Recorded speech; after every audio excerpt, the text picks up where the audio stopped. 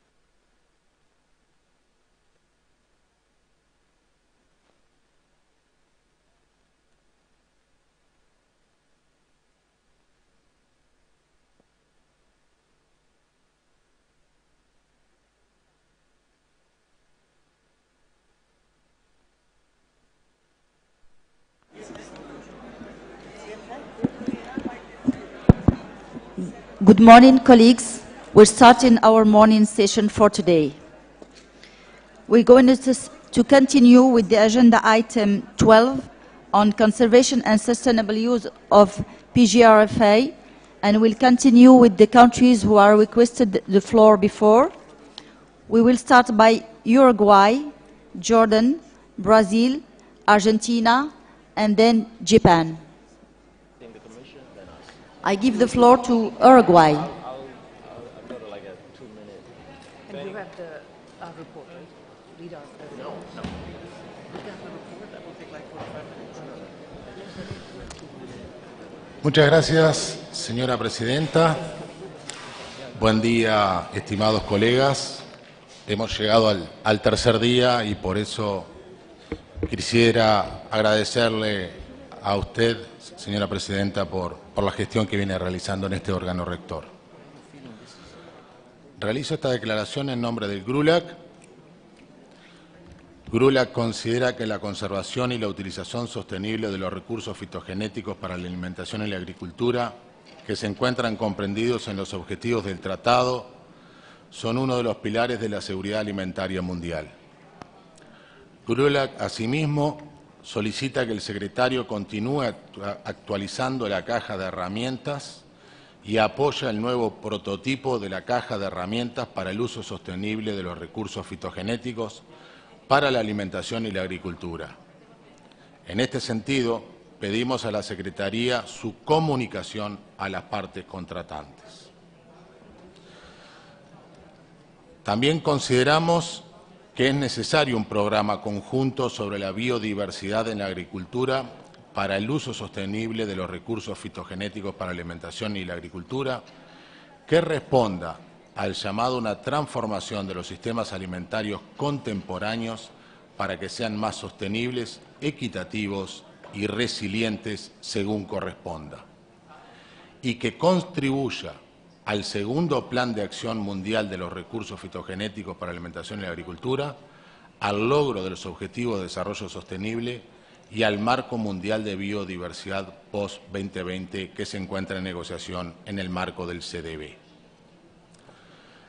Tomamos nota del anexo 2 del apéndice y entendemos que, para adoptarlo, el mismo debe ser mejorado, no solo para que refleje más adecuadamente los debates que tuvieron lugar en el Comité Ad hoc sobre conservación y uso sostenible de los recursos fitogenéticos para la alimentación y la agricultura, sino también para incorporar lenguaje que sea multilateralmente acordado. GRULAC considera que existe un buen análisis de los cuellos de botella para la conservación y el uso sostenible en lo relacionado a temas políticos, científicos y técnicos, operacionales, de recursos y de mercado. Por último, defendemos la continuación del trabajo del comité y coincidimos en que los términos de referencia deben estar basados en lo que se indica en el párrafo 36 del documento IT-GB-9/22/12. Sin embargo, consideramos que el número de miembros por región debe ser de 5 personas. Muchas gracias, señora presidenta. Gracias, Uruguay. Jordan.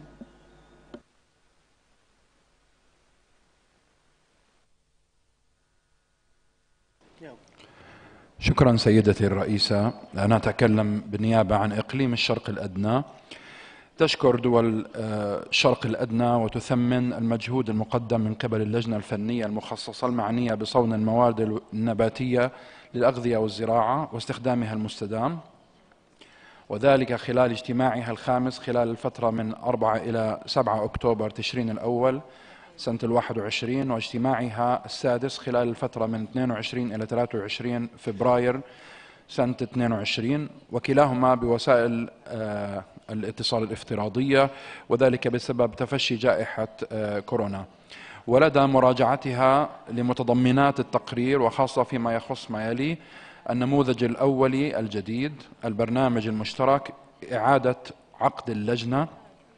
ترحب دول الشرق الأدنى بتقرير اللجنة الفنية المخصصة المعنية بصون الموارد الوراثية النباتية للأغذية والزراعة واستخدامها المستدام، وتدعو الأمانة لتقديم المزيد من التوجيهات لتنفيذ المادتين 5 و6 من المعاهدة الدولية مع مراعاة توصيات اللجنة وكذلك العناصر المدرجة في مشروع القرار الوارد في الوثيقة.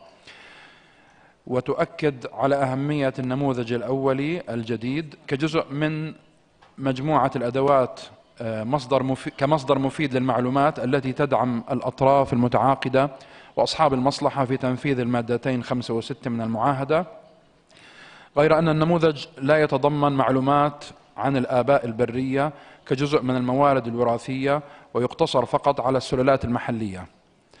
كذلك تؤكد دول الإقليم على أهمية مراجعة الدراسات الأساسية بشأن التحديات التي تحول دون تنفيذ المادتين المشار إليهما آنفا من المعاهدة، والتي من شأنها المساعدة في تحديد الفرصة لمعالجة العراقيل التي تحول دون الحصول على الموارد الوراثية النباتية للأغذية والزراعة الواردة في الوثيقة. وتحث على مواصلة النظر في وضع برنامج مشترك بشأن التنوع البيولوجي في الزراعة من أجل الاستخدام المستدام للموارد الوراثية النباتية للأغذية والزراعة بالاستناد إلى المذكرة المفاهيمية الواردة في الوثيقة ITPGRFA 2212 وتقديم المزيد من التوجيهات بهذا الشأن. وتؤكد على مواصلة تيسير التدريب وبناء القدرات بهدف تعزيز التوصيف والاستخدام المستدام للموارد الوراثية النباتية للأغذية والزراعة، بما في ذلك تقييم احتياجات المزارعين المحليين وأصحاب المصلحة المحليين أيضا ذوي الصلة، وتحديد الوسائل الممكنة لتلبية هذه الاحتياجات.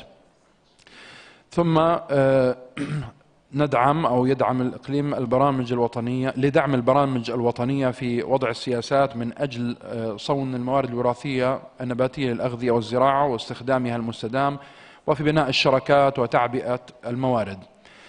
وكذلك مواصلة التعاون في الوحدات المختصة في منظمة الأغذية والزراعة الدولية وسائر الهيئات والمؤسسات مثل اتفاقية التنوع الحيوي CBD ومراكز البحوث الزراعية الوطنية والدولية، كما في القطاعين العام والخاص والمجتمع المدني للتشجيع على صون الموارد الوراثية النباتية للأغذية والزراعة واستخدامها المستدام، وتحث على إعادة عقد اللجنة في فترة ما بين الدورات القادمة. وترحب بعناصر مشروع القرار الوارد في الوثيقة والداعية إلى تنفيذ الوثيقة ITPGRFA 2212 والداعية إلى تنفيذ المادتين 5 و6 بشأن صون الموارد الوراثية النباتية للأغذية والزراعة واستخدامها المستدام. وشكرا جزيلا. شكرا للأردن. برازيل.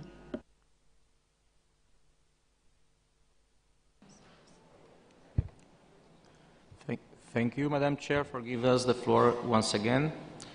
From the outset, Brazil aligns itself with the statement made by the distinguished delegate of Uruguay on behalf of GRULAC.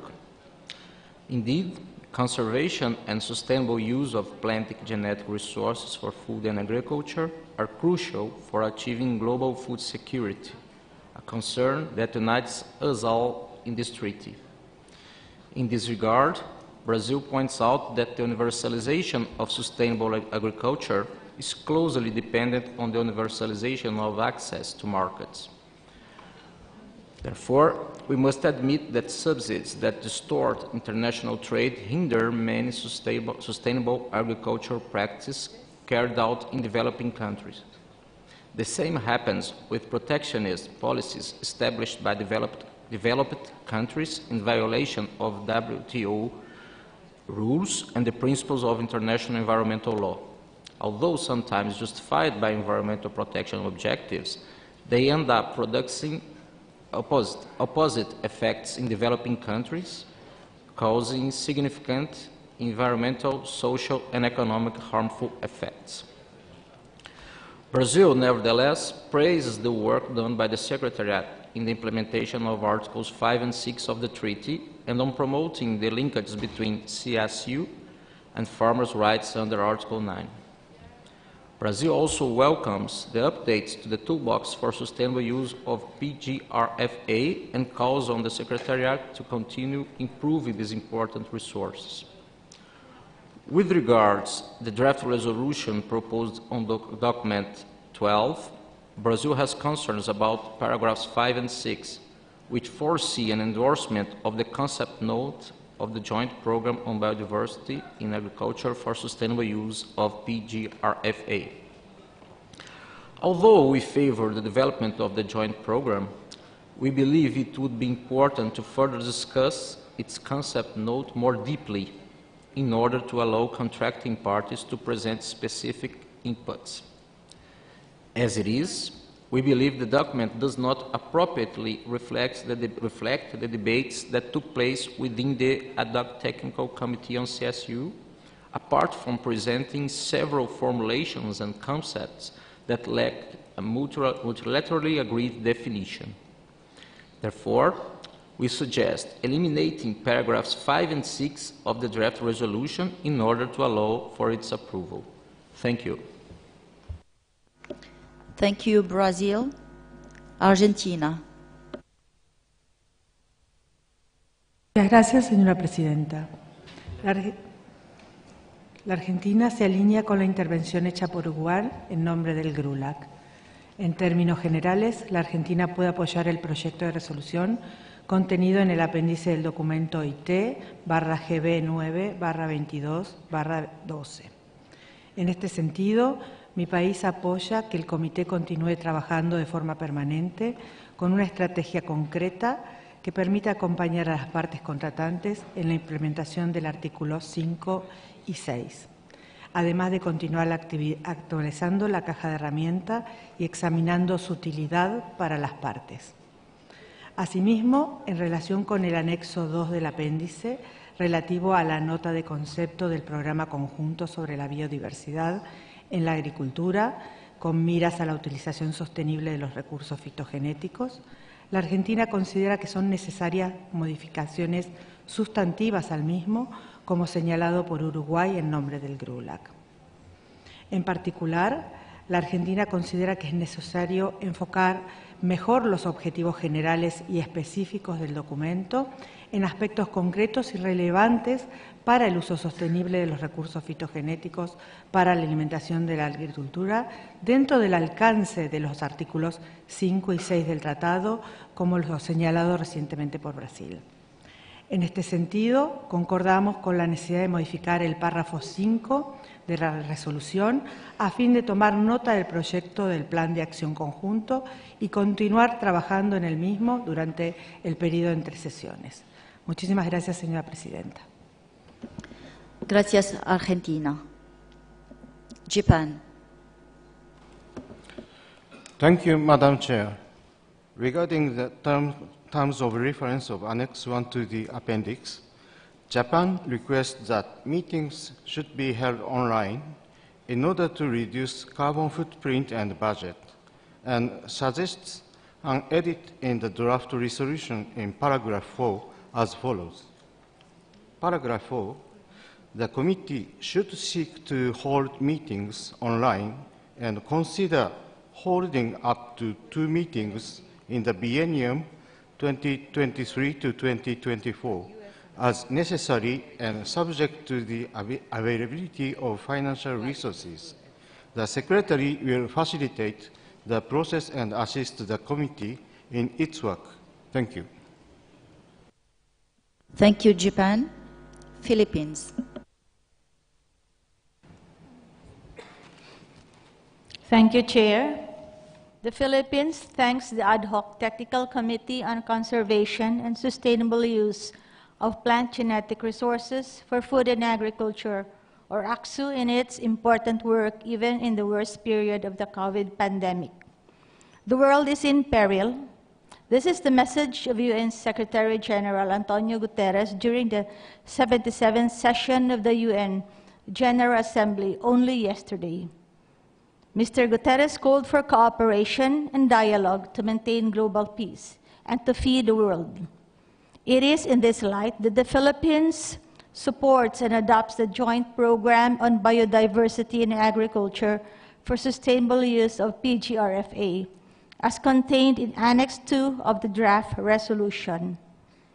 The joint program is very much necessary to transform contemporary food systems to become more sustainable, equitable, and resilient, and to contribute to the achievement of the SDGs and to the post-2020 global biodiversity framework. The governing body came up with a food processing industry engagement strategy in accordance with Article 13.6.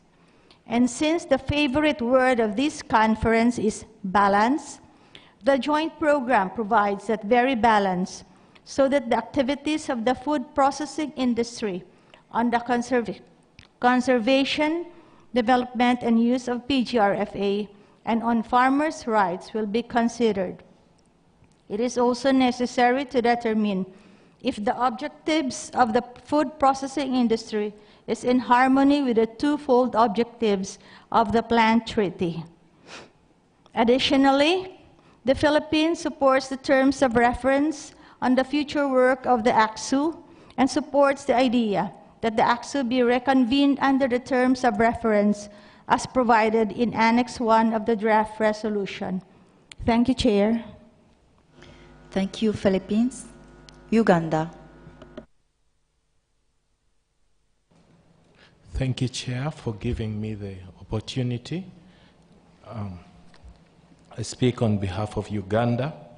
Madam Chair, Uganda reaffirms the position of the Africa region on the Secretariat's contribution to facilitate and support the conservation and sustainable use of PGRFA by building capacity and providing invaluable tools and frameworks to guide the various national and regional interventions, reiterating the request for participants to articulate how FAO could use its facilitating and convening power to strengthen in situ conservation and on-farm management of PGRFA and consider platforms for information exchange, paragraph 11, ITGB 9/22/12, Info 3.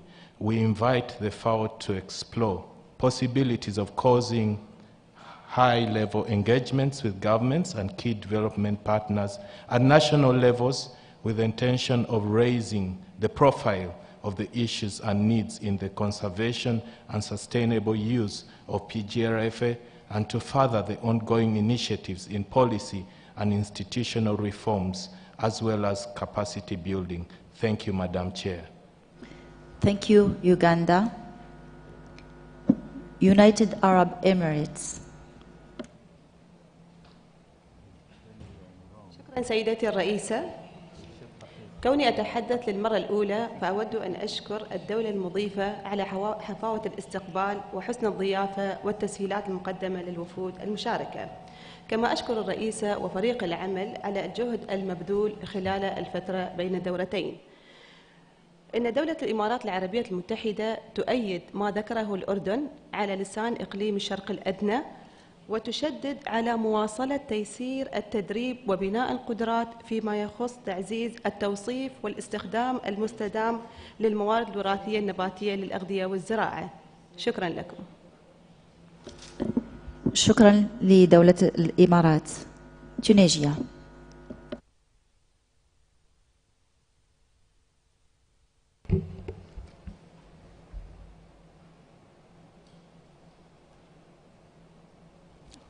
Tunisia.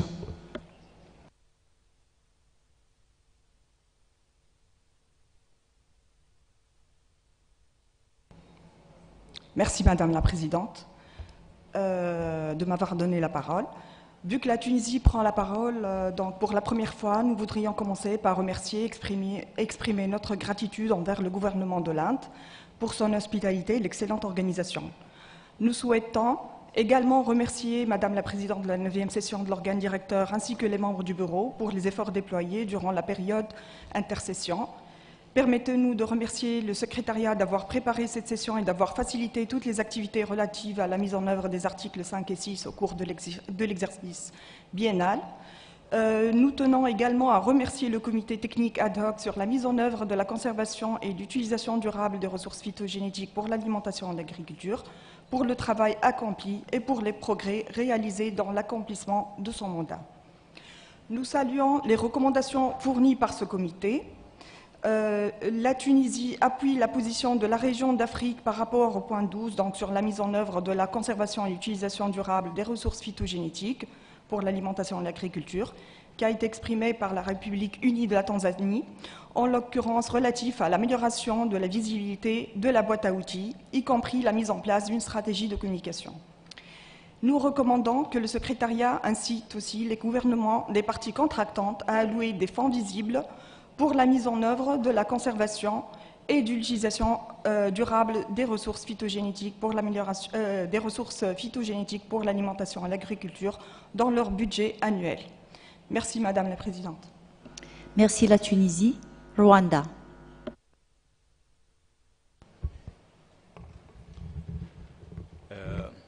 Thank you, Chairperson. Since it is my first time to take the floor on behalf of Rwanda, I would like to thank the people of India for their warm reception and for hosting this 9th session of the governing body of the International Treaty on Plant Genetic Resources for Food and Agriculture after the disruption caused by the COVID-19 pandemic. I also take this opportunity to thank the government of India for the excellent bilateral relationship between the Republic of Rwanda and the Federal Republic of India. So, having said that, when I went to request for Indian visa at Indian mission in Kigali, I was told that since I had a service passport, I don't have to worry about the visa. So what I have is just to simply come to India, and my passport would be stamped and could stay there for 3 months. So now when I arrived at the Indira Gandhi International Airport, just I was on the queue, and an immigration officer saw that I have a service passport, Rwandan service passport, just pulled me out of the queue and put me in the diplomatic desk, and then I have my passport stamped and just enter. So really, I would like to thank this very good relationship between the two countries. Having said that, I would also to extend my sincere thanks to the chairperson of the next session of the governing body, the secretary of the treaty, and the bureau of the governing body for the commanding work achieved despite the COVID-19 pandemic. Staying in line with African statement and being the member of ad hoc technical committee on conservation and sustainable use of plant genetic resources for food and agriculture, I would like to recognize the tremendous work done by this ad hoc committee. Furthermore, I would like to bring the attention of the governing body on the Article 7 of the treaty related to Articles 5 and 6, which state that each contracting party shall, as appropriate, integrate into its agricultural and rural development policies and programs activities referred to in Article 5 and 6, and cooperate with other contracting parties directly or through FAO and other relevant international organizations, in the conservation and sustainable use of plant genetic resources for food and agriculture.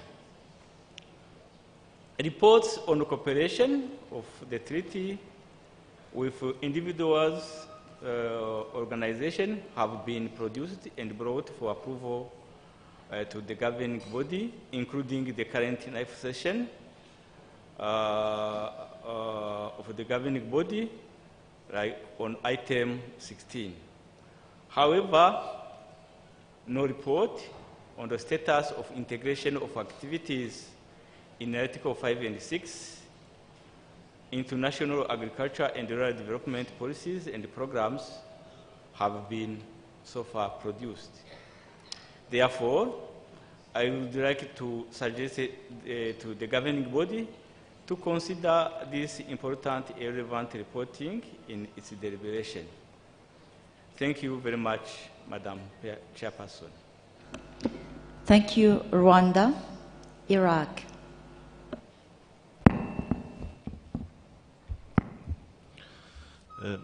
شكرا حضرة الرئيسة. كوني هذه مشاركتي الأولى لدولة العراق، أود أن أعبر شكري وامتناني الكبيرين لرئاسة وسكرتارية المعاهدة، وكذلك أتقدم بشكر الجزيل إلى دولة الهند على حسن الضيافة وحسن التنظيم. ولا أنسى أن أقدم شكري للميسرين والمترجمين لما يقومون به من دور كبير في إنجاح هذه الاجتماعات الدورية التي تقام. ونحن كممثل عن دولة العراق ندعم ما تم طرحه من قبل دول الشرق الأدنى بخصوص صون الموارد النباتية للأغذية والزراعة واستخدامها المستدام، وكذلك التأكيد على مواصلة تيسير التدريب وبناء القدرات، كوننا بحاجة إلى تطوير قدرات العاملين في هذا، ونسعى إلى المزيد من التعاون في هذا المجال. وشكرا لكم. شكرا للعراق. أوروغواي.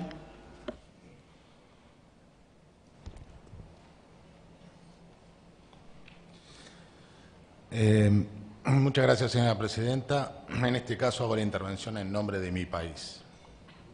Uruguay, en primer término, quiere agradecer a la Secretaría por el trabajo realizado en el periodo entre sesiones y al Gobierno de Italia por el apoyo realizado para el desarrollo de la quinta y sexta reunión del Comité Técnico en formato virtual.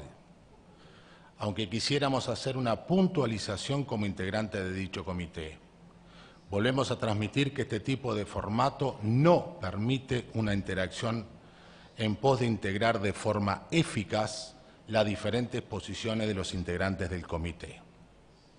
Ahora, en referencia al documento IT-GB-92212, Uruguay aprecia el trabajo realizado por la Secretaría para la mejora en la caja de herramientas, pero entendemos que se le debe dar mayor visibilidad y, como se mencionó en el comité, ejecutar un plan de visibilidad y una estrategia de comunicación. Uruguay aprecia el trabajo realizado sobre el programa en conjunto, pero mantenemos algunas reservas a la nota de exposición de conceptos en el anexo 2. Uruguay considera que el estudio informativo sobre los obstáculos es de interés para, en forma conjunta de las partes contratantes, con la Secretaría, cooperar entre sí para la aplicación de los artículos 5 y 6 del tratado. Uruguay tiene algunas sugerencias de modificaciones al proyecto de resolución, sumado a lo manifestado por mis colegas de la región del GRULAC. Añadimos: en el numeral 10 se sugiere agregar al final el siguiente texto: en línea con lo establecido en los artículos 7 y 8 del Tratado Internacional. En el numeral 11 se sugiere agregar al final: en el cumplimiento de los artículos 7 y 8 del Tratado Internacional.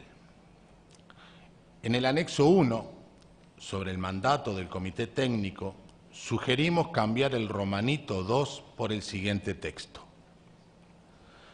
elaborar un plan de acción que contenga una matriz con productos, actividades, indicadores y necesidades de financiamiento que se centren en lo estipulado en los artículos 5 y 6 del Tratado, tomando en consideración el segundo Plan de Acción Mundial, el Programa Conjunto sobre la Biodiversidad en la Agricultura con miras a la utilización sostenible de los recursos fitogenéticos, en conjunto con los asociados potenciales identificados por el Comité Técnico. Enviaremos estos comentarios a la Secretaría para que sean insumos para el mandato y el proyecto de resolución. Muchas gracias, señora presidenta. Gracias, Uruguay. Ecuador. Gracias, señora presidenta. Buenos días con todos los estimados colegas. Ecuador se alinea a la intervención de Uruguay en nombre del Grupo de América Latina y el Caribe sobre el informe del Comité Técnico Especial sobre la conservación y utilización sostenible de los recursos fitogenéticos. Ecuador acoge con agrado el informe y puntualiza sobre la serie de nuevas esferas en las que se podría trabajar en el futuro, apoyando las contribuciones y participación de los agricultores y de las comunidades locales e indígenas en la conservación y utilización sostenible de los recursos fitogenéticos para alimentación y agricultura, que va a tono con la aplicación del artículo 9 del Tratado Internacional en lo referente a participar en la toma de decisiones de los agricultores. Ecuador apoya que el comité siga trabajando entre sesiones y que se convierta en un comité permanente. Gracias, señora presidenta. Gracias, Ecuador. Burkina Faso. Ok, merci Madame la Présidente. Le Burkina Faso tient à remercier en tout cas le comité qui a travaillé sur ce thème parce que cette problématique est pour nous très importante, à savoir l'utilisation durable et la conservation des RPG. Alors, nous appuyons de ce fait la position du groupe Afrique, qui est de nous appuyer, de donner des moyens, renforcer nos capacités pour davantage conserver et contribuer à l'utilisation durable des RPG. Je le dis d'autant plus que nous faisons partie d'une zone particulière, le Sahel, où nous avons la catastrophe climatique qui nous impose donc des comportements de résilience. En plus de cette catastrophe climatique, nous avons une catastrophe inventée par les humains et imposée à nous, notamment une guerre que nous n'avons pas demandée, que nous subissons avec le Mali et le Niger. Nous partageons donc les mêmes réalités et dans ce contexte, les RPGA ont un sens pour nous parce que ce sont les semences locales qui permettent la résilience effective des communautés. Et beaucoup de communautés sont contraintes d'abandonner leur territoire et donc d'abandonner les semences de variétés locales, ce qui fait perdre et à nous et à l'humanité des ressources phytogénétiques d'importance majeure. Parce que cette guerre dure depuis plus de 5 ans et nous n'avons pas parfois les moyens pour donc collecter et préserver, sauver rapidement ces semences dans ces terroirs. Alors, dans notre contexte, les banques communautaires de gènes sont une réalité importante parce que nous n'avons pas de banque nationale de gènes. Eh bien, nous pensons que la demande du groupe Afrique, à savoir renforcer nos capacités pour la conservation et l'utilisation durable, a un sens pour nous. Et nous pensons que la FAO, le TIRPA, pourrait nous aider à cela. Merci. Merci au Burkina Faso. Kyrgyzstan.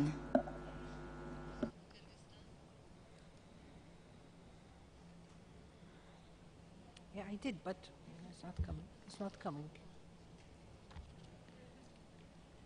Not me. Not for us, not for us. You didn't request the floor? Okay. Peru?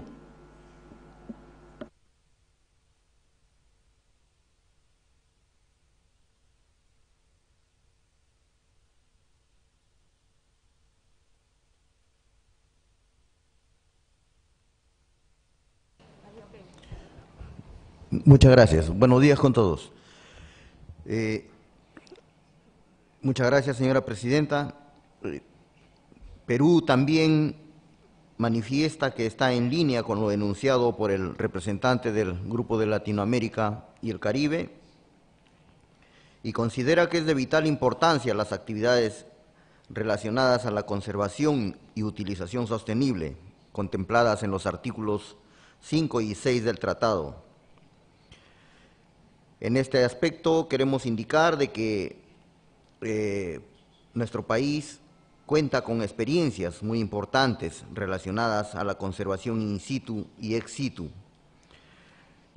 contando con un buen número de bancos de germoplasma, tanto ex situ como in situ.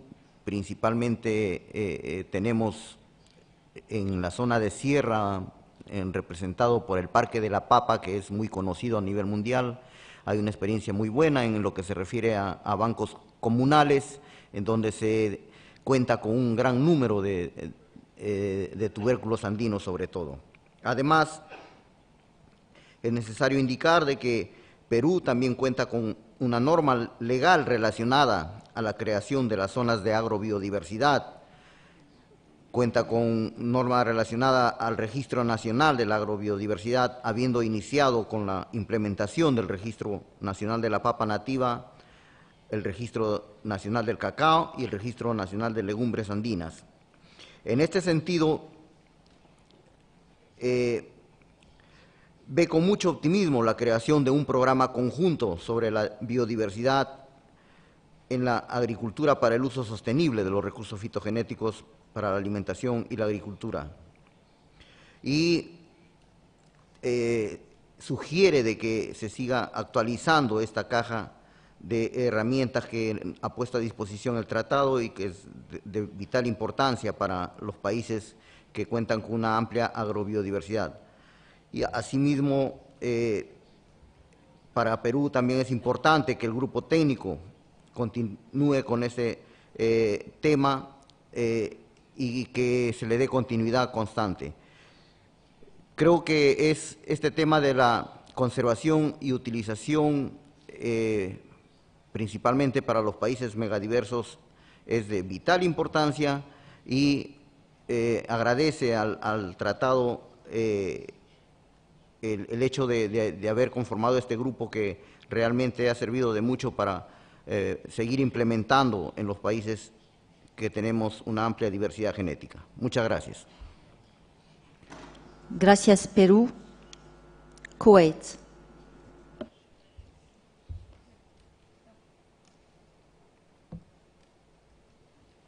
شكرا سيدتي. شكرا سيدتي.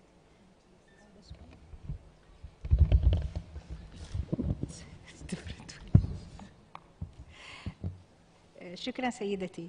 أود أن أؤيد باسم إقليم الشرق الأدنى ما جاءت به الدول وما ذكرته عن طلبها لتيسير التدريب وبناء القدرات. فنحن في الشرق الأدنى نواجه الكثير من الكوارث، سواء كانت الكوارث الطبيعية أو كوارث الحروب كسوريا والعراق واليمن، وكذلك دول الخليج التي لا تقتني الكثير من التكنولوجيات الحديثة التي قد تساعدها في حفظ مواردها واستخدامها المستدام. وبالتالي نحن نؤكد على تيسير التدريب وبناء القدرات، وكذلك نؤكد على مواصلة التعاون مع المؤسسات ومراكز البحوث الزراعية والتي مثل اتفاقية التنوع البيولوجي وهيئة الموارد الوراثية. وكذلك نؤيد مشروع القرار بشأن صون الموارد الوراثية النباتية للأغذية والزراعة واستخدامها المستدام. ولعلنا نذكر شيئا بخصوص وجود الآباء البرية كجزء من الموارد الوراثية النباتية التي تم تغطيتها في النموذج الأول، وذلك لأهميتها القصوى في استخدام الأنظمة البيئية الزراعية في تطوير الموارد الوراثية النباتية. شكرا سيدتي. شكرا للكويت. ليبيا.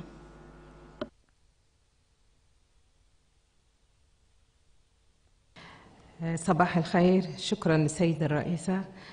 ليبيا تتفق مع الشرق الأدنى في تطوير وصون الموارد الوراثية النباتية للأغذية والزراعة، وتثني أيضا عن تقرير اللجنة على عملها حول صون الموارد الوراثية النباتية، وأؤكد على وضع برنامج للموارد الوراثية النباتية مشترك بشأن التنوع البيولوجي في الزراعة من أجل الاستخدام المستدام للموارد الوراثية النباتية، وأشدد على بناء القدرات. وشكرا. شكرا ليبيا.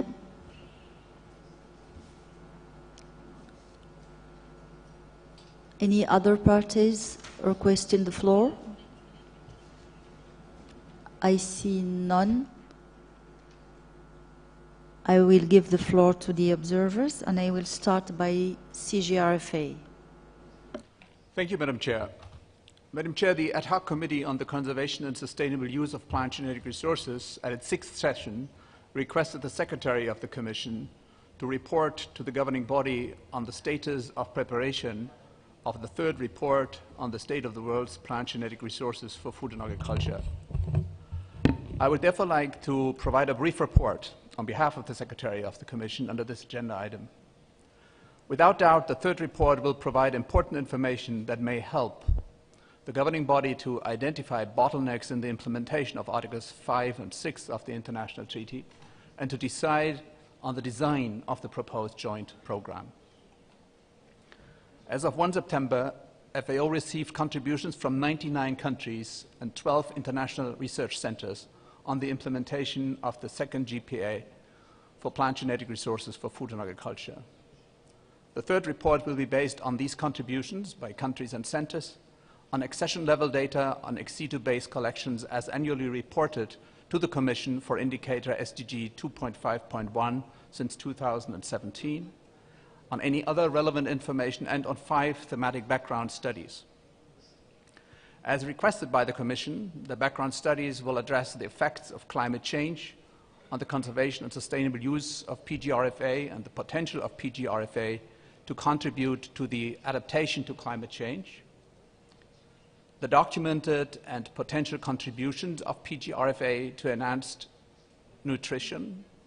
Another background study paper will focus on the contribution of high-throughput molecular and morphological assays and various proxy assessments to the characterization, evaluation, conservation, and ultimately the use of PGRFA. Another background study paper will focus on novel biotechnologies, and the 5th background study paper will focus on the contribution of germplasm exchange to the conservation and sustainable use of PGRFA. Currently, data are being validated and analyzed, and the 4 chapters, which reflect the structure of the 2nd GPA as agreed by the Commission, are being drafted.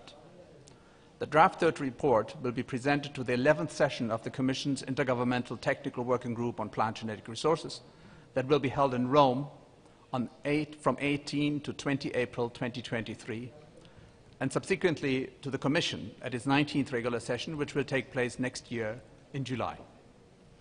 More detailed information on the preparation of the 3rd report is provided in the information document submitted by FAO to the 6th session of ACSU, and in the information document 16.1 in 1 prepared by the Commission Secretariat for this session of the governing body.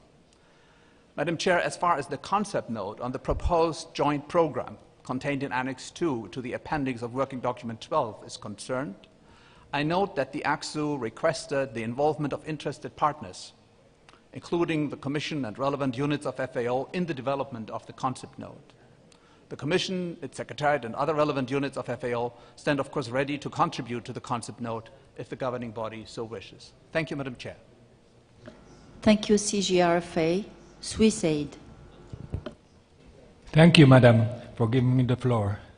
I am Simon Degelo. I'm speaking on behalf of civil society organizations present at this 9th session of the governing body.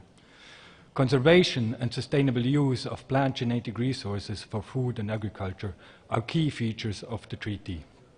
As civil society organizations, we support farmers who have developed, conserved, and sustainably used plant genetic resources and related traditional knowledge for generations, whereby the role of women farmers and indigenous people has to be emphasized.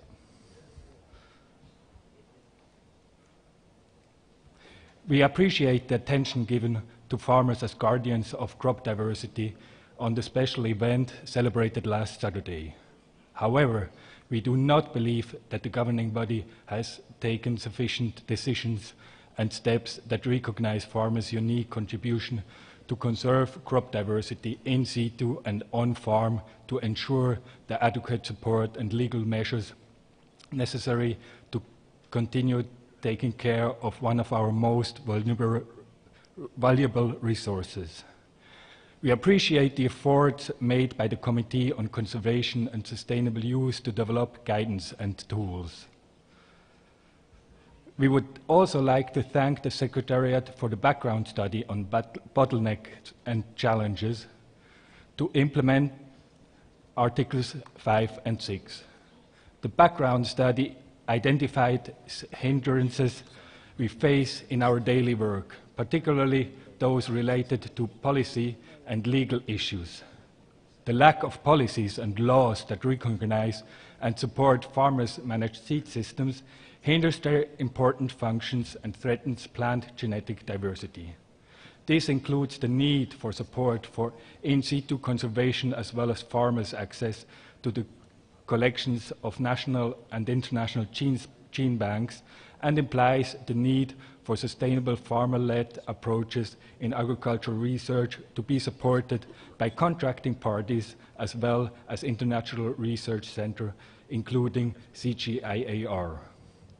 The marginalization of local agroecological and biodiverse farmer-managed seed systems therefore needs to be addressed in future work on the implementation of Articles 5 and 6, thereby increasing the contribution of the treaty to the future post-2020 global biodiversity framework.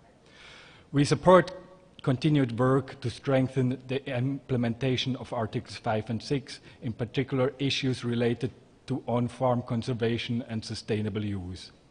However, we do believe that we could all benefit from a more focused work in the period until the next governing body.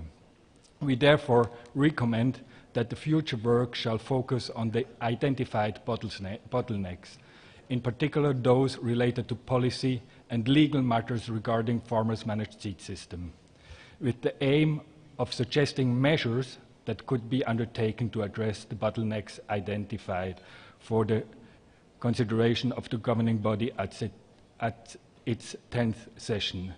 We also urge the effective and meaningful inclusion of farmers and civil society in this work. Thank you. Thank you, Swiss Aid, IPC.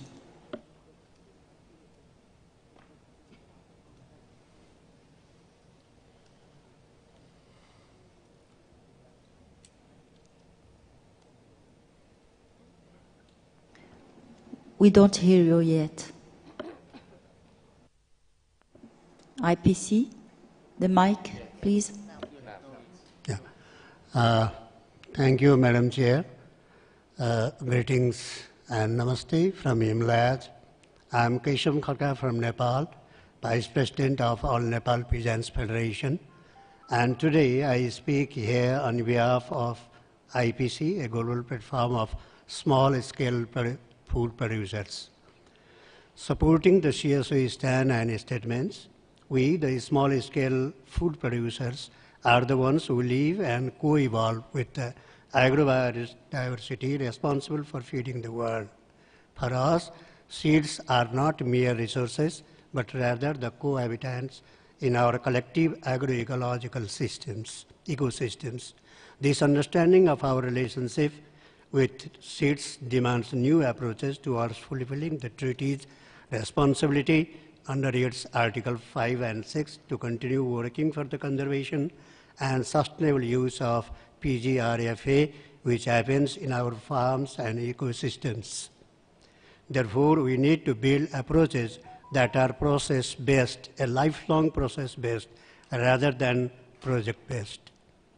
Moreover, in order to continue doing in situ conservation sustainably, we need strong legal measures to include, for example, liability laws for contamination of PGRFA due to GMOs and other seed created using technologies such as genetic use restriction technologies, URT, or new breeding techniques, especially in cases like Nepal, where average land holding are less than 1 hectare and impossible to maintain the isolation distance duly required to prevent contaminations. Lastly, we recall that as enshrined in the United Nations Declaration on the Right of Peasants and United Nations Declaration on the Rights of Indigenous People, our right to seed is a human right, an inalienable right. And therefore, treaties work on our right to keep on using our seats sustainably cannot be subject to availability of funds, but rather a responsibility for which commitment has to be made to respect the farmers who feed the world. Thank you, Madam. Thank you, IPC. ISEF. Thank you, Madam Chair. The seed sector would like to thank the Secretariat and the Ad Hoc Committee for all the work conducted on the conservation and sustainable use in the past biennium. We recognize that conservation and sustainable use are two of the core areas of the treaty. Some of our sector participated actively in the ACSU. The seed sector would like many other stakeholders, strongly supports the conservation and sustainable use of genetic resources and is engaged in various ways to contribute to the conservation and characterization work carried out by national gene banks and other actors. During our engagement on the ACSU, we were struck by the number of initiatives at various stages of development. We felt that the background study on the bottlenecks and challenges to the implementation of Articles 5 and 6 of the International Treaty yielded important insights and should be given the highest priority under this agenda item. As such, further elaborating the toolbox and the joint program on biodiversity and agriculture for sustainable use of PGRFA would benefit from gathering more information on the bottlenecks and challenges. At a time when resources needed to advance the objectives of the treaty are stretched, the seed sector believes that it would be appropriate to focus work in the biennium under this agenda item. If the governing body decides to reconvene a committee, the terms of reference should focus on monitoring the use of the toolbox and, more importantly, on analyzing and assessing bottlenecks and challenges to the implementation of Articles 5 and 6 from parties and relevant stakeholders to prepare concrete recommendations for the future. Thank you very much. Thank you, ISEF.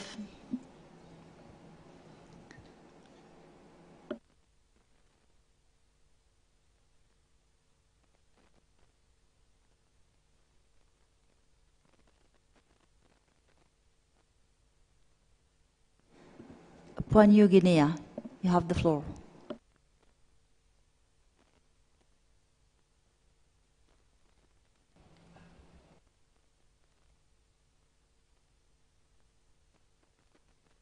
Thank you, Madam Chair.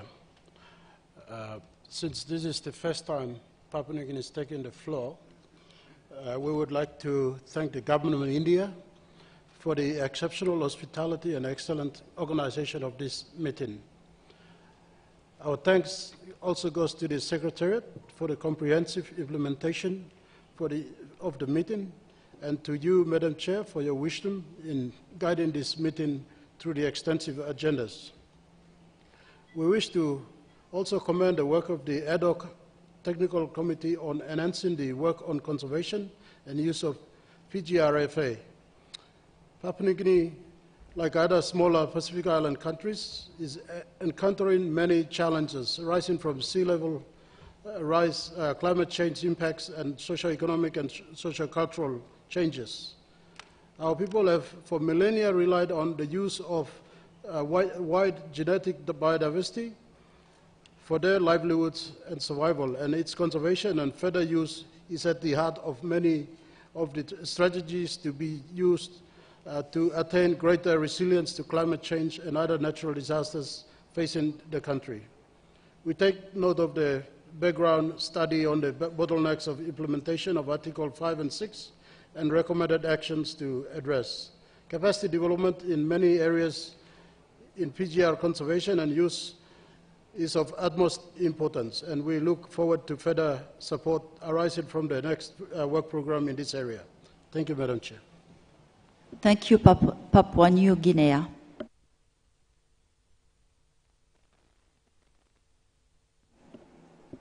I see no request for the floor. I've taken note of the suggestion of the revision of the text of the resolution. The Secretariat will update the draft accordingly, and we will get back with the due text for consideration of the plenary. And with this, we close this agenda item.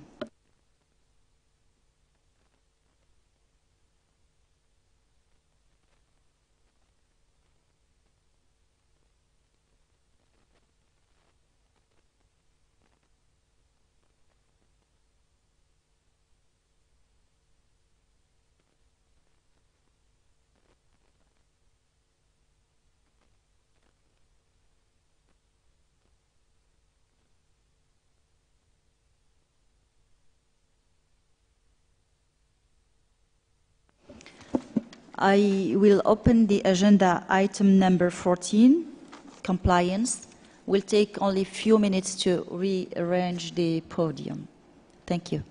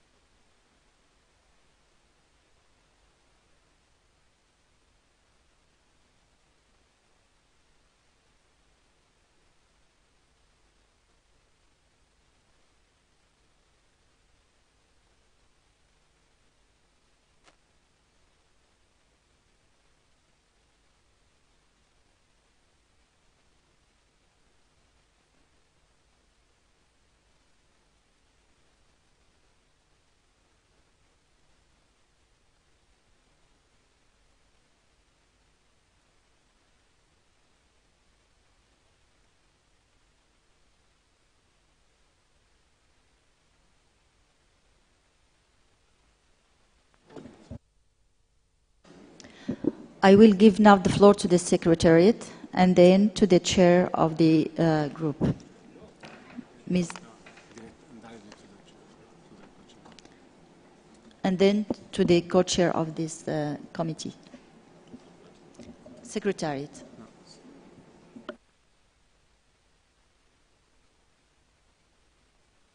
Sorry, I will give the floor to directly to the co-chair, Angeli Monzala, please.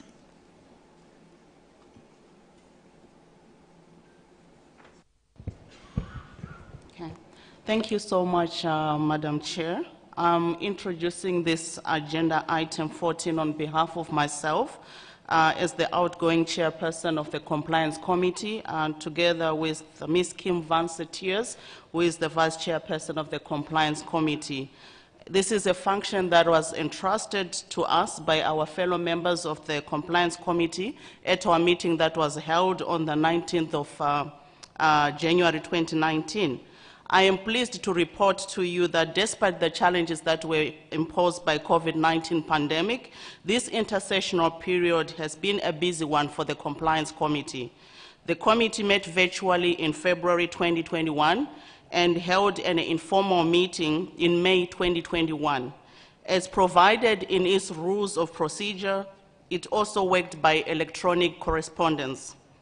The committee prepared its report to the 9th session of the governing body as contained in the document ITGB 9/2214. The report describes the work undertaken by the Compliance Committee since the last session in assisting the governing body with the monitoring of the implementation of the international treaty. As the previous report, it focuses especially on synthesizing and analyzing the reports submitted by the contracting parties.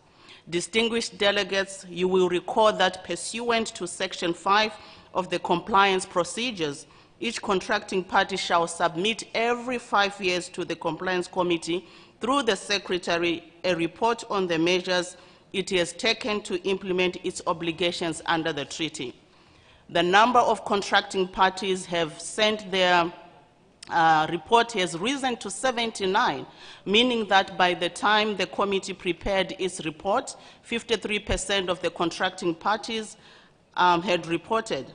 Of these, 34 were now or updated national reports received since the preparation of the committee report to the 8th session of the governing body. The list of national reports received is contained in Appendix 1 of the document. The reports received after the analysis are published on the website of the international treaty, but were not included in this report. The increase of contracting parties having sent a report is an encouraging development, but there are still many contracting parties whose report the committee has not yet received. Let me remind you that the second cycle will end in October 2023, but I do believe that these deadlines will be revisited given the decisions of this governing body session to have GB 10 being held at the end of 2023, which will allow the committee to have adequate time to prepare and review the reports that would have been submitted and consolidate ahead of the next GB.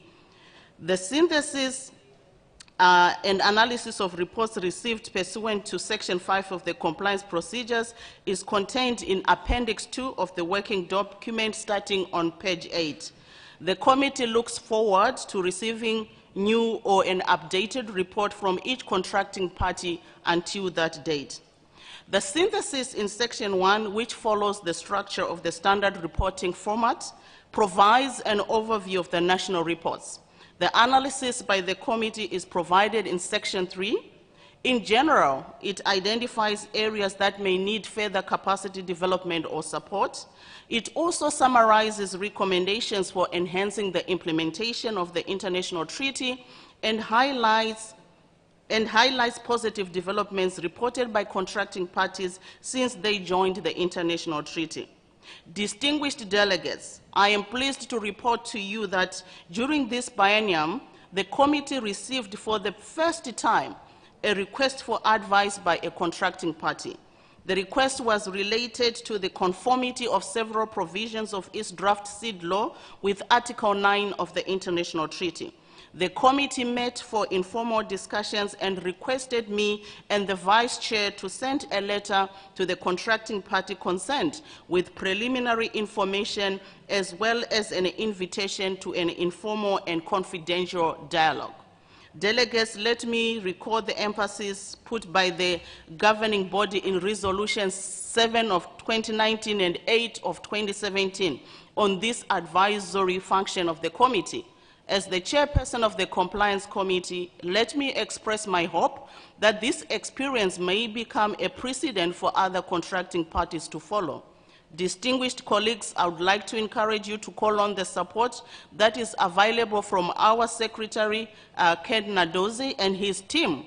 They already implemented many of the suggestions that the committee made, updated the web page, including by adding a new frequently asked questions section, established a dedicated help desk focusing especially on support to national reporting, and they organized and held 4 webinars this year with a specific segment on national reporting and compliance.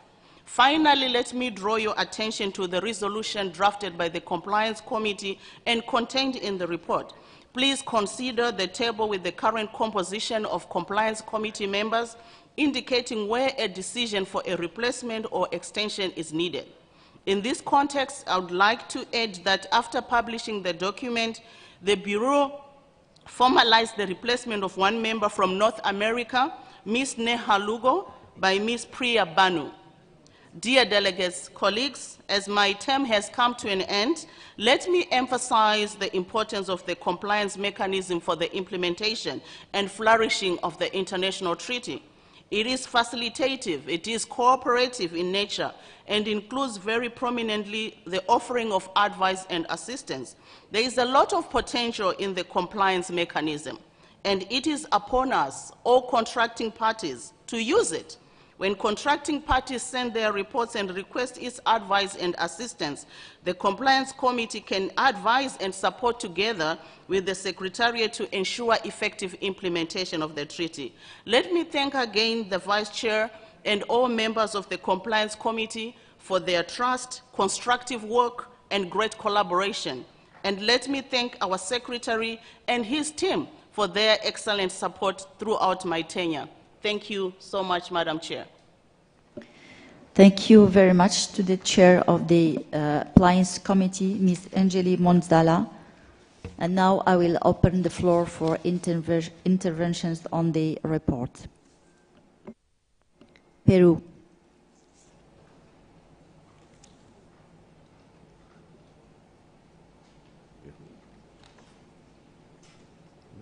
No. Nepal. Oh, sorry, Netherlands.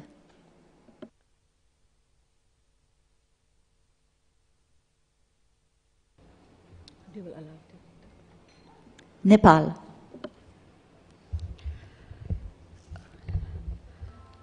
I'll be speaking on behalf of Asia region. Madam Chair, Asia region thanks the Compliance Committee for its work, including the synthesis and analysis of the reports received from the contracting parties. For the regular and timely monitoring and reporting, this region encourages the Treaty Secretariat to send regular reminders for submission and or updating of the reports, and also considers that the production of indicators that reuse previously submitted data submitted by the contracting parties is acknowledged. The region also would like to thank the committee for issuing several recommendations to promote national reporting amid the challenges posed by COVID-19 pandemic, a time when all compliance reporting stopped. A question for all is how we can make the treaty processes become resilient to future challenges. The Asia region, therefore, supports the capacity building initiatives proposed by the Compliance Committee, especially the reporting obligations not fulfilled by many contracting parties during the pandemic, and request the Secretariat to continue supporting the contracting parties to organize training workshops, virtual training, information sessions on reporting, promote the use of multimedia resources, and circulate an updated information note in various languages to national focal points on how to report. The Asia region notes that for the implementation of the treaty, further discussions are needed, considering the other obligations that contracting parties have under other relevant instruments. Thank you, Madam Chair. Thank you, Nepal. Cameroon.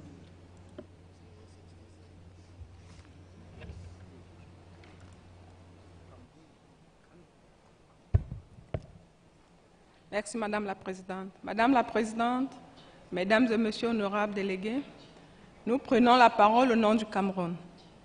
Nous félicitons le comité chargé du suivi de la bonne application du traité qui a travaillé pendant la période d'intercession malgré les contraintes liées à la pandémie de la Covid. Le Cameroun s'aligne sur la déclaration faite par le Zimbabwe au nom du groupe d'Afrique au titre de ce point à l'ordre du jour. Madame la Présidente, IRC est une augmentation significative du nombre de rapports soumis par les parties contractantes de la région Afrique. Nonobstant ce résultat, il faut continuer le renforcement des capacités pour améliorer la soumission des rapports. Madame la Présidente, nous suggérons l'amendement suivant sur le projet de résolution. Le petit H de l'annexe 3, intitulé ainsi « Prie le secrétaire sous réserve des ressources disponibles d'organiser des ateliers de formation ainsi que des séances de formation d'information sur l'établissement de rapports par le biais de webinaires. Nous voudrons qu'on ajoute et ateliers en présentiel, de promouvoir l'utilisation de ressources multimédia et de diffuser aux points focaux nationaux une note d'information actualisée, rédigée dans plusieurs langues sur la manière de rédiger et de soumettre leurs rapports. Merci, Madame la Présidente. Merci au Cameroun. Netherlands. Thank you, Madam Chair. Because I'm taking the floor for the first time, I would like to congratulate you as chair of GB9 and thank all colleagues on the Bureau and also in the Secretariat for their great collaboration over the past 3 years. I would also like to take this opportunity to thank our hosts for their tireless effort to really make us feel at home here this week. Madam Chair, I am speaking on behalf of the European Regional Group. We thank the Secretariat for providing us with a working document, and I would also like to thank the Chair of the Compliance Committee for her very clear presentation. We are grateful to the Compliance Committee for its work, and we wish to thank the 79 contracting parties that have submitted their reports in due time to allow their consideration by the committee. However, we would have liked to see a greater number of reports as the basis for a more comprehensive and in-depth analysis by the Compliance Committee on the state of the implementation of the treaty for this session of the governing body. We note with concern that about a third of respondents have still not included any PGRFA in the multilateral system, and that there is no change compared to the previous report. We urge the contracting parties to do so and encourage the Secretariat to keep supporting contracting parties in this matter. It is of particular concern to see that a low perception of benefits deriving from inclusion of material in the multilateral system is mentioned as an important reason. Therefore, adequate outreach becomes essential. The synthesis and analysis of the 79 reports is nevertheless useful for monitoring the implementation of the treaty. It also provides transparency through its publication in the online reporting system. In our region, we will continue to encourage any contracting parties with pending reports to submit them as soon as possible, making it possible for the Compliance Committee to analyze them before GP10. Therefore, we support the postponement of the review of effectiveness of the compliance procedures to the 10th session of the governing body, to allow the committee to prepare the assessment and provide recommendations that will form the basis for the 10th session to undertake the review. We encourage the Compliance Committee to continue its work on simplification of the standard reporting format, as more user experience on the reporting format is brought to the attention of the committee through reports or other sources. We ask the committee to continue taking into account other reporting obligations of contracting parties under other international instruments, such as the Global Plan of Action, the SDGs, and the Global Biodiversity Framework, when adopted. In addition, we request the committee, while they revise the standard reporting format, to identify where and how relevant cross-cutting issues, such as gender and youth, which are not covered by the current reporting format, could be included. While the simplification of the reporting format is key, we find it fundamental to identify how these issues are taken into account in the national implementation in the international treaty. To avoid overlapping reporting systems, we support the production of indicators that reuse data previously submitted by contracting parties to show their contribution towards the global development agenda and frameworks through the implementation of the international treaty. We congratulate the Secretariat for their work to facilitate reporting with a dedicated help desk, keeping the online reporting system updated, organizing webinars, proactively reaching out to national focal points, using multimedia resources, and developing partnerships. We encourage them to continue doing so during the next biennium. Madam Chair, we invite contracting parties to use the Compliance Committee's full mandate, including monitoring implementation and offering advice or assistance when needed. We also call those contracting parties which have been unable to submit their national reports this time to do so as soon as possible through the Compliance Committee. We support that the Compliance Committee assists contracting parties upon their request, but we suggest to delete development of legal policy and administrative options and replace this by ensuring with considering. We will submit this text proposal to you in writing. In conclusion, we can support the proposed resolution with one small addition in small n to clarify the role of the Compliance Committee, which we will provide to you in writing. As regards the Compliance Committee elections for the European region, we would like to nominate Ms. Lynn Borgen-Nielsen from the Norwegian delegation to serve as a member for the 2023-25 term. And because we find this a very important topic, we have even nominated, well, we found an alternate, which would be Mr. Vlastimil Zedek from the Czech delegation. Thank you very much, Madam Chair. Thank you, Netherlands. United States of America. Good morning.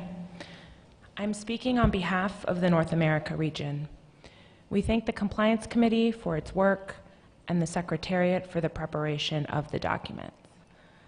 Diving straight into the draft resolution, we have some targeted edits to propose. On subparagraph E, in order to make clear that reporting is not a legal obligation under the treaty, we would change the language of reporting obligations to reporting process. Similarly, in paragraph G, and for the same reason, we would change with their reporting obligations to the compliance reporting process. In paragraph H, we would add some language to make clear that the scope of this provision is properly cabined to compliance. We would say, and virtual training and information sessions on reporting on compliance through webinars, etc. And then at the end of that sentence, make clear that the submission is of their compliance reports. On paragraph I, at the end of that provision, the reference to compliance obligations is a bit unclear. So we would instead suggest a little bit of language to make it clearer that we're talking about the implementation of the treaty. So there, the language would say, and to support contracting parties with the compliance reporting process and implementation of the international treaty. As to paragraphs J and K, we do not think that the capacity development strategy falls within the scope of matters that the Compliance Committee should consider. Moreover, we do not believe that the Compliance Committee should play a role in monitoring or overseeing implementation of the strategy. Thus, we think paragraphs J and K should be deleted. As to paragraph N, we also do not believe that it is the proper role for the Compliance Committee to develop legal, policy, and administrative options. We think that it is up to individual countries to develop their own legal, policy, and administrative options to bring their national legislation into conformity with the treaty. So we would delete this provision as well. And finally, for paragraph O, we would change just at the end, we would say questions concerning their implementation of the international treaty. This is to make clear that we're talking about self-reporting on implementation and not some other kind of concerns on implementation. We have also submitted these text edits in writing to the Secretariat. Thank you. Thank you, United States of America. Lebanon.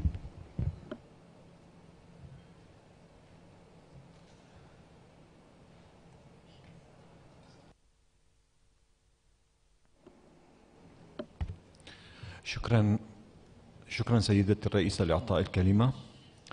ناقش إقليم الشرق الأدنى تقرير لجنة الامتثال، ونوهوا بعمل اللجنة حيث شدد الإقليم على أهمية إعداد التقارير الغير الإلزامية للامتثال للمعاهدة الدولية بشأن الموارد الوراثية النباتية، ورحبوا بالتقارير الوطنية التي قدمتها الأطراف المتعاقدة وبالأخص من دول إقليمنا إلى أمانة المعاهدة حتى 15 آب، كما تم تقديم تقارير وطنية أخرى من عدة أطراف متعاقدة تابعة لإقليمنا بعد هذا التاريخ، ويشجع الأطراف المتعاقدة التي لم تقدم تقاريرها بعد أن تقدمها بأسرع وقت ممكن.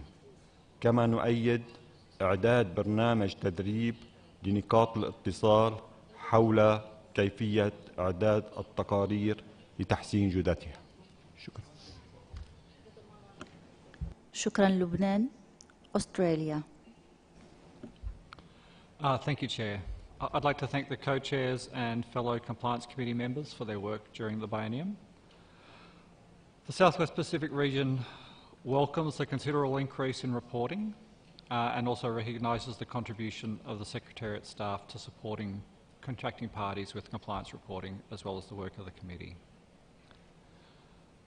We support the report but share concerns about the request at paragraph K for expanding the work of the Compliance Committee to include assessment of the implementation of the capacity building strategy, and feel that's beyond the mandate of the committee. We do support the Compliance Committee reporting on capacity development needs identified in compliance reporting, and we note that contracting parties are already making use of compliance reporting to identify needs, and that there is scope for a more systematic consideration of these inputs. We also note that contracting parties already make use of compliance reporting, provide advice on capacity building measures they provide and receive, and again there is scope for a more systematic consideration of these inputs that could be reflected in reports of the Compliance Committee. Thank you. Thank you, Australia. Philippines. Thank you, Chair.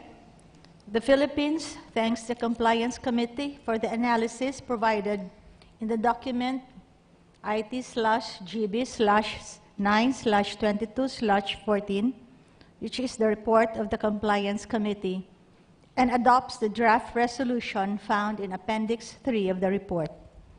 The Philippines, in particular, supports the text in the resolution that invites the Compliance Committee to consider the development of legal, policy, and administrative options to assist contracting parties in ensuring the conformity of their national legislation with the international treaty, and request the Secretary to undertake any necessary preparatory work for the consideration of the Compliance Committee. This is in line with the Article 4 of the treaty, which states, Each contracting party shall ensure the conformity of its laws, regulations, and procedures with its obligations as provided in this treaty. The text of Article 4 makes it obligatory and mandatory for parties to ensure that its laws, regulations, and procedures are in conformity with the objectives of the treaty through Articles 5, 6, and 9, and the provisions of the multilateral system and benefit sharing. The Philippines needs guidance on how it can implement its obligations under the treaty with the new developments for new and emerging technologies. The Philippines suggests that the Compliance Committee should consider providing guidance on the impact of these new and emerging technologies, such as DSI, synthetic biology, and other food processing techniques, on the conservation and sustainable use of PGRFA and farmers' rights. This is in line with its mandate of promoting compliance by addressing statements and questions concerning the implementation of obligations under the international treaty. Thank you, Chair. Thank you, Philippines. Zimbabwe.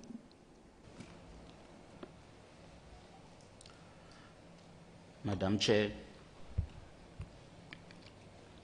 Zimbabwe takes the floor on behalf of the Africa Regional Group on item 14, IT/GB 9/22/14. Since Zimbabwe is taking the floor for the first time, I would like to first thank you, Madam President, and the Bureau of the governing body for the great work during the period under review. The Zimbabwean delegation salutes the Secretariat for preparing all documents and for facilitating all activities relating to ensuring compliance by contracting parties. We also convey special thanks to the Indian government's exceptional hospitality and generosity in the hosting of this event. Madam Chair, on behalf of the Africa region, we do welcome the report of the Compliance Committee and thank the Treaty Secretariat for its efforts to establish an assistance service to assist contracting parties in meeting their reporting obligations. This has led to increased relations between and among African contracting parties. Madam Chair, the Africa Regional Group would like to thank the Secretariat's dedication to addressing the capacity needs of contracting parties. As a result, Africa has recorded a significant increase in the number of reports that have been submitted. We are pleased to note that out of the 79 reports that have been submitted by contracting parties, 22 are from Africa. We are further pleased that 10 out of the 34 reports submitted in the last cycle were from the African region. Madam Chair, Africa underscores the need to enabling frameworks, capacity building and training as necessary mechanisms to effective reporting.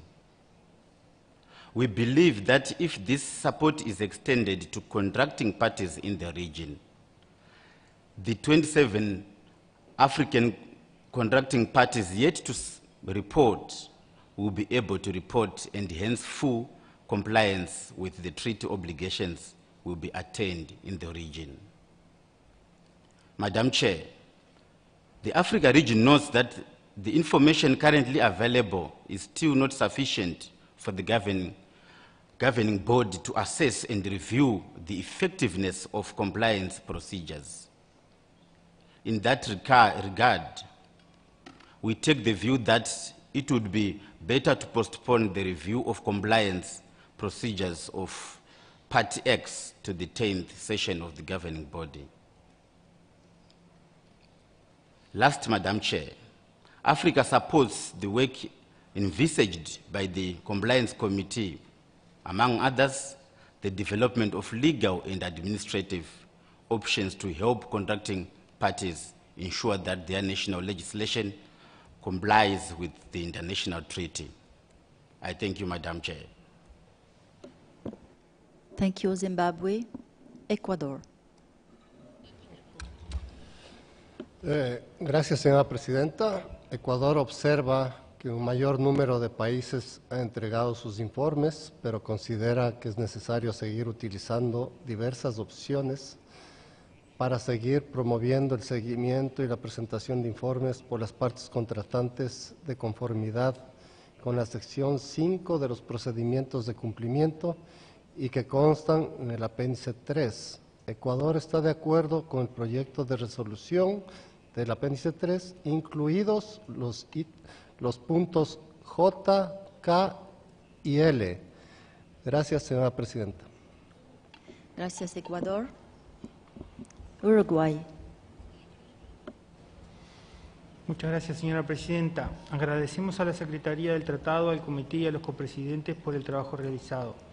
En referencia al documento IT-GB9/22/14, en primer término, Uruguay invita a las partes contratantes a realizar los informes de cumplimiento y nos complace indicar que en nuestra región el 67% de los países lo han realizado. Realizar estos informes no solo permiten contar con una visión de los avances y necesidades a nivel global, sino que también es un excelente insumo para el diagnóstico e identificación de temas en los que cada país debe avanzar. En nuestro país, en el ámbito del Comité Nacional sobre los Recursos Fitogenéticos, integrado por instituciones públicas y con la participación de organizaciones de agricultores que conservan in situ, hemos realizado en forma conjunta el informe de cumplimiento, al igual que el tercer informe sobre el estado de los recursos fitogenéticos del segundo Plan de Acción Mundial, culminado este último en diciembre de 2019. A partir de estos informes, hemos elaborado en forma participativa un plan estratégico presentado a nuestras autoridades de los Ministerios de Agricultura y Ambiente durante el año 2020 y 2021. Este desarrollo del plan estratégico también fue posible gracias al apoyo brindado por el cuarto ciclo del Fondo de Distribución de Beneficios, que permitió la participación en actividades de campo de agricultores que pudieron conocer las implicancias del tratado. También queremos reconocer el apoyo de la Secretaría en los webinars realizados con los agricultores en mi país. En este momento, y gracias al apoyo de la Biodiversity Alliance de los Centros Internacionales del CGR, estamos iniciando un proyecto para el desarrollo de políticas y procedimientos para la implementación conjunta del TIRFA y del Protocolo de Nagoya, al igual que para lograr avances en los respaldos y la documentación de nuestras colecciones de germoplasma. Uruguay solicita al Comité que, cuando entienda oportuno, actualice y simplifique los elementos relevados en el formulario para la elaboración del informe y que incorpore los avances desarrollados en los otros temas del tratado. Muchas gracias, señora presidenta. Gracias, Uruguay. Libia.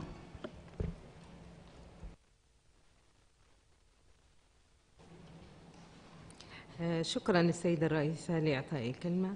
ليبيا تشكر لجنة الامتثال على عملها وتحليلها بالرغم من الجائحة خلال السنتين الماضيين. أضم صوتي لإقليم الشرق الأدنى في دعم بناء القدرات وعمل دورات تدريبية فعلية لكيفية صياغة التقارير لنقاط الاتصال تحديدا. وشكرا. شكرا ليبيا. I will ask the speakers to speak slowly for the interpreters, please. Give the floor to Togo. Merci, Madame la Présidente. Le Togo prend la parole au nom de toujours la région Afrique pour la nomination au comité de conformité. Donc, ainsi dit, en tant que région, nous tenons à remercier d'abord Madame Angéline pour son engagement au sein du comité de conformité depuis 2014, qui lui a valu son poste de présidente du comité. Son mandat se termine lors de cette 9e session de l'organe directeur. En conséquence, la région Afrique souhaite désigner Nord-Est du Zimbabwe comme son remplacement au comité de conformité. Ensuite, nous voudrions prendre nous parler un peu de nous joindre notre voix à celui du Cameroun qui disait que le renforcement des capacités est vraiment d'une importance capitale, en ce sens que ça pourra nous aider à mieux mettre en œuvre le traité et notamment le rapportage. Je vous remercie, Madame la Présidente. Merci au Togo.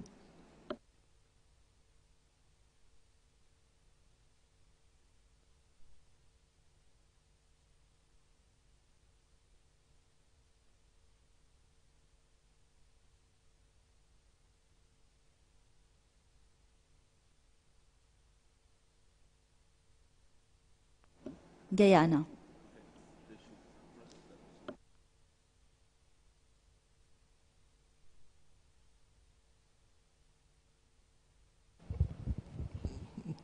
Thank you very much, Madam Chair.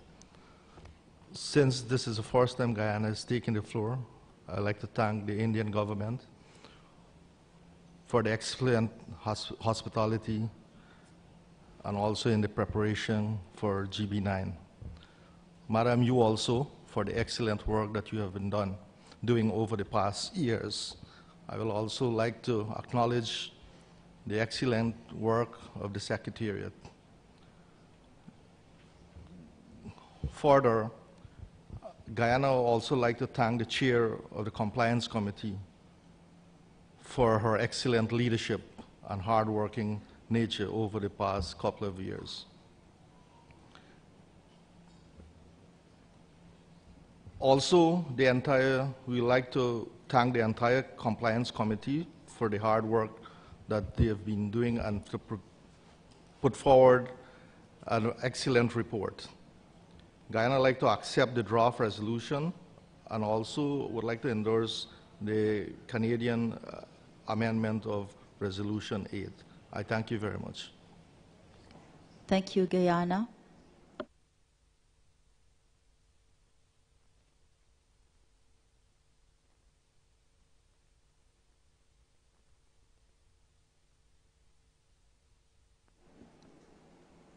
CGIR.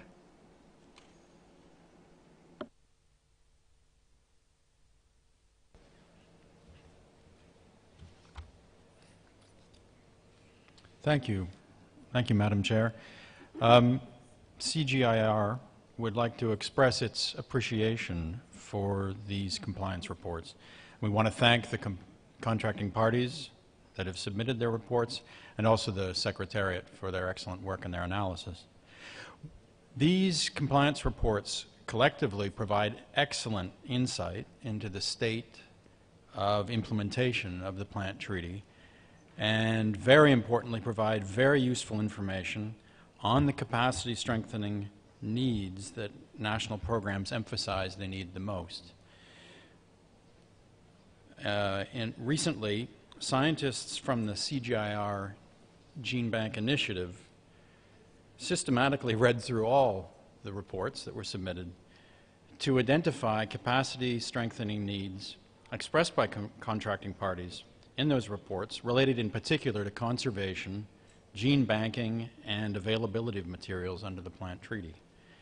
And based on the information in those reports, we reached out to a number of potential partners to see if indeed they would be interested in partnering in capacity building activities to put systems in place to operate under the multilateral system framework. And very happily, we're now in the position where we're concluding LOAs with a number of partners to do just that. Indeed, this is one of the ones that was mentioned by Uruguay just a moment ago. We will certainly be returning to these reports as we go through on a rolling basis in the future, as we work through our own efforts to develop an informed and responsive and demand-driven work program on capacity strengthening under the framework of the CGIR Gene Bank platform, which now has a work program on supporting the global system through capacity building. And indeed, as part of that effort, we're inviting the Secretariat to make a presentation about the results or their analysis of the compliance reports at the next annual general meeting of the gene banks to be held in Nigeria in October. Thank you very much. Thank you, CGIR. AC Bio.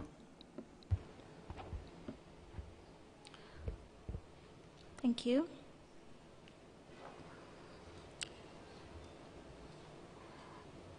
Thank you, Madam Chair. My name is Rutendo Zendachirape from the African Center for Biodiversity. I'm speaking on behalf of the IPC, a global platform of small-scale food producers for food sovereignty, and the civil society organizations which are represented at this GB9 session. We would like to congratulate Ms. Angeline Munzara and the Compliance Committee for providing us with an analysis report despite the challenges faced during the COVID-19 pandemic period. On the resolution, we acknowledge that the compliance report is compiled based on the submissions from contracting parties following the structure of the standard reporting format contained in the Resolution 9/2013 on the implementation of the treaty in its entirety. We recognize the relevance of the standard reporting content. However, we also recognize that its format was agreed upon almost 10 years ago, and therefore needs to be updated in accordance with the recent developments under the international treaty. Part of this update, we would like to suggest that the governing body is reporting on the implementation of Article 9 on farmers' rights in relation to the regulatory measures put in place at the national level to promote, protect, and implement the rights of farmers to save, use, share, and sell seeds of plant genetic resources. Following the above, the request to the governing body is to consider the revision and update of the standard reporting format, and in this revision, to emphasize the reporting of legal measures that are put in place at national level to promote, protect, and implement farmers' rights in accordance to Article 9. Thank you, Madam Chair. Thank you, AC Bio.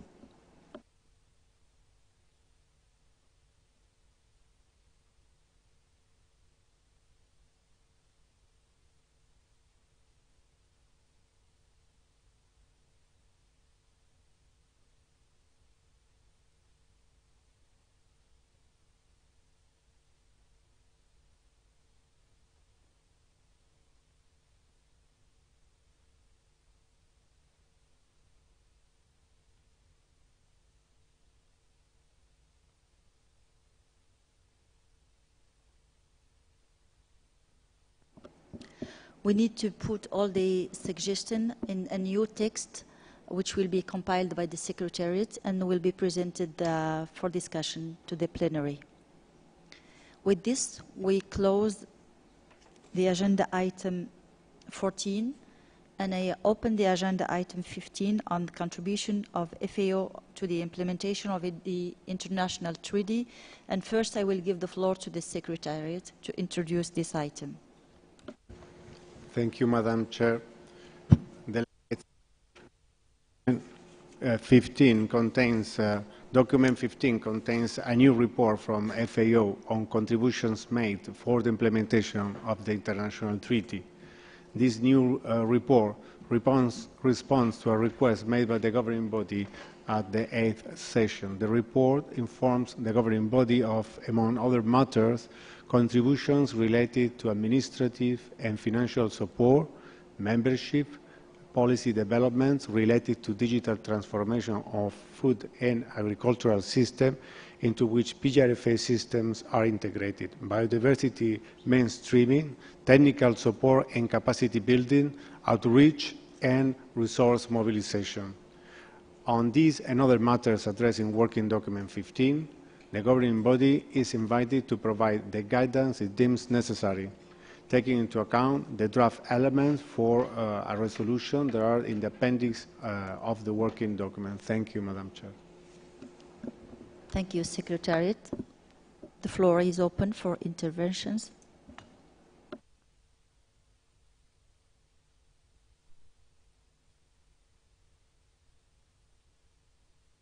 Sweden. Thank you, Madam Chair.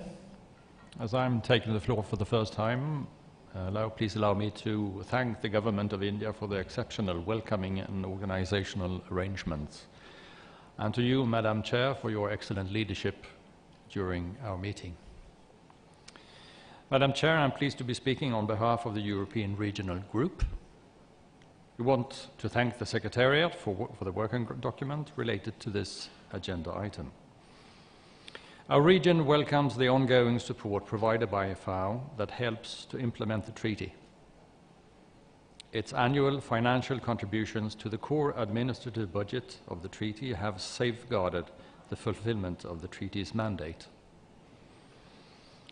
We note with appreciation the range of recent initiatives taken by FAO that all relate to food security, such as the International Platform for Digital Food and Agriculture, the Food Systems Coordination Hub, the Science and Innovation Strategy, and the paper on genome editing technologies. Such initiatives may assist in building bridges to new stakeholders, in particular the food industry, the increased engagement of which could prove vital to improve implementation of our treaty. We wish to express our appreciation for the newly developed action plan for the implementation of the strategy on mainstreaming biodiversity across agriculture sectors, which, in our view, will provide valuable assistance to parties within a range of treaty-related core action areas, including capacity development and use of biodiversity-related information in decision-making. We take note of the report provided and encourage FAO to continue to actively support the treaty as a key international instrument required for the fulfillment of Sustainable Development Goals 2 and 15, particularly in FAO's activities at the national level. Finally, Madam Chair, we thank FAO and the Treaty Secretariat for their commitment in providing emergency assistance to the National Plant Genetic Resources System of Ukraine, one of the largest plant genetic resources collections in Europe and currently suffering from the war imposed upon the country by the Russian Federation. Thank you, Madam Chair. Thank you, Sweden. Congo.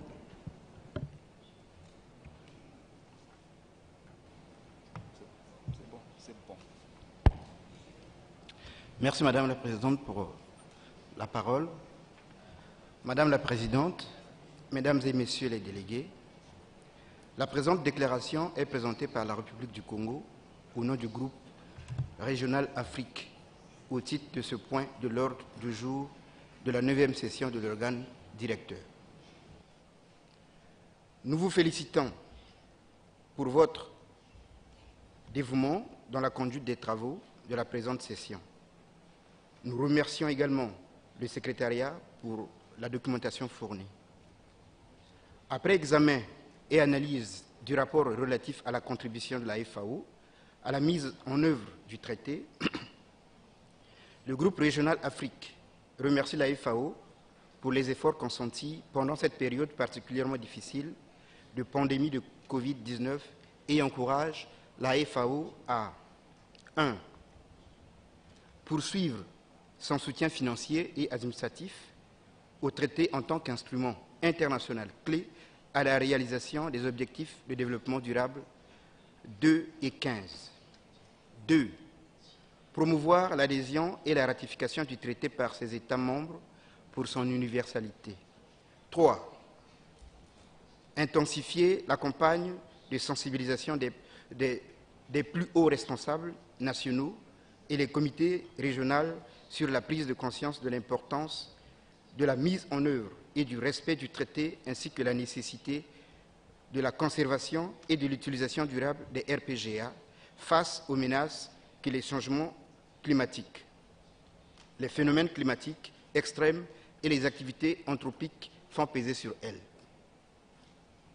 4. Encourager et soutenir la mise en place des stratégies nationales d'implémentation du traité et du renforcement des capacités des parties prenantes. 5. Intégrer certains aspects de l'application du traité, vecteurs de la biodiversité dans les secteurs agricoles, dans les plans d'action de mise en œuvre des stratégies de la FAO relatives à la science, à l'innovation et au changement climatique, en vue de contribuer à relever les défis sociaux, économiques et environnementaux complexes des systèmes agroalimentaires de manière équitable, inclusive et durable. Avec ces quelques remarques, le groupe régional Afrique approuve la résolution. Je vous remercie, Madame la Présidente. Merci, le Congo. Équateur.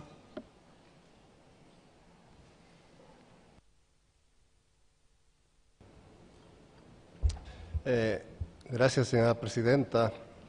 Ecuador agradece a la FAO por proporcionar apoyo financiero al Tratado Internacional para su sostenibilidad financiera. Sin embargo, solicitamos a la FAO que su aporte se vaya incrementando en el tiempo, ya que cada vez el presupuesto administrativo básico del tratado requiere de mayores recursos para poder cumplir con los objetivos. Para Ecuador, el apoyo que FAO está dando al tratado para aumentar su capacidad de abordar cuestiones complejas como la seguridad alimentaria en la era digital y un mundo libre de hambre y malnutrición son fundamentales para el fortalecimiento de los sistemas agroalimentarios.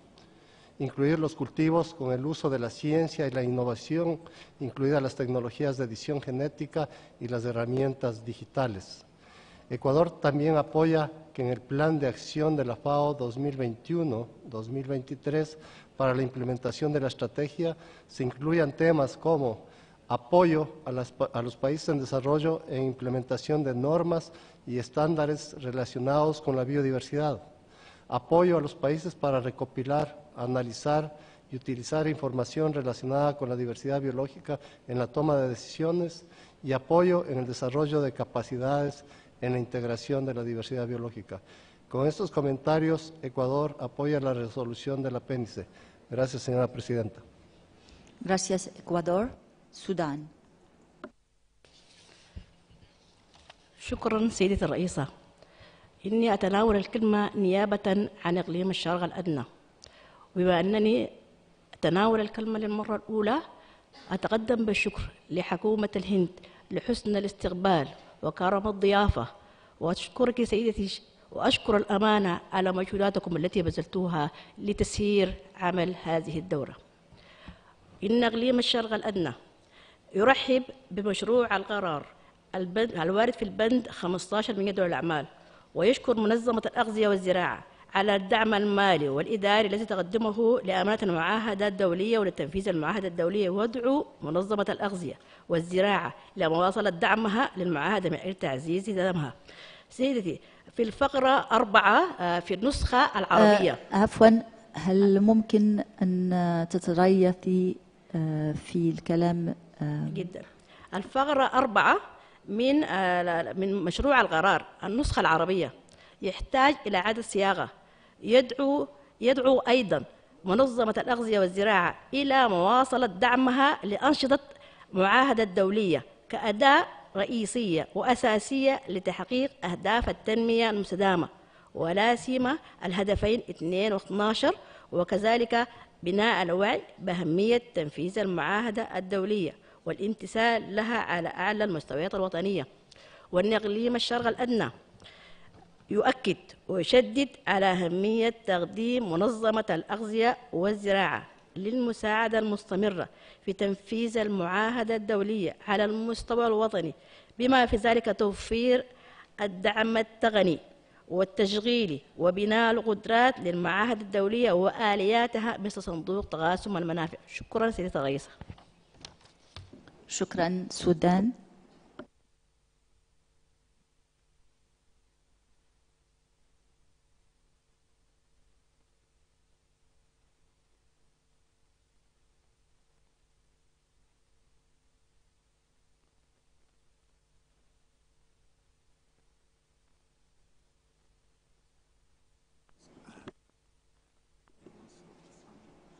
Canada. Thank you, Madam Chair. We have, Canada has 2 proposed changes to the resolution.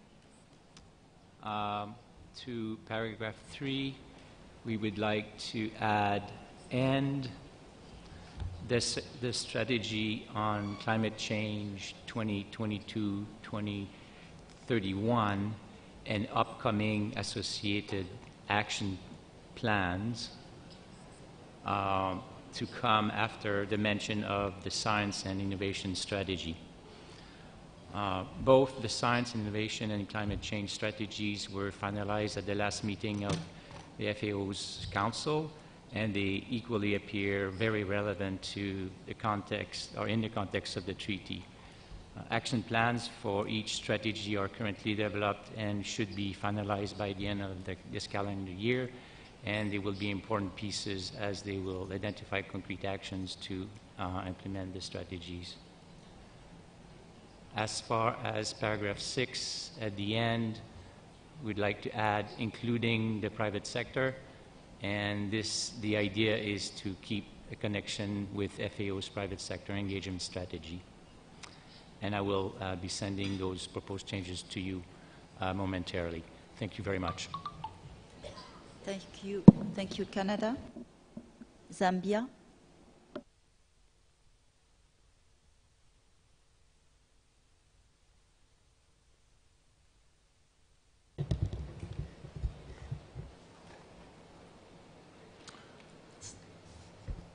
Thank you, Madam Chair. Distinguished delegates, as Zambia takes a floor for the first time, we wish to thank the government of India for the cordial reception and care being accorded to its delegation during our stay. We also thank the Secretariat for the preparatory work leading to the successful convening of this important meeting. Zambia would like to affirm the position of Africa region on this agenda item.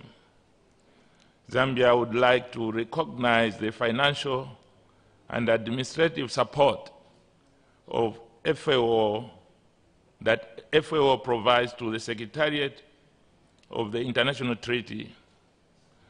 We therefore invite FAO to continue its support to the treaty to enhance its financial sustainability.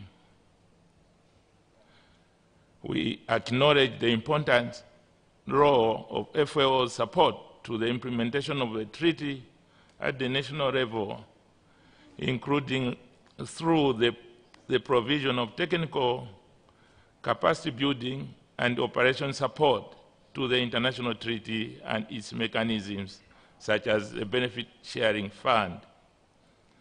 With those few remarks, Zambia approves the proposed draft resolution on this item.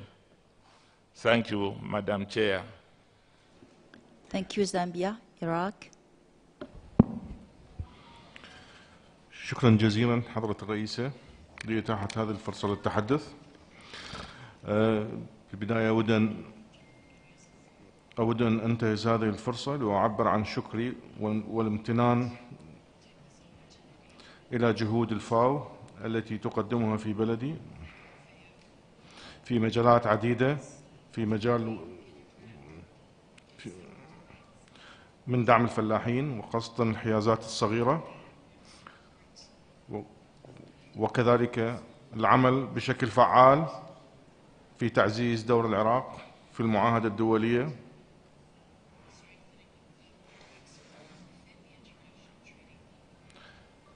بشأن الموارد الوراثية النباتية للأغذية والزراعة،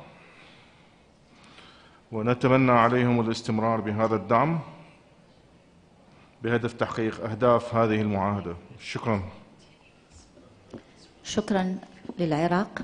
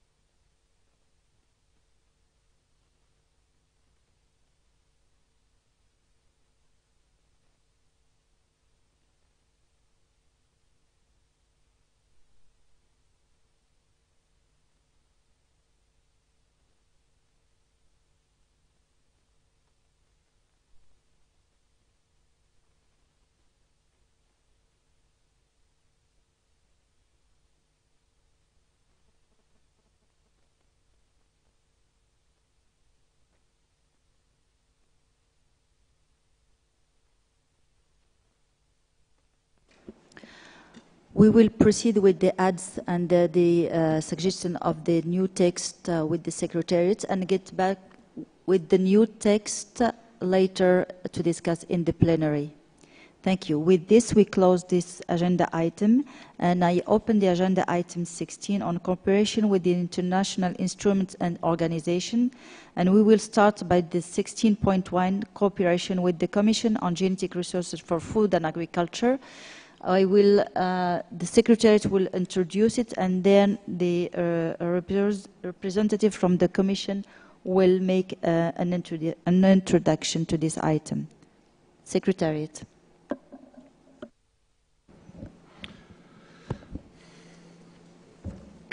Muchas gracias, presidente. El órgano rector y la Comisión de Recursos Genéticos para la Alimentación y la Agricultura ha subrayado periódicamente la importancia de una estrecha cooperación entre ambos foros. El documento 16.1 fue elaborado conjuntamente por las secretarías del Tratado Internacional y la Comisión. Proporciona una actualización sobre el estado de su cooperación en respuesta a las solicitudes de sus respectivos órganos rectores. El documento de trabajo está estructurado de la siguiente manera. Inicia con una introducción y se dan los antecedentes sobre decisiones previas del órgano rector. La sección 3 del documento proporciona una actualización detallada sobre la cooperación llevada a cabo desde la última reunión del órgano rector. La colaboración desde la última reunión ha sido fructífera.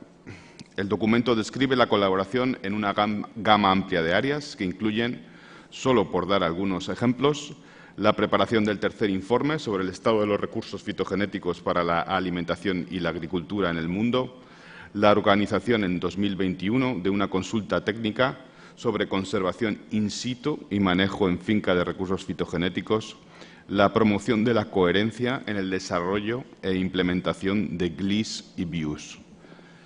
La sección 4 del documento recuerda las decisiones de la Comisión que se relacionan con la cooperación con el Tratado. Se invita al órgano rector a tomar nota de la información contenida en este documento y a proporcionar más orientación sobre la cooperación con la Comisión, teniendo en cuenta los elementos para una posible resolución proporcionados en el apéndice de este documento.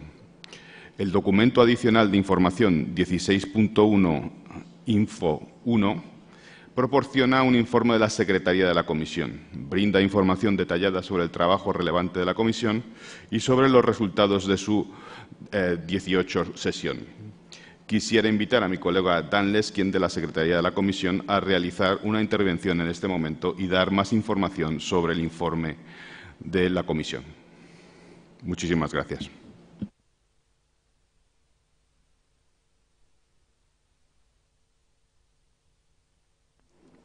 ITPGRFA, please. Thank you, Madam Chair. The report of the Commission Secretariat, including on FAO activities relevant to the supporting components of the international treaty, as contained in the information document 16.1/INF1, lists a number of Commission and FAO activities that are relevant to the governing body, and I would like to just highlight a few of them. As mentioned by the Secretary of the Commission in her opening statement on Monday, the Commission approved and the Council subsequently endorsed two important instruments: the Global Plan of Action on Aquatic Genetic Resources for Food and Agriculture and the Framework for Action on Biodiversity for Food and Agriculture. Both documents are relevant to the conservation and sustainable use of plant genetic resources. The Framework for Action provides a contextual framework for the coherent and consistent implementation of the Commission's sectoral global plans of action, including the second GPA, a supporting component of the international treaty. Its key message is that the various components of biodiversity for food and agriculture, including PGRFA, have to be managed in a more systematic and integrated way. Reversing the ongoing loss of biodiversity for food and agriculture and improving its sustainable use requires cross-sectoral integrated approaches that include coherent and consistent action that address all subsectors at genetic, species, and ecosystem level. Under the Commission's guidance, 2 global assessments are currently under development. In addition to the 3rd report on PGRFA, the Commission will also receive at its next session in July of next year the 2nd report on the state of the world's forest genetic resources. I want to thank all contracting parties and their national focal points that contributed to these assessments. With regard to the implementation of the 2nd GPA, I would like to refer to multiple activities by FAO listed in the document and to the practical guides for the implementation of the gene bank standards, which were officially released in June of this year. The Commission requested FAO to develop additional practical guides, especially for the conservation in gene banks of species producing recalcitrant seeds and for cryopreservation. These guides are currently under preparation. Let me briefly turn to activities the Commission proposed for joint action at its last session. These activities you find also listed in the draft resolution contained in the annex of Working Document 16.1. The Secretariats continue to collaborate on the 3rd report, which is being prepared by a dedicated team of FAO staff. We also intend to collaborate in facilitating the review and possible update of the 2nd Global Plan of Action and the revision of the views reporting system. Preparations of a virtual global workshop on digital sequence information and genetic resources for food and agriculture, as requested by the Commission at its last session, are underway. The workshop will be co-organized with the Convention on Biological Diversity, the CGRR Gene Bank Initiative, and CABI, and it will take place on 14 and 15 November this year. In line with the Commission's suggestions, the Secretariats propose to collaborate in the future on a number of issues, including the organization of symposia or webinars on in situ conservation and on-farm management of PGRFA, work related to the effects of seed policies, laws and regulations, the implementation and monitoring of the 2nd Global Plan of Action for plant genetic resources for food and agriculture, including technical instruments that facilitate its implementation, such as the gene bank standards, access and benefit sharing and digital sequence information on PGRFA, advocating for the consideration of the objectives and relevant work and policies of the Commission and the governing body of the treaty in global strategies and frameworks, such as the FAO Biodiversity Mainstreaming Strategy and the Post-2020 Global Biodiversity Framework, and finally, GLIS and views and targets and indicators. Madam Chair, the terms coordination, cooperation, and collaboration are often used interchangeably, even though there are subtle differences between them. In times of scarce resources, the governing body and the Commission may wish to consider joining forces and thus collaborating rather than coordinating otherwise separate work streams and activities. The Commission Secretariat and FAO stand ready to collaborate with the governing body and its Secretariat on all matters relevant to our mandate. Thank you, Madam Chair. Thank you, CGRFA.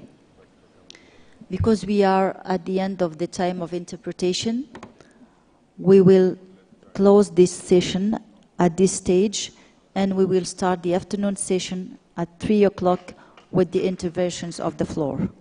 But before leaving the room, there are some announcements from the Secretariat. Thank you, Madam Chair. The informal group on capacity development strategy, item 6.1, will meet again in committee room 11 after this session.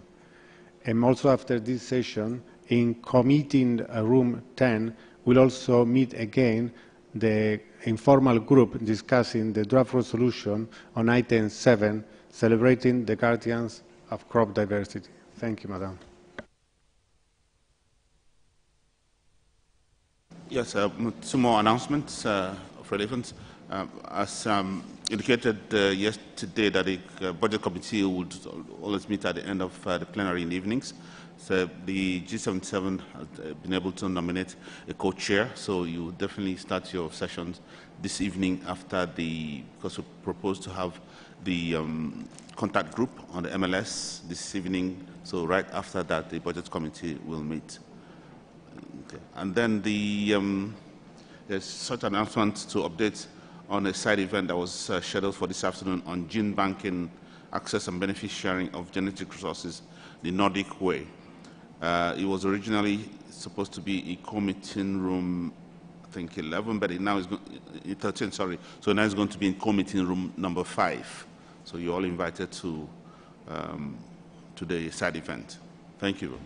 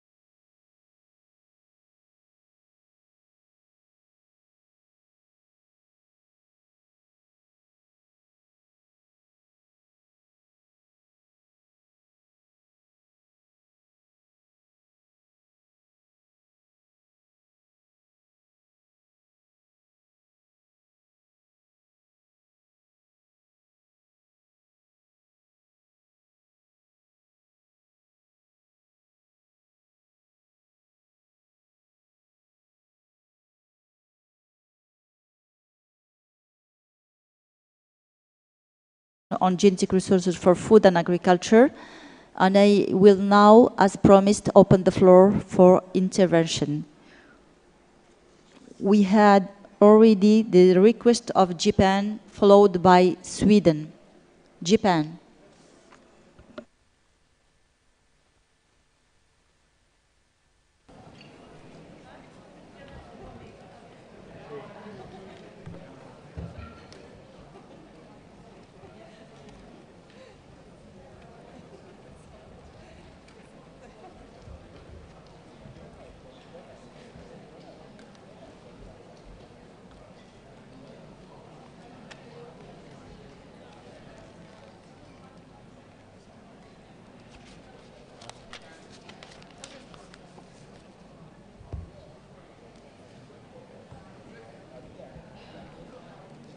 Okay, thank you, Madam Chair. I believe my microphone is on, so I will start.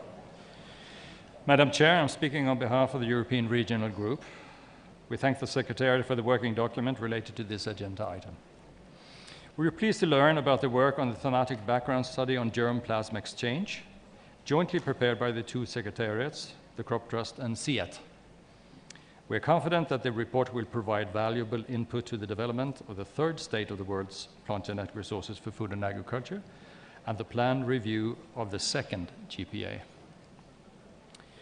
In this regard, we would like to reiterate that given the strong linkages between the Global Plan of Action and the national implementation of the international treaty, the information received by both secretariats through their respective national reports should be shared between the two secretariats for the benefit of the PGRFA community.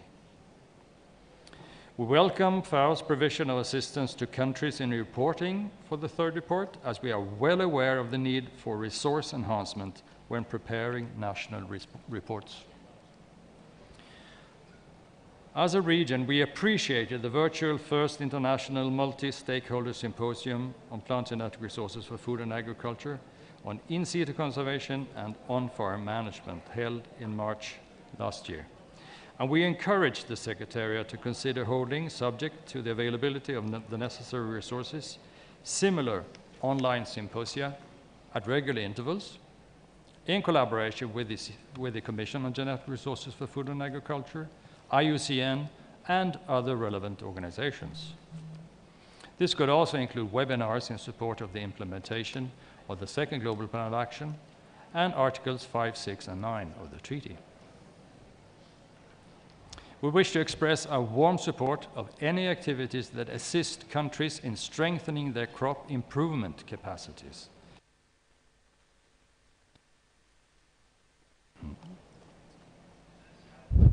To meet the challenges of climate change and sustainable food security.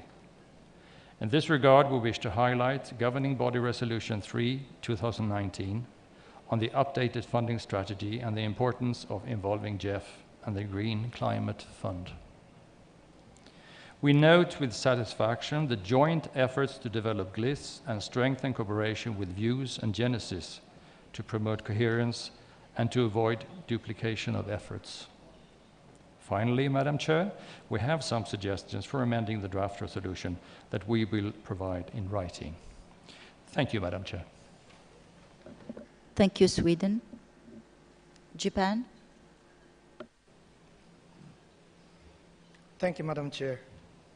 Actually, my intervention is for the previous agenda item 15 for FAO, collaboration with the FAO. Is that okay to you? I keep talking, or do you want me to do that later when the revised text is offered? I think I'm ready for both, either way. Thank you.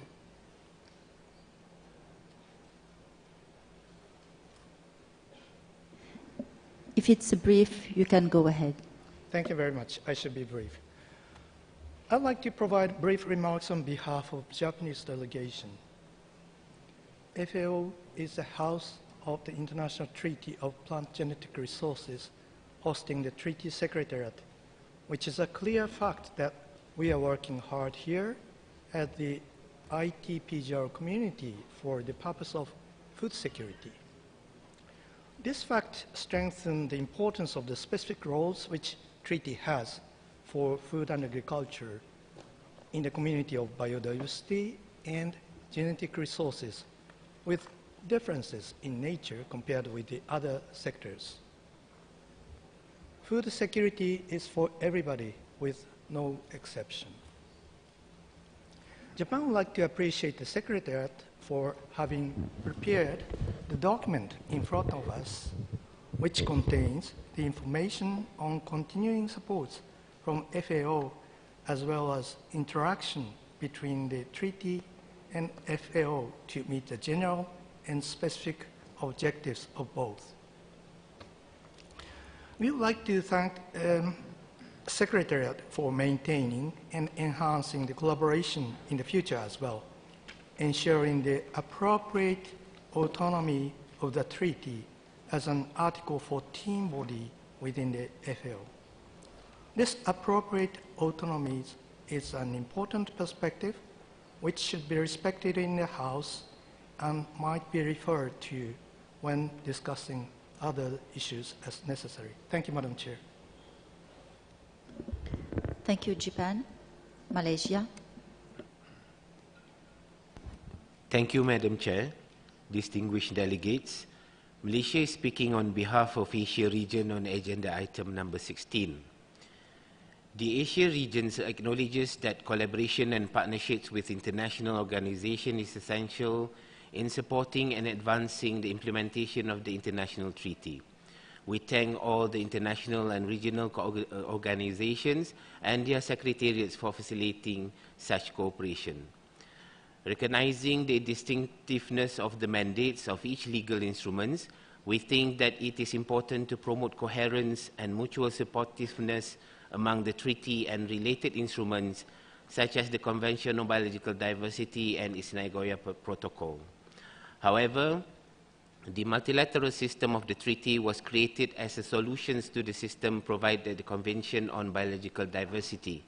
In this regard, the treaty has an important role to play, not just as an authority in all matters related to plant genetic resources for food and agriculture, but in the development and implementation of the post-2020 Global Biodiversity Framework, expected to be adopted at the 15th sessions of the Conference of the Parties, COP15, of the Convention on Biological Diversity. The Asia regions therefore urges the government body to take necessary steps to ensure that the treaty is an important legal instrument for facilitating access to PGRFA, as well as for building capacity to generate, use, share, and access data for the conservation, development, and sustainable use of plant genetic resources for food and agriculture.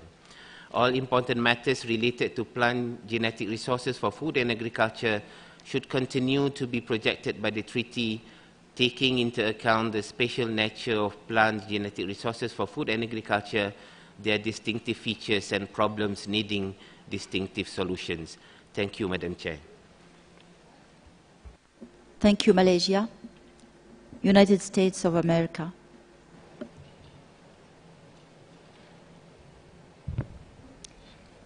Thank you, Chair. We're making this statement on behalf of the North America region. North America appreciates the detailed update on activities undertaken to maintain and strengthen partnership and cooperation between the treaty and the Commission.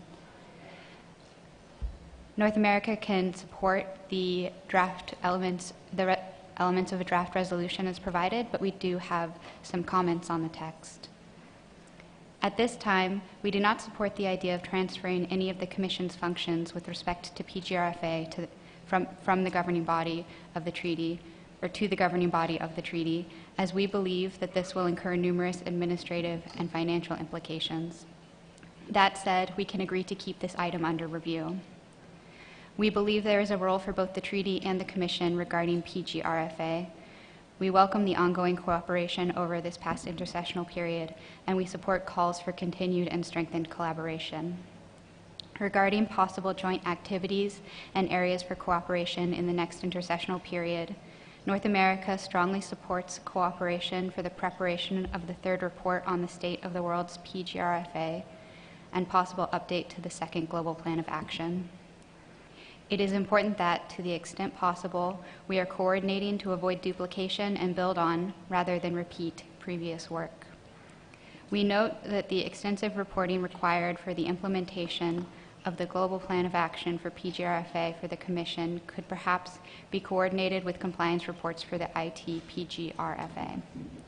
There is a great deal of overlap between these two reports, especially of areas of conservation and sustainable use. We support collaboration on work programs related to ABS, as well as genetic sequence data, or DSI. And we recall that at its 18th session, the Commission supported future work that further deepens the empirical evidence needed to understand the effects of access and benefit sharing measures. In particular, we recall that the Commission requested the Secretariat to collaborate with the Secretariats of the Treaty and the CBD as needed on means of assembling relevant information for measuring and monitoring monetary and non-monetary benefit sharing within their respective mandates and existing frameworks.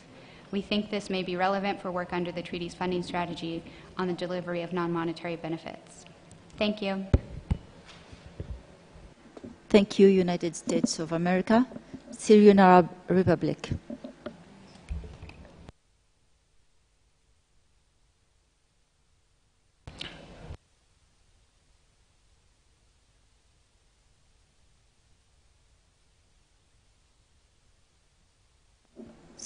We cannot hear you, I think.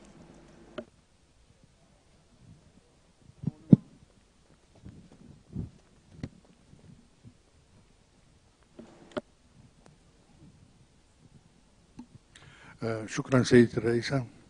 اسمح لي أن أتكلم عن التعاون المثمر ما بين المعاهدة وهيئة الموارد الوراثية ولما للهيئة من دور في إنشاء هذه المعاهدة خلال مفاوضات طويلة جرت في نهاية القرن الماضي.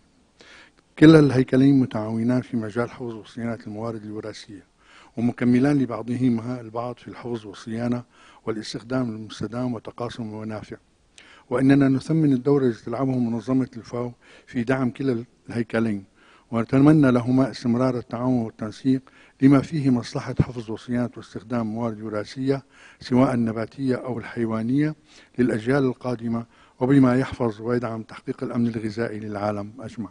شكرا سيدي. شكرا. سوريا. رواندا.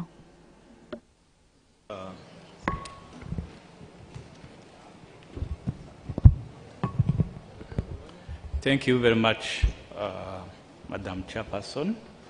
The Rwanda delegation to ninth session of the governing body of International Treaty on Plant Genetic Resources for Food and Agriculture takes note of the working document IT-GB-9/22/16.4.2 titled Report from Institutions that have concluded agreement with the governing body under Article 15 of the International Treaty.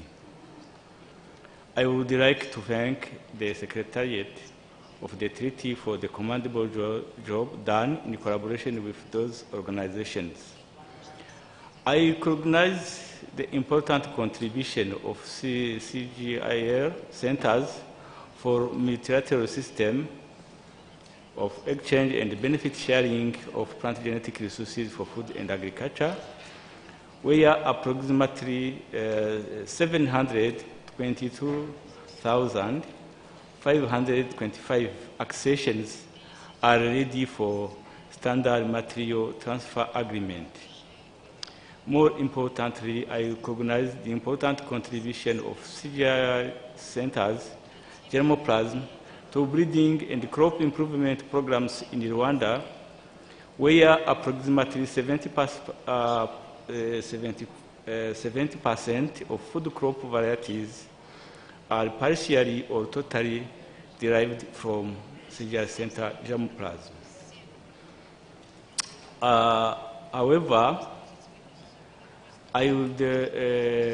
However, since now currently CGI centers are transiting from 15 to 1 CGI, I would like to suggest to the governing body of the treaty to consider in their deliberation how to put in place mechanism ensuring that no harm is done to the valuable plant genetic resources under CGI centers in transition to the new structure, and ensure more sustainability in the new system, which I hope will be better compared with the current situation.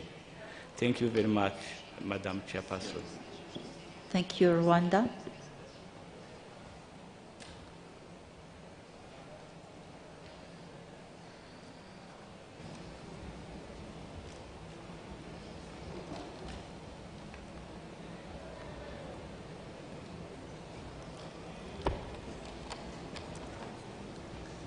Colleagues, we are dealing now with the agenda item 16.1. Thank you. Brazil. Thank you, Madam Chair, for giving the floor. Brazil understands that the cooperation with other international instruments or organizations is extremely important for this treaty. We also believe that these partnerships must always be institutionally and structurally appropriate to the achievement of the treaty's mandates and goals. Nevertheless, we must keep in mind that conventions, treaties, or other international instruments have specific objectives, which are the main reason for their existence. Thus, they can be complementary to each other. They, however, can never overlap or mix, since it's worth reiterating, each one has its own goals and mandates. Cooperation, therefore, must not imply double efforts, including financial efforts, nor any reinterpretation of commitments previously undertaken under this treaty or other international instrument. We must carefully avoid language that might suggest this possibility, including the word synergy, which may lead to results that do not meet our specific mandate under this treaty and therefore must be replaced by the term complementarity. And just to be clear, I refer particularly to draft resolutions proposed on the following documents: IT/GB9/22/16.1, paragraph 5, IT/GB9/22/16.3, paragraph 16, and IT/GB9/22/24, Rev 1, paragraph 7, as well as to possible references to the term synergy and other draft resolutions. Thank you. Thank you, Brazil.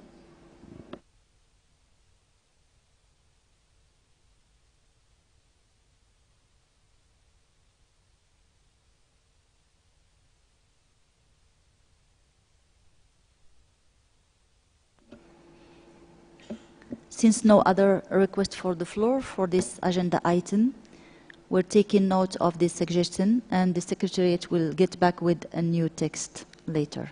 I open the agenda item 16.2, cooperation with the Global Crop Diversity Trust, and I will give the floor to the Secretariat, followed by Global Diversity Trust, to introduce the item. Secretariat.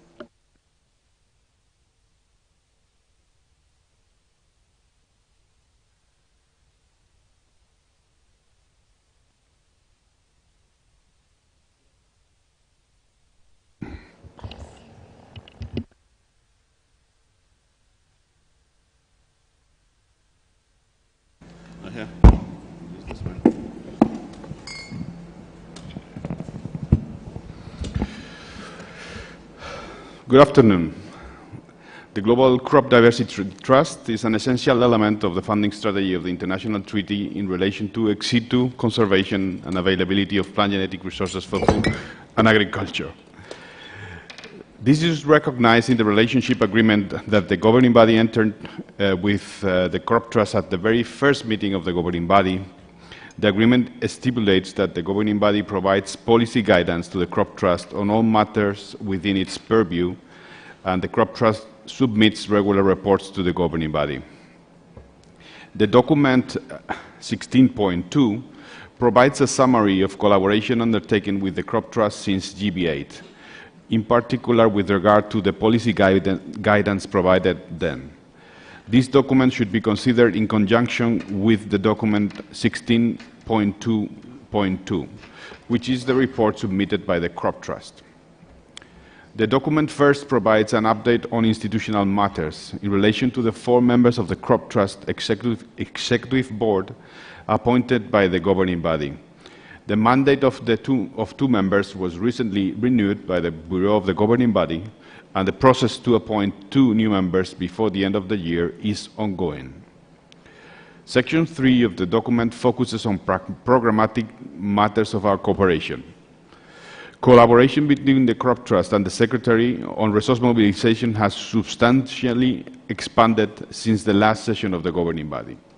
Different approaches to joint design and implementation of initiatives, projects, and programs have been pursued, including the joint design and implementation of new programs and initiatives, for example, the Emergency Reserve for Gene Banks, which was launched in November of 2021, joint approaches to mobilize resources for international collections, such as CATIE, partnering in the implementation of major programs, such as the BOLD program run by the Crop Trust, or the Crop Trust support to the funding committee in resource mobilization activities, including the inputs provided in the strategy for engagement with the food processing industry.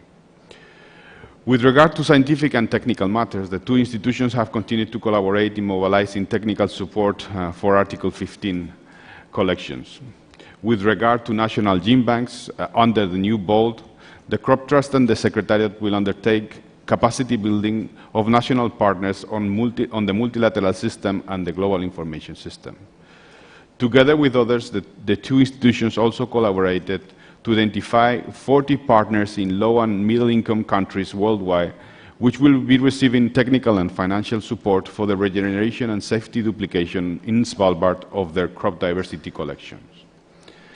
At the beginning of the COVID pandemic, we also joined forces to organize a series of international online panels to bring together the treaty community and promote capacity building and scientific and technical exchange at this challenging time. Three themes were the focus of this panel: the impact of COVID-19 in the objectives of the treaty, genetic diversity of fruits and vegetables, given that 2021 was the International Year of Fruits and Vegetables, and cryopreservation. The updating and implementation of global crop conservation strategies is another area identified by the governing body to build complementarity on scientific and technical levels. The Crop Trust organized a technical meeting in May 2022 titled Mainstreaming Global Crop Conservation Strategies in the Supporting Mechanisms of the Treaty. A white paper will analyze the role of the conservation strategy as implementation tools in the implementation of the MLS, the funding strategy, or Articles 5 and 6 of the treaty. The document also provides further updates on joint activities regarding information systems and outreach and visibility activities. The governing body is invited to review the activities and cooperation reported in documents 16.2 and 16.22 and adopt a resolution to provide further guidance, taking into account the elements provided. In addition, as I referred before, in November 2021, resource mobilization efforts for germplasm collections concretized in the establishment of a financial reserve, a joint initiative with the Global Crop Diversity Trust. The document 16.2.3 summarizes the activities undertaken in the biennium to establish the emergency reserve for germplasm collections at risk, and develops its operational framework. It also contains the summary report on the operation of the reserve. Thank you very much. Thank you, Secretariat. Crop Trust, it's over to you.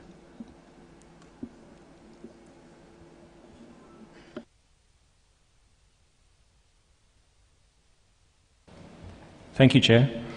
Let me begin by thanking the Government of India for its commitment to the cause of conservation and sustainable use of PGRFA, as amply exemplified by its support and hospitality this week. It is indeed an honor and a pleasure for the Global Crop Diversity Trust to present its report to the 9th session of the governing body of the International Treaty.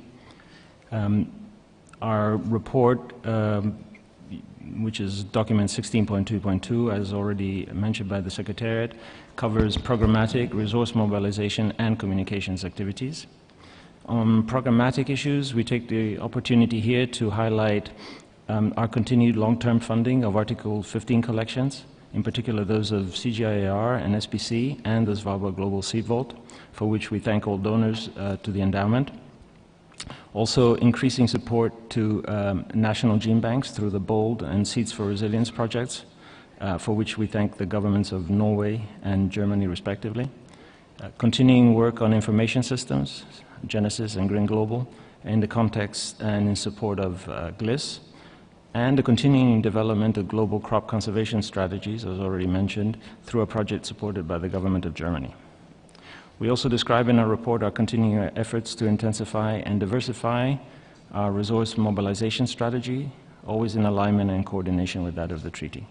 And finally, in the communications and outreach section of the report, we provide some details on our digital-first communication strategy, and again highlight collaboration with the Treaty Secretariat, in particular on the webinars of expert panels, as already mentioned. As ever, we look forward to the governing body's comments and policy guidance for the next biennium. Thank you very much for your attention. Thank you, Global Crop Diversity Trust. I will now open the floor for the consideration of the documents and the guidance. The floor is open. Czech Republic.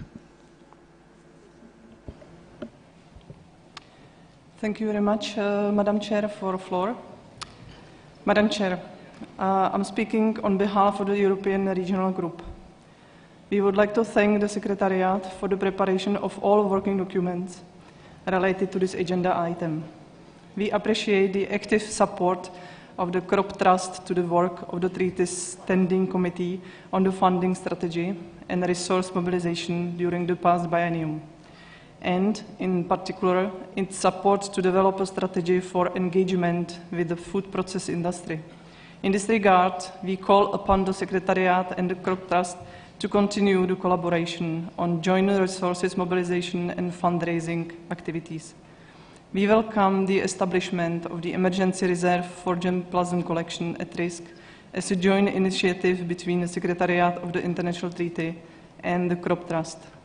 It is important to safeguard and rehabilitate germplasm collection at risk, as we have experienced recently with the COVID-19 pandemic and armed conflicts such as those in Syria, Yemen, Iraq, and currently in Ukraine. We thank the Norwegian and Italian governments for their financial support in this regard. We would like to thank the Crop Trust for its active support to the implementation of Green Global and Genesis, and for its participation in the Scientific Advisory Committee of the Treaties Global Information System. We also highly appreciate the launch of the recently launched BOLD project. In our view, it will help the Secretariat to train staff of relevant partner institutions in policy matters regarding implementation of the international treaty. We thank the Norwegian government for its financial support in this regard. We welcome the development of new and the update of existing global crop conservation strategies. We thank the German Federal Ministry of Agriculture for its financial support in this regard. Since we have proposal to shorten several paragraphs editorially, we will provide in writing our suggested amendments to the draft resolution. Thank you, Madam Chair. Thank you, Czech Republic. India.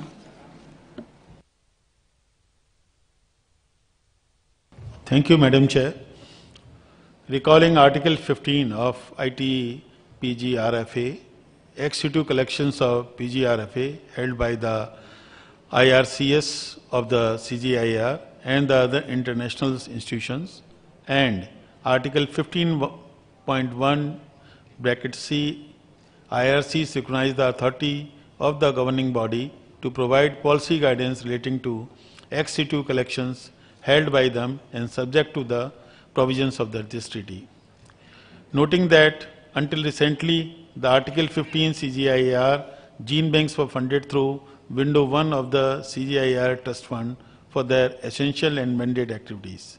However, the current system-wide CGIAR reform leading to one CGIAR governance arrangement has left two CGIAR IARC gene banks, SIFOR, ICRF and ICRISAT, out of the essential funding support from the CGIAR Trust Fund, even when the two institutions are part of the CGIAR.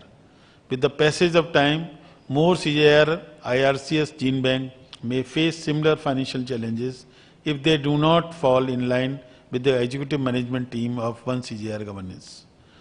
India proposes the following: to ensure safety of the Article 15 IRC's gene banks in the long run and assuring distribution of the germplasm being held in trust by the CGIAR institutes and other Article 15 gene banks to the stakeholders, an alternative, continuous and assured funding strategy might be required to preserve global repository of plant genetic resources for food and agriculture.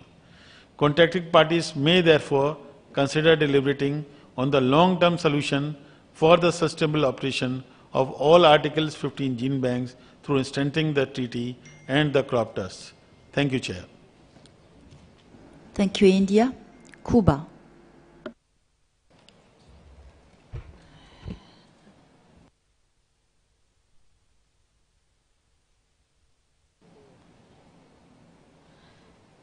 Buenas tardes, señora presidenta. Muchas gracias por acceder a nuestra palabra. En la 8ª reunión del órgano rector del TIRFA se solicitó desarrollar contribuciones de diferentes organizaciones en aras de movilizar recursos para vencer los desafíos actuales en los bancos de germoplasma. El Global Trust acaba de comenzar una iniciativa de 10 años financiada por el Gobierno de Noruega, el proyecto Biodiversidad para las Oportunidades, los Medios de Vida y el Desarrollo, que por sus siglas se conoce como BOL. La Secretaría del Tratado es uno de sus principales asociados para apoyar al fondo en varios componentes de este proyecto y además prestará atención para la ejecución de su grupo, a través de su grupo asesor en estos temas. En esta iniciativa participan 15 bancos de germoplasma de 15 países diferentes. 3 de ellos son de América Latina y uno de ellos es la oportunidad que ha tenido Cuba. El objetivo general del proyecto BOL es conservar de manera sostenible la diversidad genética de los cultivos y sus parientes silvestres en los bancos de germoplasma para que los agricultores, curadores y otros beneficiarios tengan la posibilidad de acceder y disponer a largo plazo de estos recursos. Este proyecto abordará los desafíos de conservar la diversidad de los cultivos en los bancos de germoplasma y asegurar que ésta llegue a los agricultores y otros beneficiarios. También contribuirá a la seguridad alimentaria y nutricional, así como a la resiliencia climática de las comunidades locales en los países en desarrollo que están involucrados, contribuyendo de una manera muy eficaz al Objetivo de Desarrollo Sostenible 2.5 y también a una adecuada implementación del Segundo Plan de Acción Mundial. Cuba agradece y apoya esta iniciativa, pues en este proyecto se incluyen actividades para fortalecer la capacidad del Banco Central de Germoplasma de Cuba, que radica en el INIFA. Estas acciones favorecerán el desarrollo eficiente y efectivo de las diferentes operaciones de nuestro Banco de Germoplasma, la adquisición de equipamiento y actualización del personal a partir de la capacitación que incluye el uso de tecnología avanzada. De igual manera, permitirá un manejo adecuado de datos y del germoplasma, así como poner a disposición de diferentes usuarios la variabilidad conservada en el banco de germoplasma. En el marco del proyecto BOL, la Secretaría contribuirá también en la capacitación de los involucrados, así como el apoyo y la complementación entre las diferentes organizaciones que están incluidas. También promoverá acciones para dar cumplimiento a una correcta implementación del Tratado de los Recursos Fitogenéticos. Esto es un ejemplo de iniciativa donde tributan varias organizaciones por un fin común, el manejo, conservación y uso eficiente de los recursos fitogenéticos para la alimentación y la agricultura.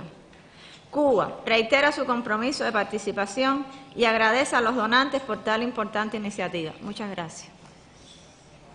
Gracias, Cuba. Ecuador. Gracias, señora presidenta. Ecuador considera que las interacciones entre la mesa del órgano rector y la Junta Ejecutiva del Fondo de Diversidad de Cultivos han sido muy positivas y productivas y que deben mantenerse en el próximo bienio, al igual que entre las dos secretarías, para permitir un flujo regular de información y comunicación.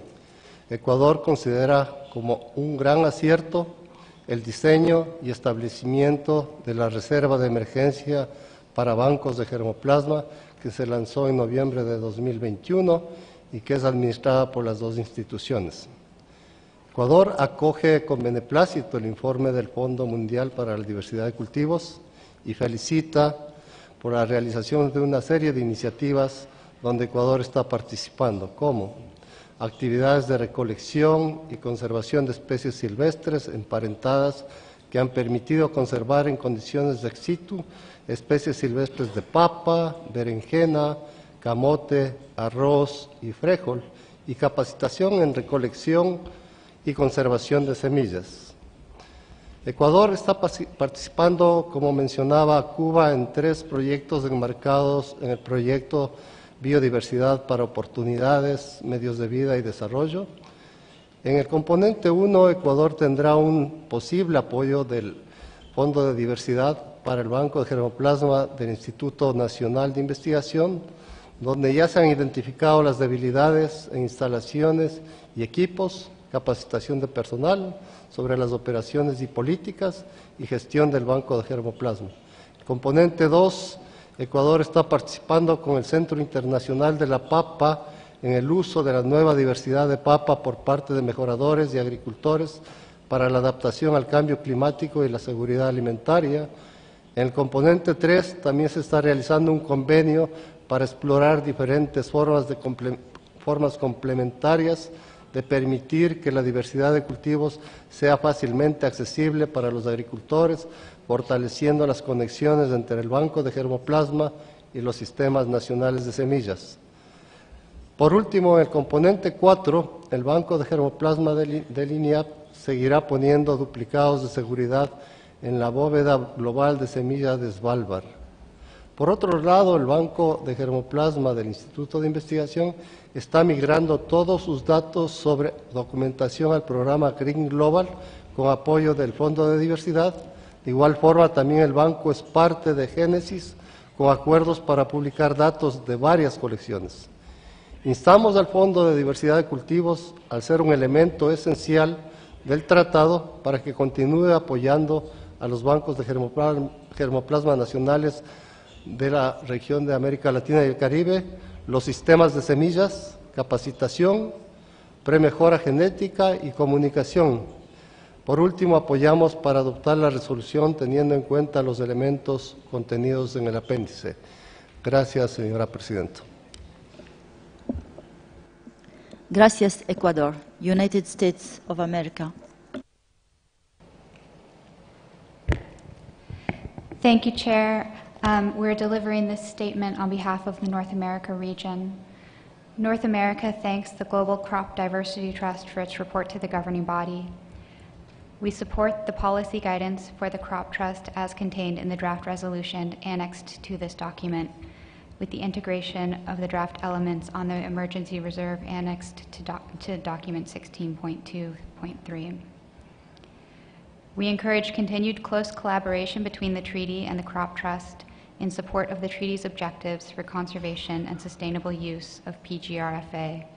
We note particularly the importance of cooperation on scientific and technical capacity building for national partners to accelerate treaty implementation. We look forward to receiving the white paper on crop conservation strategies. North America would support the original text contained in the draft resolution. We heard in some interventions reference made to edits that would be sent in writing, and we would like to place a marker now that we might need to see these edits to consider if we can support specific changes proposed to the text, in particular if there are new calls for specific work related to resource mobilization. Thank you, Chair. Thank you, United States of America. Guyana. Thank you very much, Chair. Guyana would like to acknowledge the excellent cooperation with Crop Diversity Trust and FAO and the Secretariat, and also the report that presented before us. Overall, we do not have an objection with the draft resolution. However, Guyana is a bit worried after listening to India's statements. The fact that ICRISAT does not seem to, I don't want to say sufficient funding, or have been starving for funding to uphold its activities in the gene bank. And this gene bank holds a particularly important variability for all of us for food and nutrition security, particularly in this crucial time of climate change. Guyana agree with India that continuous and assured funding to all Article 5 gene banks is required to preserve their genetic resources. In this context, Guyana urged GB9 to agree on a mechanism to ensure adequate funding, that adequate funding is approved to CGR gene bank like ICRISAT, and also to small national holdings across the world. Thank you very much, Chair. Thank you, Guyana. Uruguay. Muchas gracias, señor presidente.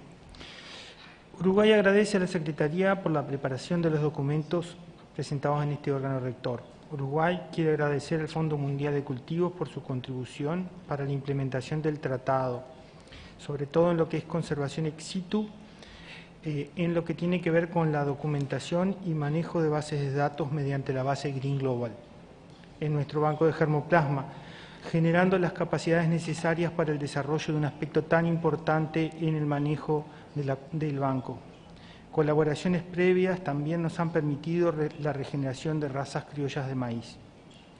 Esta base de datos muy pronto quedará públicamente disponible para todos aquellos que quieran conocer las accesiones conservadas en el Banco del Instituto Nacional de Investigación Agropecuaria. Esto también ha sido muy valorado por las organizaciones de productores en nuestro país. Entendemos que esto es un primer paso para la sinergia entre la conservación in situ e ex situ. Señora Presidente, apoyamos en términos generales la resolución propuesta y enviaremos nuestros comentarios por escrito sobre el borrador de resolución presentado. Muchas gracias. Gracias. Uruguay, Canada.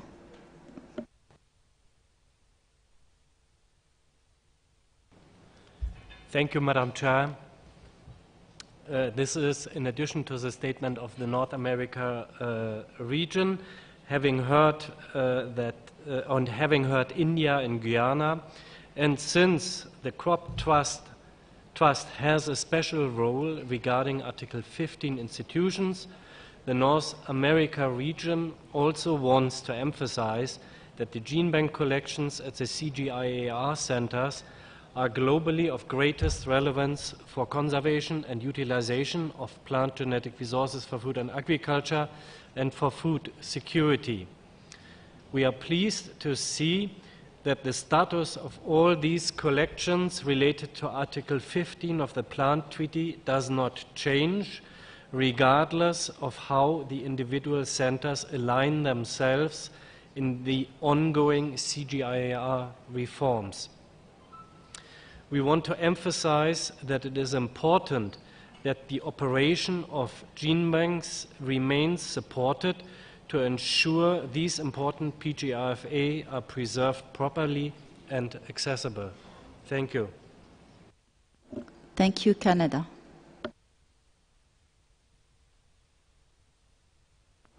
Kenya.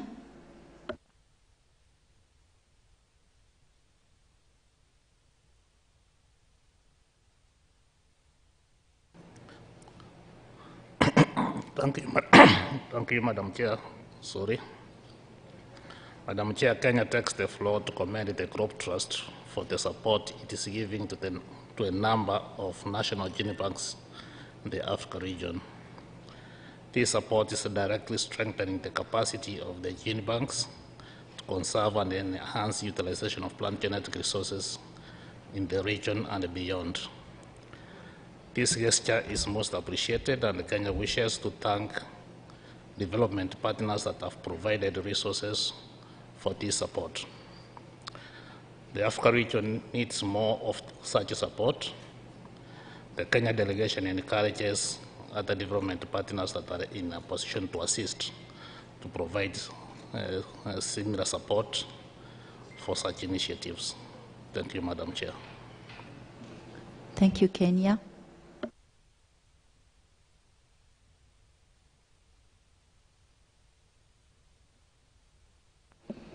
I see no request for the floor. The intervention will be compiled. Sorry, United Arab Emirates.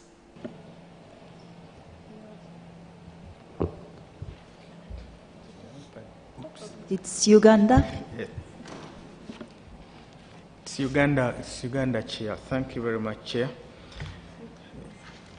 Uganda also takes this opportunity to join the rest who have thanked the different institutions that are supporting the cause for advancing the international treaty. Would like to particularly thank the Global Crop Diversity Trust for the support for conserving the long-term collections that is held by the CG centers, but we also recognize the support that is building up towards national programs, which we warmly welcome.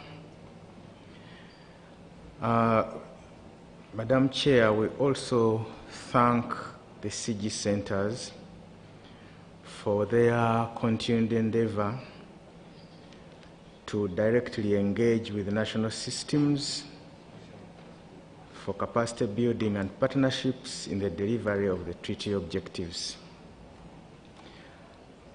My delegation would also like to take this opportunity to thank the African Union for its building up support towards the regional efforts in coordinating activities that relate to advancement of the treaty objectives, and the support that it is rendering in facilitating engagements of contracting parties and the national delegations in different engagements towards the realization of the objectives of the treaty.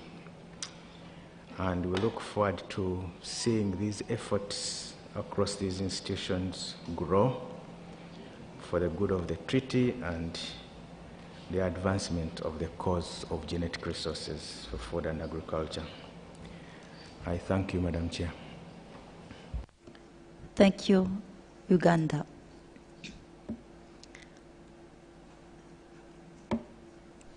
Netherlands. Thank you, Madam Chair. The Netherlands very much supports the constructive collaboration between the International Treaty and the Crop Trust. Listening to the interventions from previous colleagues, including India and Guyana, we would like to express that the Netherlands supports ICRISAT's mission to reduce poverty, hunger, malnutrition, and environmental degradation in the dryland tropics fully. But we are also a full supporter of the One CGR system and warmly welcome ICRISAT to join the One CG family. I am raising this point now, maybe it is more related to 16.4, but I would also like to support intervention from Canada. Thank you very much. Thank you. Netherlands. Zambia.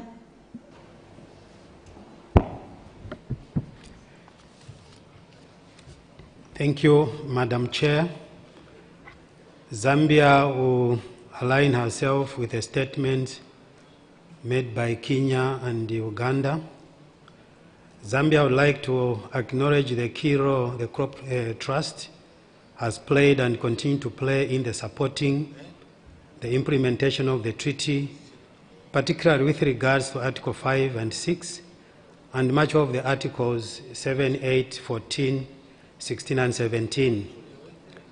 We thank the Crop Trust in cooperation with the governing body for the important role it has played with regard to supporting national, regional, and CGI gene bank in ex situ conservation and making available PGRFA to a wider range of users. We appreciate Crop Trust support to strengthen capacity for data management to the national and regional gene bank, especially in the resources mobilization, scientific and technical gene banks in relation to supporting the maintenance of PGRFA under Article 15 of the treaty and important regional and national collections. We commend Trustee's strategy for resource mobilization, including mobilization of project-based funds to selected national collections, of which our country is a beneficiary. We support the Crop Trust efforts in growing the endowment fund, which will help secure the crop diversity forever. We acknowledge and appreciate the Crop Trust recognition of the important role national gene banks play in the global system of ex situ conservation and in the context of adapting agriculture to more challenging conditions. The Crop Trust and its partners during the biennium is supporting supporting gene banks in developing countries through the Seeds for Resilience project and now the BOARD project. Thanks to German and Norway governments which have supported the Crop Trust in Seeds for Resilience and BOARD projects respectively. Zambia acknowledges that the Seeds for Resilience project will foster collaboration among national and international gene banks, thereby strengthening these two pillars of global system of exit conservation. We therefore recommend that the Crop Trust should continue expanding cooperation with international treaty on resource mobilization, in particular on joint fundraising activities with the Secretariat, and calls upon donors to give priority to initiatives, projects and programs that are jointly designed and implemented by the Crop Trust and the Secretariat. We therefore support the draft resolution. Thank you, Madam Chair. Thank you, Zambia. Australia. Thank you, Chair. We welcome the Crop Trust report and the ongoing close cooperation with the treaty and the Trust's support for the CGIAR centres. We support the comments from the North America region and note that while C4ICRAF and ICRISAT have elected not to join the one CGIAR centre at this point, they continue to ensure that gene banks operate in accordance with international standards, and we look forward to ongoing cooperation with the CG centres, with the Trust, and to further updates with progress with the one CGIAR transformation. Thank you. Thank you. Australia, Burkina Faso. Bien, merci Madame la Présidente.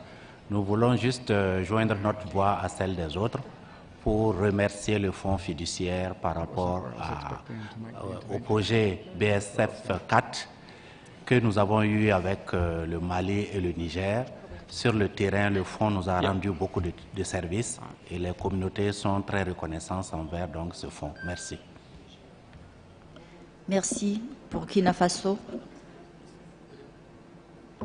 Australia? No?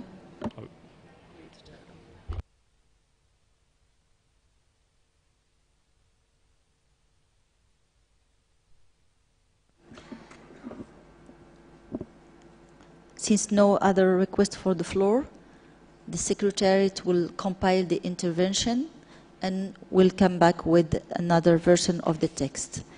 I will now open the item 16.4 on the cooperation with other international bodies and organizations, and I will give the floor to the Secretary to introduce the document 16.4. Francisco. Thank you. Muchas gracias, señora Presidenta. Voy a presentar el documento 16.4. El órgano rector ha hecho hincapié de forma reiterada en la necesidad de seguir realizando esfuerzos para promover los objetivos del Tratado Internacional y su papel en la conservación y la utilización sostenible de los recursos fitogenéticos para la agricultura y la alimentación, así como de lograr que las instituciones, las organizaciones y los procesos internacionales pertinentes reconozcan y apoyen esos objetivos y ese papel. Desde la octava reunión del órgano rector se ha seguido colaborando y entablando asociaciones con otros órganos y organizaciones internacionales para respaldar la aplicación del Tratado Internacional y avanzar en este sentido. Este documento contiene un resumen de las actividades de cooperación y colaboración que se han llevado a cabo con este objetivo en mente. El documento relata la colaboración con la Unión Africana, con la Alianza de Biodiversity International y el CIAT, el Programa Cooperativo de Recursos Fitogenéticos, la Unión Internacional para la Protección de las Obtenciones Vegetales, UPOV, el Programa de las Naciones Unidas para el Medio Ambiente y la Organización Mundial de la Propiedad Intelectual. Asimismo, el documento también provee información sobre la colaboración con organizaciones de la sociedad civil, el sector privado y varias organizaciones académicas y de investigación. El documento invita al órgano rector a tomar nota de la información que contiene y a aportar el asesoramiento adicional que estime adecuado para lograr una cooperación constante y eficaz con organizaciones y órganos de tratados pertinentes. El órgano rector puede tomar en consideración los elementos para una resolución que se presentan en el apéndice del documento. Muchas gracias, señora presidenta. Thank you, Secretariat.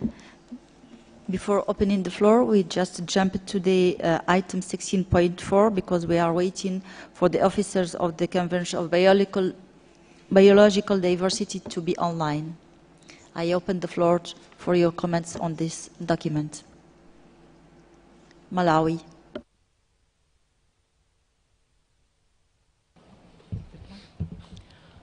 Thank you, Madam Chair.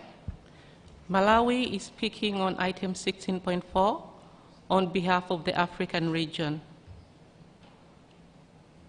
We appreciate the Secretariat's work for making provisions of the various documents under 16.4, as well as the other elements 16.1, 2, and 3. As Africa, we welcome the initiative of the Treaty Secretariat to cooperate with the other international instruments and organizations towards a common agenda for the sustainable conservation and use of PGRFA, as well as the fair and equitable sharing of benefits arising from the use, as stated in the treaty's objective in Article 1. The African Regional Group notes the following. For the document IT/GB 9/22/16.4, relating to the cooperation with other international bodies and organizations, cooperation with the International Union of the Protection of New Varieties of Plants, UPOV. We feel some points in the report document, especially regarding the frequently asked questions, requires further consideration. As the treaty is clear on its objectives and purposes, it is not up to this treaty to comment on a document from another instrument, especially where there is a limitation in certain fields of application of the treaty. We believe that comments made in the document should be limited to explaining of the objectives of the treaty. That is, only the objectives of the treaty should be explained to you for the establishment of common grounds that will actually promote a harmonious collaboration between the two instruments. And in relation to the resolution point 11, we feel it requires editing for the good collaboration and the interest of all. It should be noted that the point seemingly refers to a UPOV document, and it was never decided to develop such a document under the treaty. We have a concern on the document IT/GB 9/22/16.4.2, and particularly on the paragraph 16. I don't know if I could go ahead raising this point. Thank you, Madam Chair.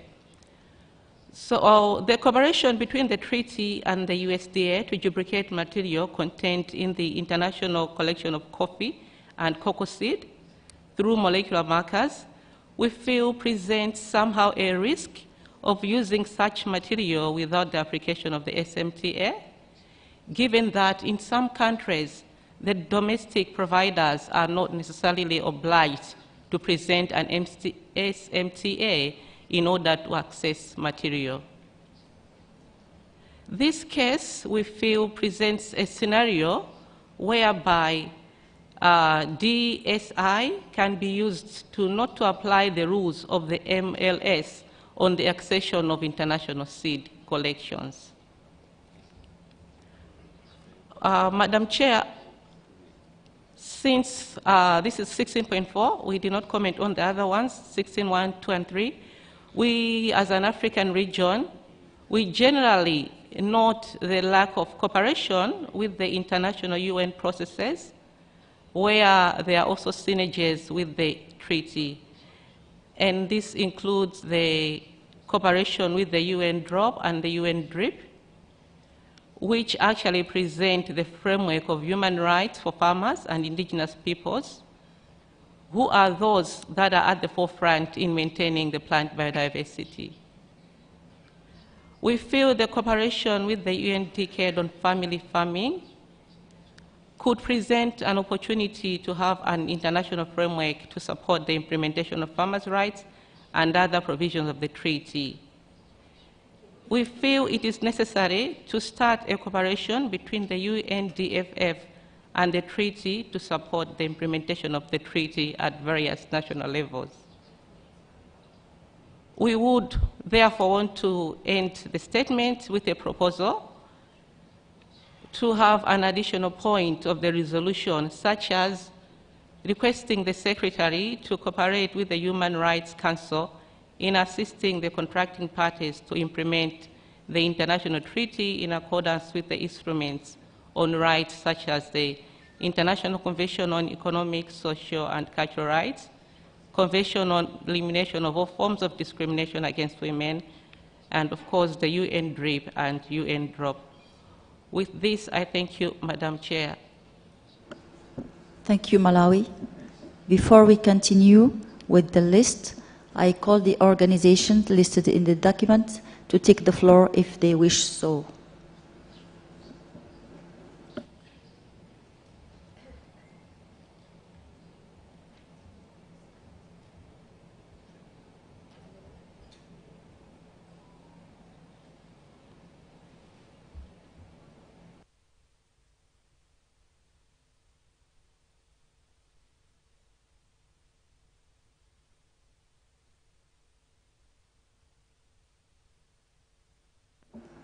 We are continuing with the list.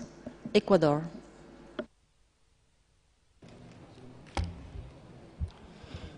Gracias, señora presidenta. Ecuador celebra la colaboración de la Secretaría del Tratado Internacional con Slow Food en actividades destinadas a garantizar la conservación de la biodiversidad agrícola dentro de los sistemas alimentarios y agrícolas en todos los niveles y promover el valor de la agrobiodiversidad para la alimentación y la agricultura.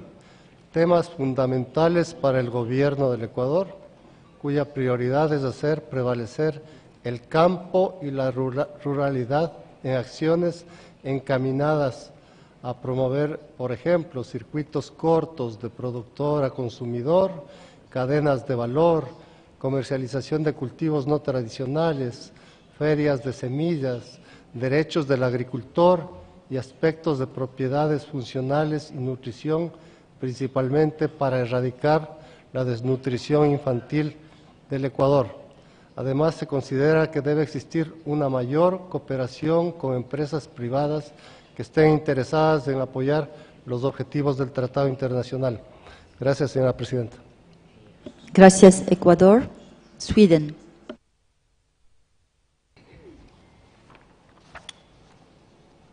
Madam Chair, I'm pleased to be speaking on behalf of the European Regional Group. We thank the Secretariat for the working documents and information documents related to this agenda item.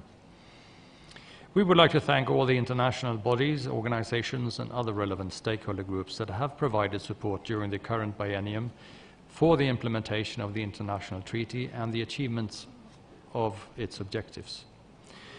We wish to express our sincere thanks to the organizations for their reports and our appreciation for the work carried out during the last biennium despite the effects of the pandemic. We note with satisfaction the Memorandum of Understanding with the European Cooperative Programme for Plant Genetic Resources, ITPGR, that has been in force since 2017. In our view, this is an agreement which can serve as a model for other regional networks to support mutual efforts in conserving and sustainably using our plant genetic resources, as well as capacity building. We welcome the ongoing interactions with UPOV according to Resolution 6, 2019, in pertinent matters of relevance for both instruments, and encourage the Secretary to continue this interaction. The safeguarding of our genetic resources is an endeavor for all relevant stakeholders. We therefore see the collaboration with civil society and farmers' organizations, the seed industry and academia as being absolutely crucial, and strongly support its continuation.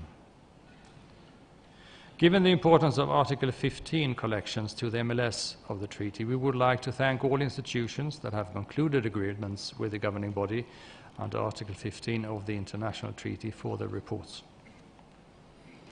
We welcome the Global Plant Cryopreservation Initiative and consider this to be a good example of close collaboration between the treaty, CGIAR centers, and the Global Crop Diversity Trust.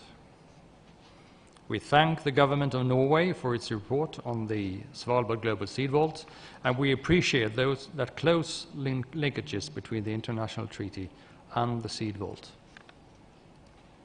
Furthermore, Madam Chair, along with Article 19.3g of the treaty, we encourage all relevant international organizations and treaty bodies, including in particular the Conference of the Parties to the Convention on Biological Diversity, to participate in the funding strategy as adopted in Resolution 3 of 2019. We will submit in writing a minor amendment to point 2 in the draft resolution. Thank you, Madam Chair. Thank you, Sweden. Rwanda. Thank you, Madam Chairperson. I would like to apologize for having delivered my statement on procedure centers on item 16.1, and I would like to request to bring it on item 16.4. Thank you, Chairperson. Thank you, Rwanda. Philippines.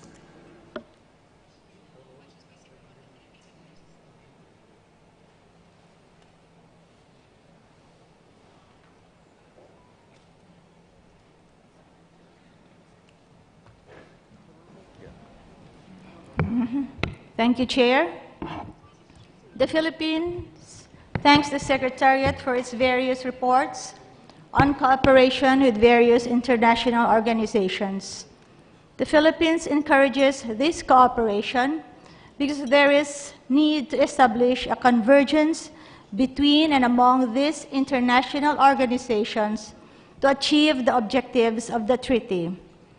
With your kind indulgence, may we request the Secretary to also establish cooperation with the Human Rights Council of the United Nations in view of Article 9 of the Plant Treaty and the recognition that farmers' rights are human rights.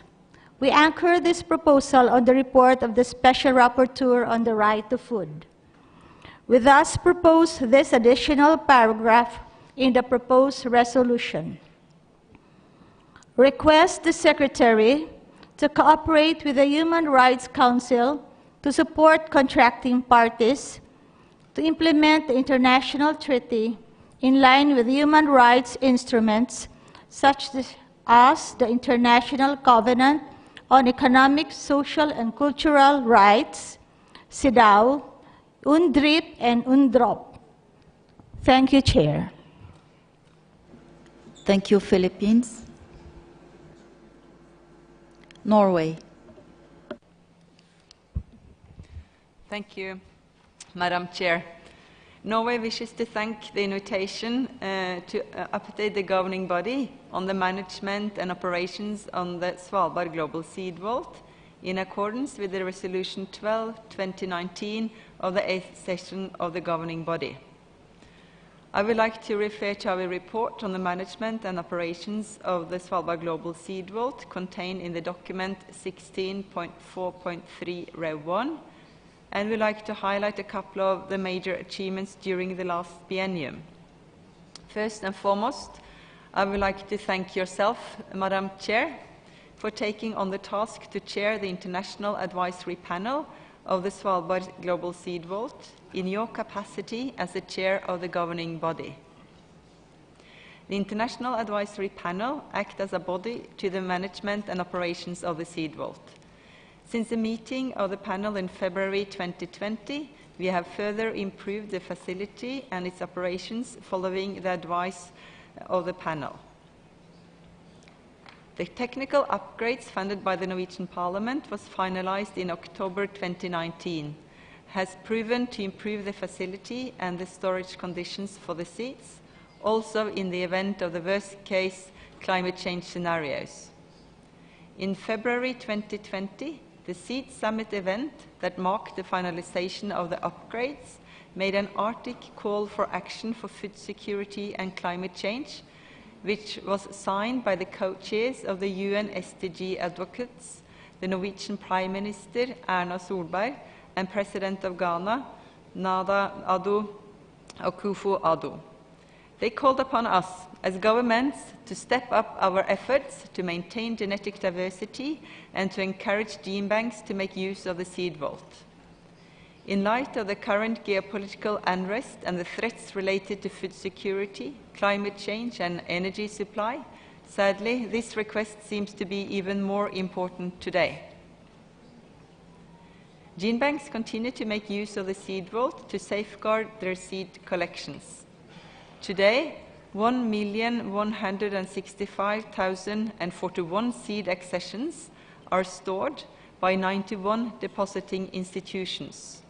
More seeds and new depositing gene banks are expected already next month, when about 50 ambassadors from Norway will participate in the next major seed deposit at the seed vault in Svalbard. The seed vault is established and owned by Norway and is managed and operated in a partnership between the Norwegian Ministry of Agriculture and Food, the Crop Trust, and Norgen, the Nordic Genetic Resource Center. And we will thank them for the close cooperation. When Norway opened the seed vault in 2008, it was important to us to highlight that seeds also need to be saved in the fields and adopted through continued farming. Therefore, the Ministry of Agriculture and Food has for the last 14 years contributed with an annual contribution to the Benefit Sharing Fund. We welcome all gene banks of the world to consider making use of the seed vault in their strategies to safeguard their important collections. Thank you very much, Madam Chair. Thank you, Norway. Japan. Thank you, Madam Chair.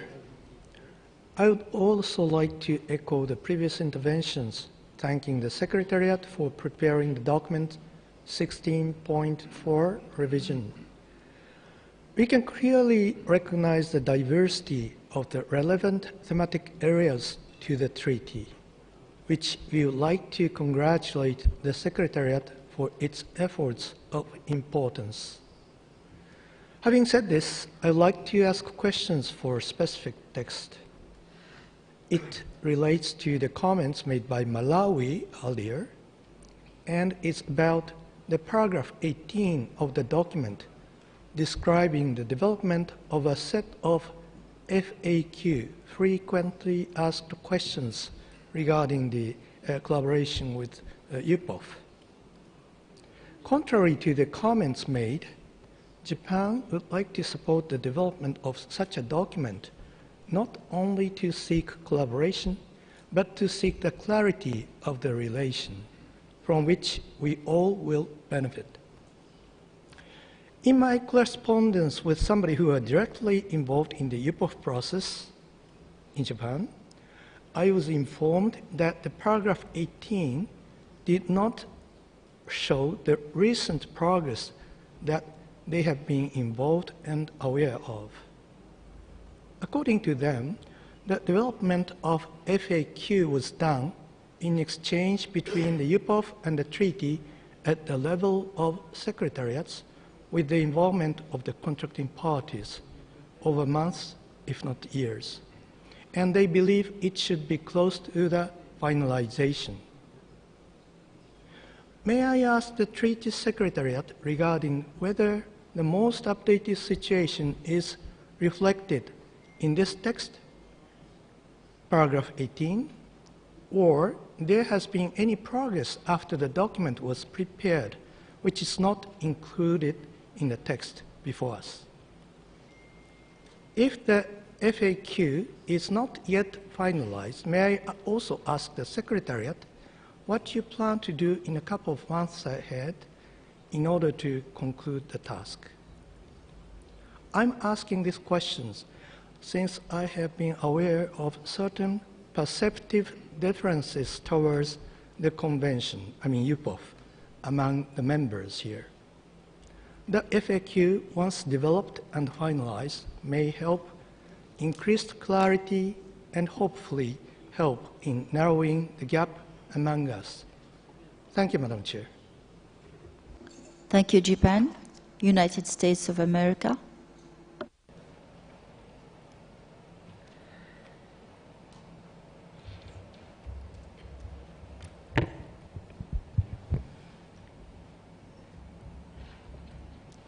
Thank you. We thank the Secretariat and partners for the information provided in Working Document 16.4 Rev 1, as well as supporting reports. We believe cooperation with the CG centers, the Crop Trust, and others is constructive and especially important for supporting data-driven efforts, improving awareness and information sharing, and streamlining and coordinating actions. Overall, we believe collaboration should be driven by the key implementation needs of the treaty. Understanding these links could help the Secretariat and treaty members to prioritize cooperative efforts and the effective use of limited resources. We believe it could be useful for the Secretariat, when reporting on partnerships and collaboration, to indicate how those efforts align with implementation of treaty provisions, and therefore suggest adding additional language to paragraph 12 to this effect. In addition, the United States supports engaging agriculture ministries in implementation of ABS at national level to ensure that ABS measures are designed with recognition of the special needs and circumstances of the agricultural sector and the role of PGRFA in promoting food security. Regarding cryopreservation, cryopreservation can take numerous forms. Liquid nitrogen cryopreservation has been implemented successfully for relatively few species to conserve the tissue of clonally propagated accessions or seeds that cannot be effectively conserved in freezers or under standard cold temperature, controlled humidity conditions. Until these methods can be perfected for more crops and species, conserving clonally conserved accessions through geographically separate duplicate orchard plantings can be more feasible than cryopreservation and could be explored. Because of these technological factors, it might be premature to consider developing an international cryopreservation facility that would be assumed to function equivalently to a standard seed storage or conservation gene bank that can conserve many different crops and species. More research and development are needed before that might be feasible for cryopreservation. Regarding coordination, we reaffirm the difference between genetic resources under the treaty and GSD, or digital sequence information, specifically in regard to the idea of policy coordination. This distinction should be respected when developing coordination and partnership. Regarding the proposed resolution in Working Document 16.4, we provide the following editorial suggestions. In paragraph 4, we recommend the governing body takes note of the Joint Capacity Building Program and requests the Secretariat to continue to play an active role, bearing in mind it should advance the treaty's objectives. In paragraph 5, we request to add as appropriate at the end of the paragraph. In paragraph 7 on synergies, we propose replacing this language with clearer, realistic language and consistent and mutually supportive implementation. On paragraph 10, our understanding is that the frequently asked questions have been drafted, so we recommend that the text reflect the work has been completed. Regarding comments on linkages with the Human Rights Commission, UN DRIP, and other instruments, we believe this needs to be further considered before we could recommend this. In any case, any such mention should be referenced based on the terms of Article 9 of the treaty, noting that it should be focused on actions by national governments in accordance with their needs and priorities. North America supports the proposed resolution in Working Document 16.4.3 Rev 1 on the Svalbard Global Seed Vault. We will submit these edits in writing to the Secretariat. Thank you. Thank you, United States of America. Germany.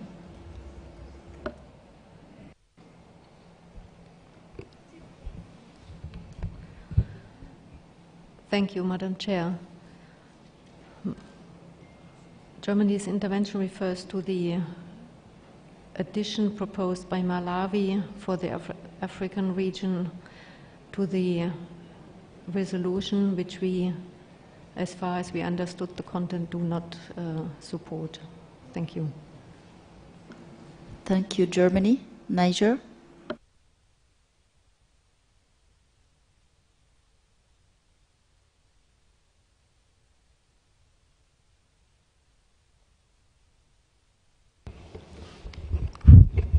Merci Madame la Présidente.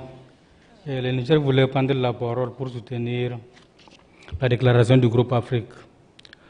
Pour le document ITGB 9/22/16.4 relatif à la coopération avec d'autres organismes et organes internationaux, surtout la coopération avec UPOV.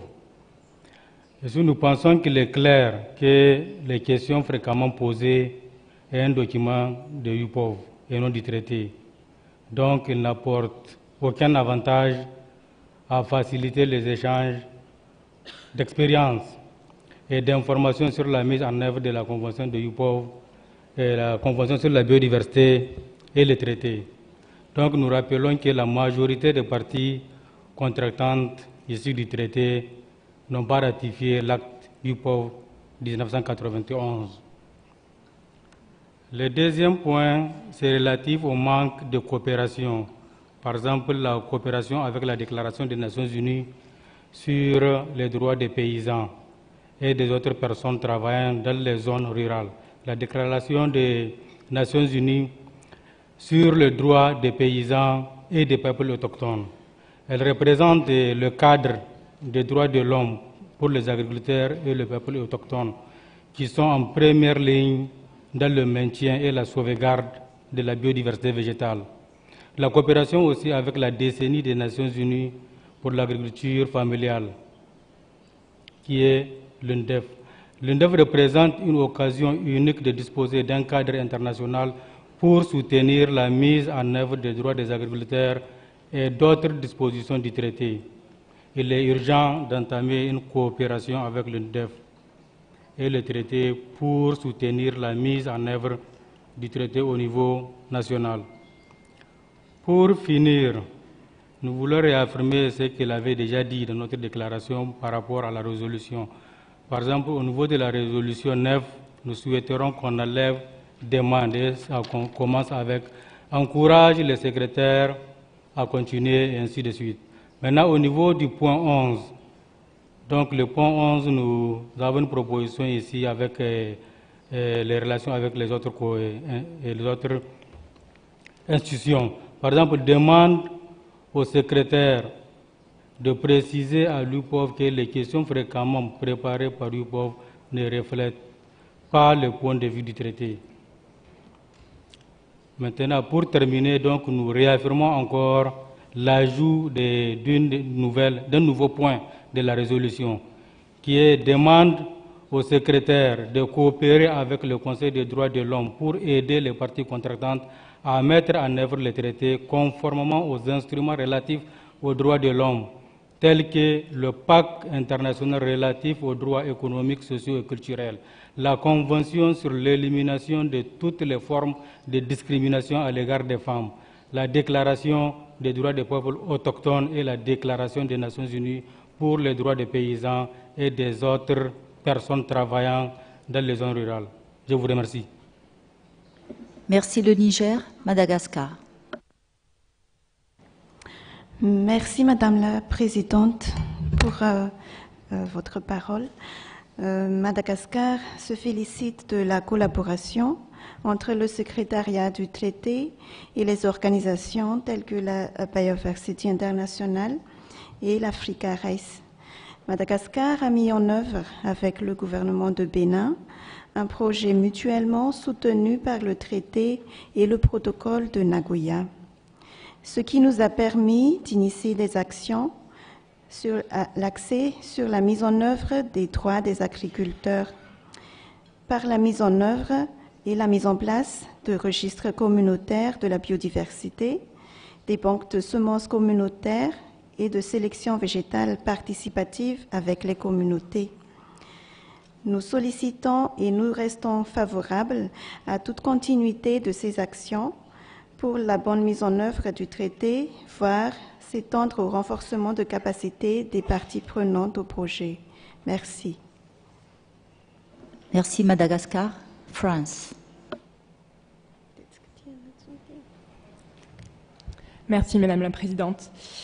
Étant donné qu'un certain nombre de parties contractantes ont soulevé donc des demandes d'ajouts additionnels à la résolution, s'agissant de l'articulation des objectifs du traité avec un certain nombre de déclarations, dont une DROP, la déclaration relative aux droits des paysans.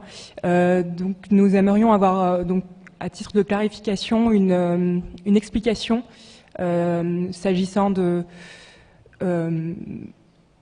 donc de l'articulation juridique entre le traité et ces déclarations, étant donné que pour nous, nous estimons que c'est la déclaration relative aux droits des paysans est une déclaration qui n'a donc pas de reconnaissance juridique, qui est non contraignante. Donc si le secrétariat pouvait donc apporter des éléments d'explication sur l'articulation globale de l'ensemble de ces textes. Et donc deuxième point, la France soutient l'initiative de collaboration entre l'UPOV et le traité s'agissant de la FAQ. À noter qu'un nombre non négligeable de parties contractantes sont membres de ces deux instruments, donc 79 à ce jour. Il nous semble important de conserver cette action de collaboration entre les deux instruments. Merci. Merci la France.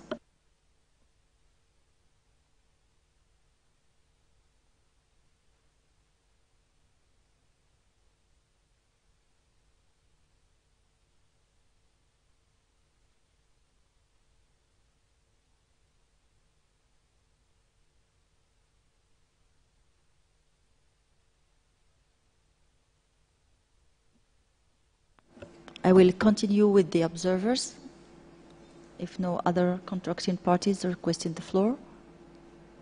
Ikrizat.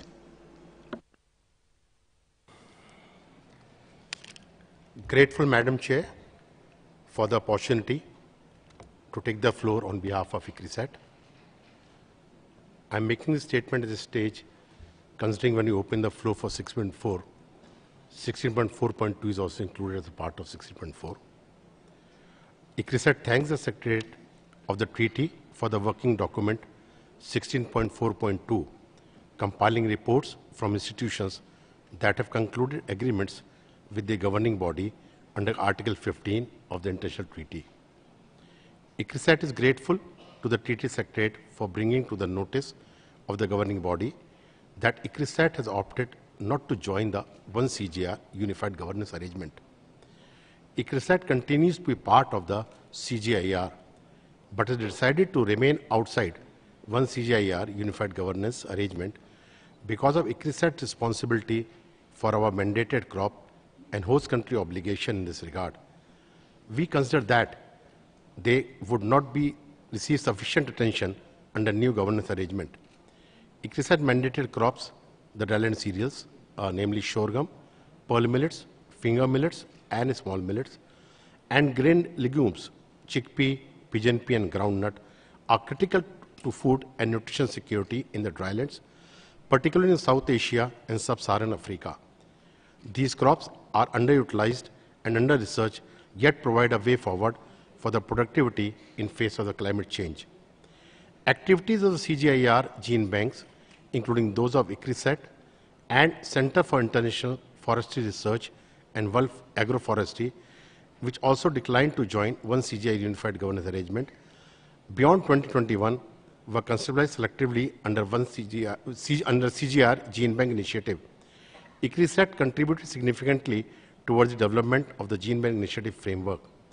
In 2022, ICRISAT has ensured and met all the obligations and compliances of Article 15 Gene Banks, including undertaking germplasm acquisition, characterization, conservation, distribution, and safety duplication, including first-level safety duplication. However, under the One CGI Unified Governance Arrangement, in 2022, ICRISAT has not received any funding support from the CGI Trust Fund. The Crop Trust continues to support ICRISAT Gene Bank directly under the long-term grant agreement. The Crop Trust support is gratefully acknowledged. However, it is insufficient to perform the essential activities of the Gene Bank. Under Article 15.1c of the ITPGRFA, and ICRISAT recognizes the authority of the governing body to provide policy guidance relating to ex-situ collections held by ICRISAT and subject to the provisions of the treaty. ICRISAT therefore invites the governing body to take the note of the inadequate funding to the ICRISAT Gene Bank that conserves genetic resources of 11 crops that are climate resilient and support food and nutrition security in drylands and beyond.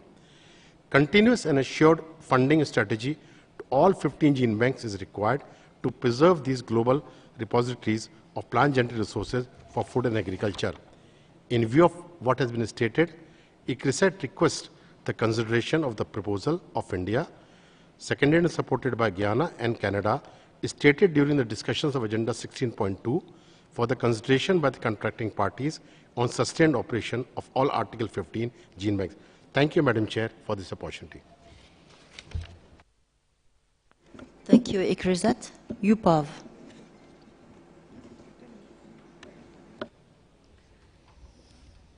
Thank you, Madam Chair.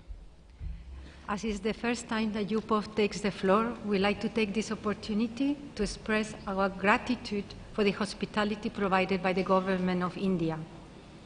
I would like to refer to paragraph 18 of the document concerning the work by UPOV members on the revision of the UPOV FAQ. What is the relationship between the UPOV Convention and the international treaties concerning genetic resources, the Convention on Biological Diversity and the International Treaty on Plant Genetic Resources for Food and Agriculture? The first sentence of paragraph 18 is not up to date with regard to the situation, and I'm pleased to report that on July 3, 2022, a draft FAQ on CBD, International Treaty and UPOV was approved by UPOV members with a request that the draft FAQ be transmitted to the secretaries of the CBD and the International Treaty for consideration by their respective organizations. On July 6, 2022, the UPOV Vice Secretary General sent the draft FAQ to the Secretariats of the International Treaty and the CBD with the following request, I quote, "Please, could you let me know if this email will be a sufficient basis for you to seek the organization's comments and whether you have an idea of the timelines for providing a response according to the procedure for considering the draft FAQ. I will be pleased to provide the above update to the Secretariat for report drafting purposes. Thank you, Madam Chair. Thank you, UPOV. International Olive Council. Merci, Madame la Présidente. Je tiens à vous remercier pour votre accueil C'est la première fois que je prends la parole. Je tiens à remercier le gouvernement indien. Je tiens aussi à remercier le secrétariat de l'International Treaty pour nous inviter pour la première fois à participer à ces travaux. Le Conseil de l'école internationale est une organisation intergouvernementale siégée à Madrid, en Espagne. Il a 18 membres qui sont essentiellement les producteurs de cette denrée de l'huile d'olive. Nous travaillons sur la promotion, les normes, etc. Mais ce qui nous intéresse aujourd'hui, c'est les ressources phytogénétiques de l'olivier. Effectivement, le Conseil de l'école internationale a procédé depuis 1995 à une caractérisation et identification des ressources génétiques qui est, dans ce cas particulier, mis en collection vivante qui sont actuellement en nombre international, qui sont au nombre de 3, l'une en Espagne, à Cordoba, la deuxième à Marrakech, au Maroc, et la troisième à Izmir, en Turquie. Et d'autres collections font des demandes pour avoir une reconnaissance comme collection internationale, et notamment de l'Argentine et de l'Italie. Donc, je tiens à remercier M. Daniele Mosea et Toledo Alvaro qui nous ont beaucoup aidé à connaître un peu l'International Treaty, et nous souhaitons développer une coopération étroite et expliquer au gouvernement des pays comment intégrer le traité international. Encore une fois, merci Madame la Présidente. Merci. Merci au COI. Norgan.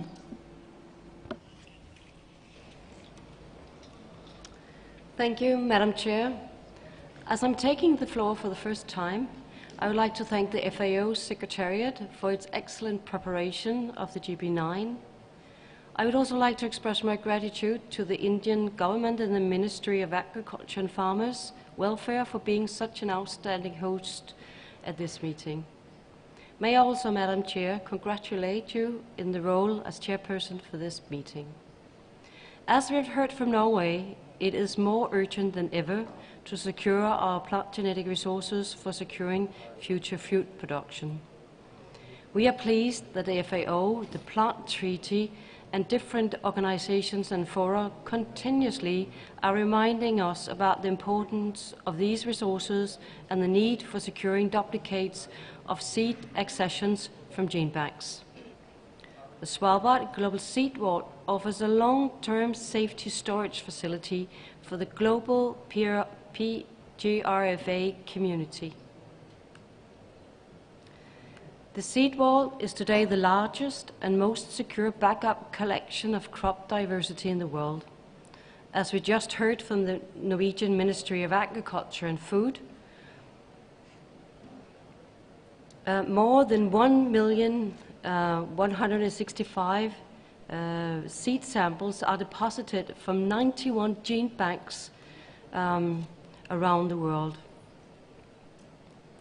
And I'm pleased to inform you that during the Seed Vault opening next month, 2 new gene banks from Uruguay and Iraq will deposit seeds for the first time, and the number of seed samples in the Seed Vault will approach and pass more than 1.2 million.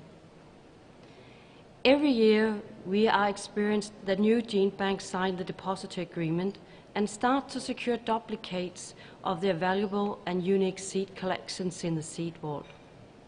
During this year, 2022, 4 new gene banks have signed such a deposit agreement.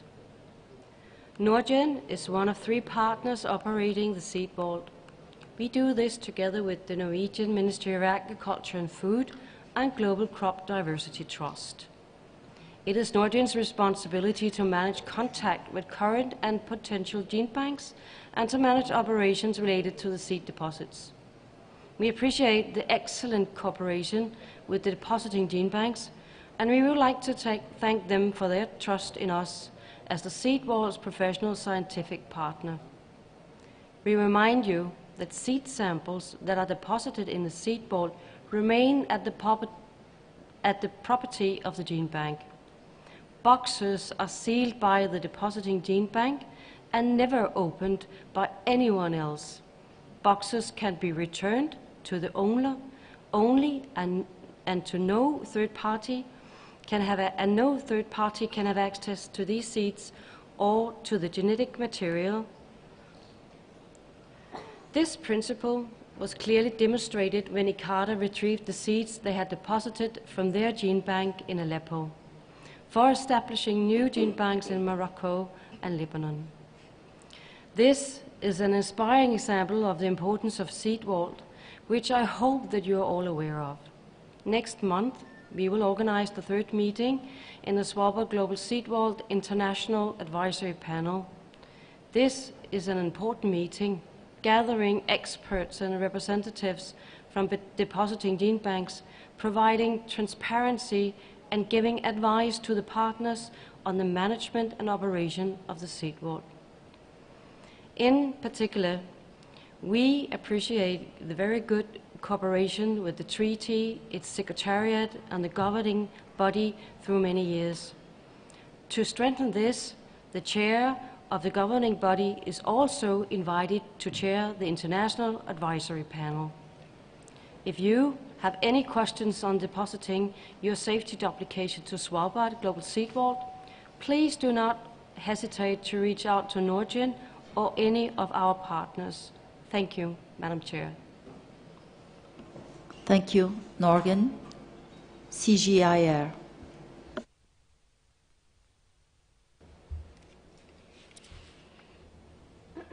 Thank you, Madam Chair. The 11 centers that signed agreements with the governing body under Article 15 of the International Treaty hold over 722,000 accessions of crop, forage, and tree germplasm, which they make available under the Standard Material Transfer Agreement. During the 15 years of their operation under the Plant Treaty Framework, CGIR centers, gene banks, and breeding programs have distributed over 6 million samples under approximately 61,000 Standard Material Transfer Agreements. That's 400,000 samples a year, more than 1,000 samples a day. Since 2010, the centers have also acquired 80,000 distinct plant genetic resources for food and agriculture from providers in 142 different countries, including 31 non-contracting parties, excuse me. In the last 3 years alone, germplasm units of the 11 centers tested more than 700,000 samples, corresponding to over 30 crop species. 3/4 of these tests were linked to monitoring the health of materials conserved in the gene bank, and the rest of those tests were associated with the import and export of germplasm. During the COVID pandemic, all CGIR centers were challenged by the need to adapt to restrictions in staffing, space, and activities. These events emphasize the importance, yet again, of safety duplication, and particularly with respect to vegetatively propagated crops, which often depend on continuous multiplication of tissue cultures, collections for safety duplication. Cryopreservation can help ensure that both collections and their safety duplicates are permanently conserved. In 2021, the CGIR centers that maintain collections of veg prop crops and the Crop Trust initiated the Global Plant Cryopreservation Initiative in response to recommendations of a feasibility study that was actually shared with the 8th session of the governing body. And building on the expertise and experiences of the CGIR centers in cryobanking potato and banana on a large scale, the initiative will establish regional hubs to support wider scale cryobanking of veg crop collections. Under the new Gene Bank Initiative, CGIR, hubs are being set up in Peru at CIP, in Africa at IITA, and in Europe at the Alliance of Biodiversity and SIA to focus on a small number of crops that are feasible for cryobanking on a large scale and regional consultations are taking place with NARS in the 3 regions over the course of 2022. CGIAR centers are organizing regional capacity building workshops on a range of technical issues particularly relevant for the implementation of the treaty, including cryopreservation, accession level data management, analysis of gaps in germplasm collections, policies and procedures to operate under the plant treaty's multilateral system of access and benefit sharing, and tools and methods for targeting requests for PGRFA through subsetting tools. These regional engagements also provide an opportunity for co-developing longer-term capacity development projects, which will be supported through the CGIAR Gene Bank Initiative. We're also pleased to announce that on the opening day of the informal meetings, in preparation for this governing body meeting, we coordinated the first meeting of all Article 15 organizations with the objective of strengthening network ties and association between all the Plant Treaty's Article 15 organizations, as well as other international and regional organizations that host international plant genetic resource collections. Madam Chair, during the opening session of this governing body meeting, the chair of the CGIAR System Board, Marco Ferrone, provided a description of the ongoing CGIAR transition process. And more information is available in the CGIAR report to this meeting, in our booth outside, and of course online. In light of concerns we have heard expressed during this meeting and this afternoon, we want to underscore the following facts. The CGIAR centers remain the central pillars of the one CGIAR governance framework. Their legal independence and international organizational status remains unchanged, as do their agreements with their host country agreements. CGIAR centers participating in the one CGIAR governance arrangement will maintain their Article 15 agreements, fulfilling all of their obligations. The commitment of CGIAR to facilitating the one CGIAR centers to execute their Article 15 agreements is reflected in the fact the highest governance organ in the CGIAR system has approved a financial plan for the CGIAR system wherein funding for the core operations of gene banks managed by those centers is ring-fenced. That is to say that their funding is guaranteed at the amount of almost $25 million each year. Centers' performance of their Article 15 collections responsibilities, including making material available and distributing those materials for those collections, will continue to be subject to independent monitoring and review coordinated by the Global Crop Diversity Trust as part of their long-term grants and long-term partnership agreements. As noted in a few other... Sorry to interrupt. Could you just be brief so Sure. to allow time for other participants? Thank you, Madam Chair. Thank I'm you. almost finished. As noted in a few interventions under this agenda item, there are 2 CGIAR centers that have chosen not to join in the one CGIAR governance arrangement. And as a result, they do not have access to the ring-fenced funds I referred to a moment ago. It has always been our hope that these centers will join in the one CGIAR governance arrangement, and our governance bodies at the highest levels have signaled that CGIAR's doors remain open for them to join if they reconsider. Thank you very much. Thank you, CGIAR. Please be brief and focused. I give the floor to IPC.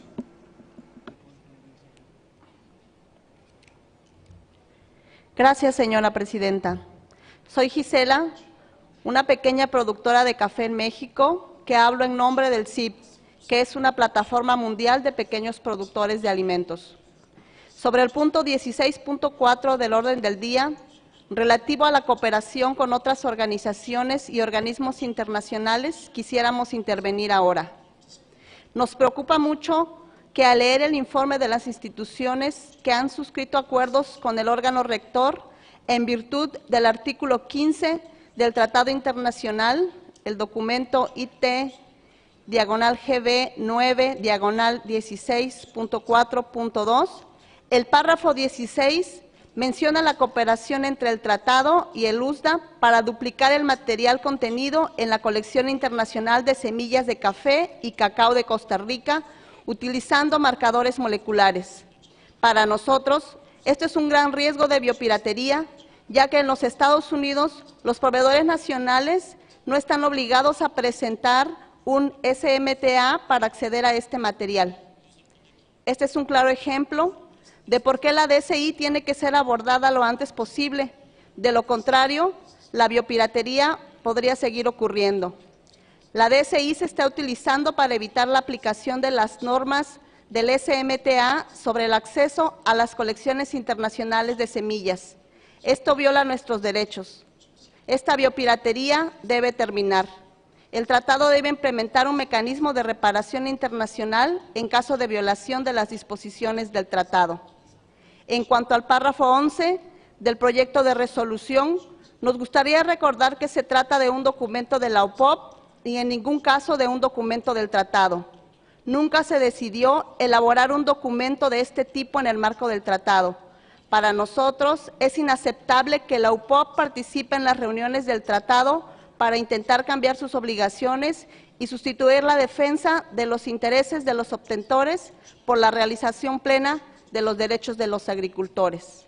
Por último, como ya hemos reafirmado en esta sala, nuestro derecho a las semillas es un derecho humano inalienable e imprescriptible, superior a las leyes comerciales. Así que pedimos al órgano de gobierno que mencione claramente a la Secretaría que coopere con el Consejo de Derechos Humanos para ayudar a las partes contratantes a implementar el tratado en línea con los instrumentos internacionales de derechos humanos. Gracias, señora presidenta. Gracias, IPC. PGRFA. 2 minutes maximum. Oh, you ask me a lot. Thank you, Madam Chair. 2 points. The first is the cooperation with UPOF. For us, it had always been questionable that the Secretariat should engage in a multi-year process in order to comment on an FAQ from another multilateral organization. This is an FAQ, it's not a legally binding text, not even an official interpretation, but a contribution to the UPOF website.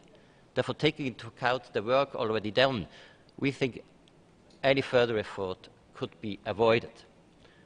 But I'd like to say something about UNDROP and the Human Rights Council. When UNDROP was adopted, the UN General Assembly called on agencies and organizations of the UN system to disseminate the declaration and to promote universal respect and understanding thereof.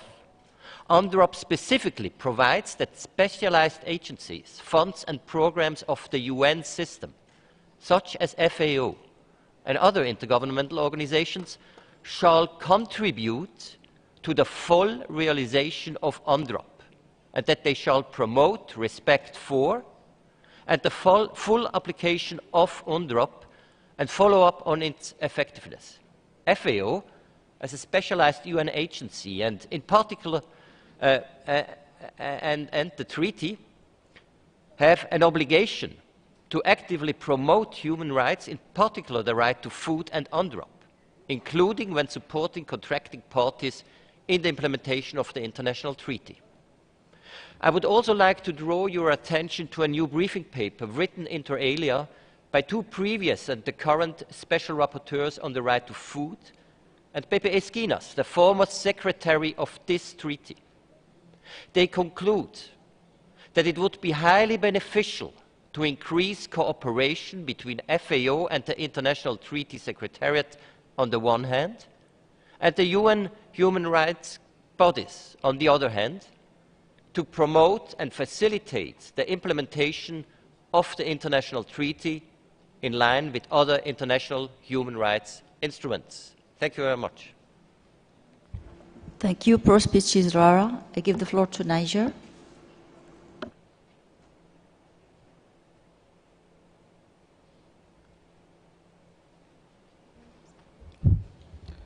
Okay, merci, Madame la Présidente. Je prends la parole au nom du Niger pour remercier l'ICRISAT, ITA et Africa Rice. Dans le travail qu'ils sont en train de faire, un travail énorme en Afrique de l'Ouest et du Centre dans la gestion des ressources phytogénétiques en renforçant la capacité des gestionnaires des banques des gènes. Donc la dernière fois qu'on était rencontrés, c'était en Côte d'Ivoire, à Africa Rice. Et je tiens encore à remercier spécialement l'ICRISAT qui nous a beaucoup aidé dans la collecte et la gestion des ressources phytogénétiques. Par exemple, quelques exemples, en 2012, 602 accessions de 7 espèces. En 2019, 716 accessions de 19 espèces. En février 2021, 459 et accessions de 15 espèces. Et en octobre 2021, 642 accessions de 43 espèces. Au total, 2419. Merci beaucoup. Merci le Niger. Third World Network. Thank you, Madam Chair, for the floor. We thank Secretariat for this report, and interestingly, we also take note of the paragraph 11 and 6, which calls for increased exchange and cooperation between other international organizations. We would like to know various measures taken by these other organizations to improve the implementation of treaty within their framework, especially UPO. We're asking this because a few countries have been denied accession to UPO, citing the scope of farmers' rights contained in their national legislations.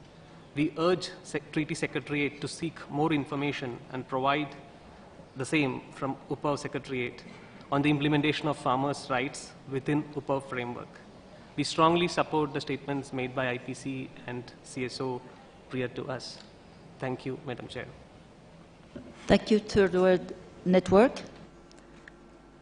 The Secretariat will take note of the suggestion that we probably text between brackets. We'll get back to discuss it in the plenary later. But now we'll get back to the item 16.3 and give the floor to the officers of the CBD. Sorry, first to the Secretariat.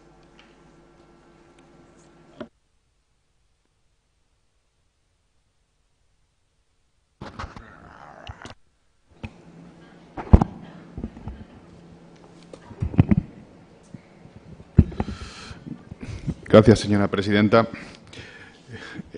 El documento 16.3 responde a las disposiciones del Tratado Internacional, así como a solicitud al secretario del órgano rector de informar sobre la cooperación con el convenio sobre la diversidad biológica en cada sesión. El documento proporciona una visión general de la cooperación durante el bienio, de conformidad con las decisiones y recomendaciones realizadas por la 8ª reunión del órgano rector a través de su resolución 11 del 2019. Destacamos los desarrollos recientes y los procesos en curso bajo el convenio y su protocolo de Nagoya desde la última reunión de este órgano rector, y en particular aquellos que son relevantes para el Tratado Internacional.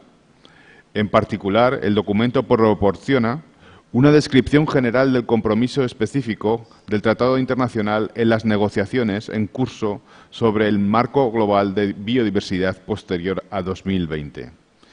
En este contexto, el documento proporciona un resumen de los objetivos, metas e indicadores del actual proyecto de texto que son de relevancia directa para los objetivos del tratado y su implementación.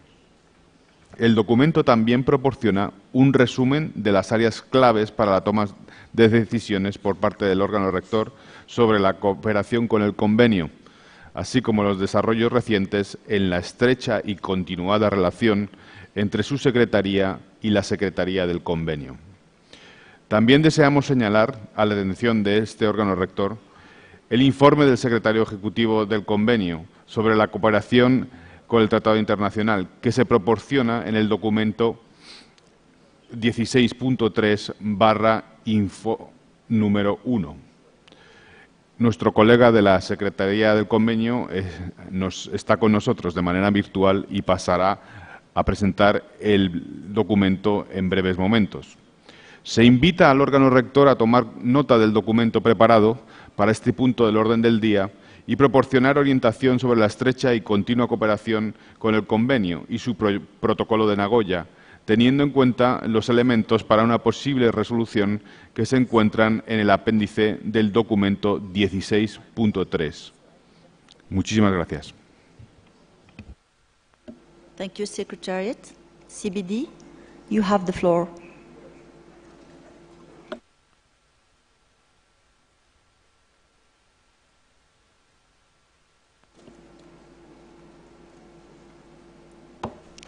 CBD, you are online. You have the floor. Please, microphone to CBD online.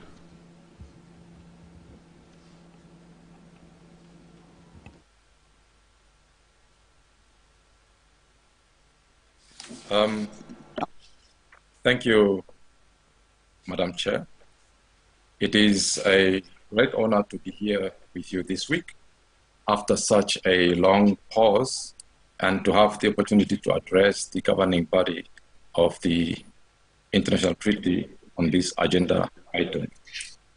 Distinguished delegates, we have always used the interrelated goals regarding conservation, sustainable use of biodiversity, and the fair and equitable sharing of benefits arising from the use of generous resources to build bridges between the treaty and the convention.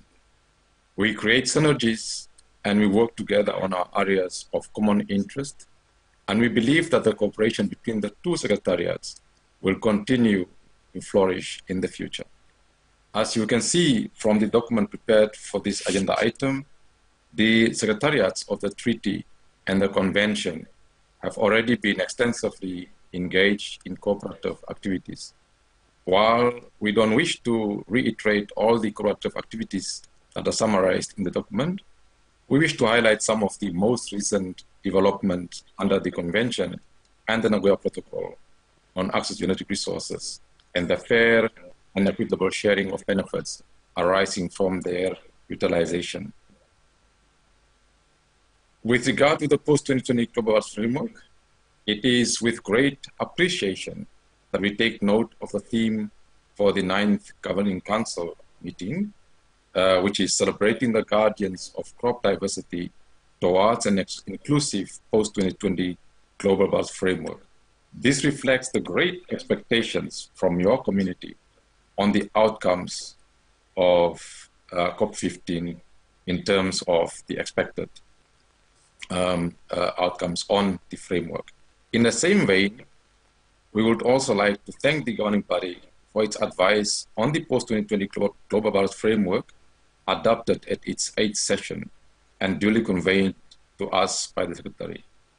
The current draft of the post-2020 Global Arts Framework from June this year contains numerous elements, including Goal C, Target 13, as well as means of implementation and capacity building, which are relevant to the work and implementation of the international treaty. It is of the utmost importance to adopt an ambitious, adaptive, inclusive, and transformative post-2020 Global Arts Framework. In this regard, we are calling for the active support and engagement of parties of biodiversity-related conventions, such as the international treaty, in both the final stages of the negotiations and support implementation of the GPF when adopted. Madam Chair, targets are important, and so are the means of implementation to achieve them. As you know, the Global Environment Facility serves as the operating entity of the financial mechanism of the convention.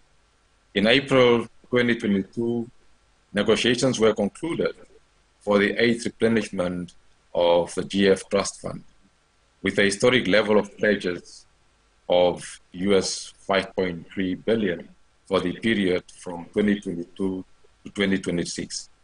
The programming directions include continued support to ABS and the mutual supportive implementation of the Nagoya Protocol and the international treaty. We would like to take this opportunity to thank the governing body and indeed all biodiversity-related conventions for their contributions to this process, as well as the GEF for their record support. Another common area of work is the issue of digital sequence information on genetic resources. The convention started a party-led process in 2018, which led us to an ad hoc technical expert group looking at the scope of DSI and priority areas for possibility. Additionally, an informal co-chairs advisory group pulling representatives of parties, IPLCs, and stakeholders. This group led to a remarkable, constructive, and positive spirit of collaboration. The recommendation of this group to the working group since the first part of its third meeting has helped to advance discussions and settle on a series of principles on a solution on the acts and benefit sharing on DSI, as well as elements of a decision for COP to consider. This group will present more recommendations in December, hopefully helping our parties to make a decision on DSI at the COP. We know those results will be of interest to the international treaty. Distinguished delegates, allow me now to highlight some recent developments, specifically under the Nagoya Protocol. During this extended intersessional period, work under the Nagoya Protocol was undertaken to advance discussions on a global multilateral benefit sharing mechanism. Parties, other governments, indigenous peoples and local communities, relevant stakeholders and organizations were invited to submit information on specific cases which may support the need for a global multilateral benefit sharing mechanism that are not covered under the bilateral approach, as well as B, options for possible modalities for addressing those cases, including through a global multilateral benefit sharing mechanism. The information was compiled in a synthesis. Furthermore, a peer-reviewed study was commissioned to identify specific cases of genetic resources and traditional knowledge that is associated with genetic resources that occur in transboundary situations or for which it is not possible to grant or obtain prior informed consent. The study and synthesis were considered by the subsidiary body on implementation at its third meeting, which prepared a draft decision for consideration of the forthcoming meeting of the parties to the protocol. Another area of interest for the governing body is the work on specialized international acts and benefit sharing instruments in the context of Article 4, Paragraph 4 of the Nagoya Protocol. The subsidiary body on implementation prepared a draft decision for consideration at COP 4, including indicative criteria for specialized international acts and benefit sharing instruments in the context of Article 4, Paragraph 4 of the Nagoya Protocol, which are contained in the annex of that draft decision. Dear colleagues, we would like to thank the Treaty Secretariat for their active participation and inputs in the CBD processes and willingness to share information, experiences, and expertise. We are looking forward to many more opportunities to further collaboration with the international treaty as we work towards our common objectives. Finally, Madam Chair, allow us to conclude with just a few words that we are honored to convey on behalf of the liaison group of biodiversity-related conventions, which comprises the executive heads of the CBD, the treaty, the IPPC, the World Heritage Convention, CITES, CMS, the Ramsar Convention on Wetlands, and the International Whaling Commission. And this is simply to say that we are committed to supporting cooperation at all levels between our respective instruments, and that we greatly appreciate the attention provided by the governing body in this regard, and to the importance of the post-2020 global Paris framework. Thank you for your kind attention. Thank you, CBD, for your presentation.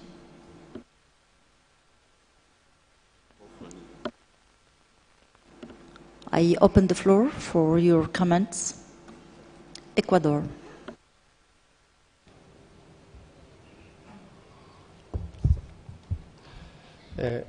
Gracias, señora presidenta. Ecuador está de acuerdo en la resolución que consta en el apéndice. Queremos enfatizar en temas que consideramos de interés en la cooperación entre el Tratado Internacional y la Convención de Diversidad Biológica. específicamente en las negociaciones que se están realizando sobre el marco global de diversidad post-2020, donde se está resaltando la importancia del sector de la alimentación y la agricultura en el apoyo a la implementación del marco, poniendo énfasis en salvaguardar la diversidad genética de las especies silvestres y domesticadas, la conservación y el uso sostenible de la biodiversidad en áreas dedicadas a la agricultura, los beneficios derivados de la utilización de los recursos genéticos y los medios financieros y otros medios de implementación. Por otro lado, Ecuador considera clave para la estrategia financiera del tratado el Fondo para el Medio Ambiente Mundial y su octava reposición, que se enfoca en un planeta sano, gente sana, que reconoce la interdependencia entre el bienestar humano y un medio ambiente sano. Dada la programación de la octava reposición, que tiene un enfoque integrador, es una excelente oportunidad para que se impulse una mayor sostenibilidad tanto en la producción de alimentos y la demanda global, para reducir la huella ambiental de la agricultura, el uso sostenible de la agrobiodiversidad, incluida la protección de los parientes silvestres de cultivos in situ a través de las reservas de Wild Relatives, así como los recursos fitogenéticos a través de la gestión de los agricultores en los centros de origen. Señora Presidenta, el Convenio sobre Diversidad Biológica genera diferentes procesos importantes cuya consideración podría apoyar a fortalecer la implementación del Tratado Internacional. Entre ellos están las decisiones relacionadas con respecto al respeto, preservación y mantención de los conocimientos, innovaciones y prácticas de las comunidades indígenas y locales, entre otros, y la participación de diferentes actores, entre ellos los pueblos indígenas y comunidades locales, mujeres y juventudes. Con base en lo anterior, nos gustaría sugerir que en el marco del órgano rector del Tratado Internacional considere las lecciones aprendidas de dichos procesos realizados en el marco del Convenio sobre Diversidad Biológica. Muchas gracias, señora Presidenta. Gracias, Ecuador. United Arab Emirates.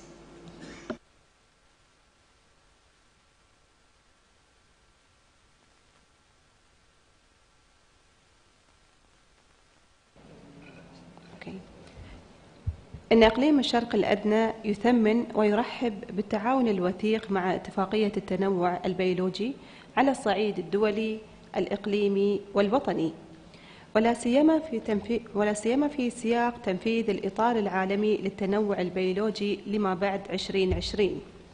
ويشدد الإقليم على أن يكون العمل مكملاً لتجنب الازدواجية في العمل ولتوفير الوقت والمال اللازمين من أجل تنفيذ مكونات المعاهدة. شكرا.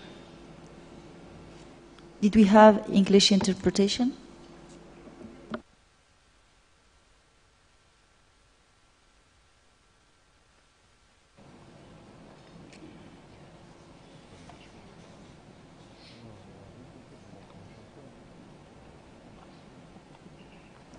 Could you please repeat your intervention? Thank you.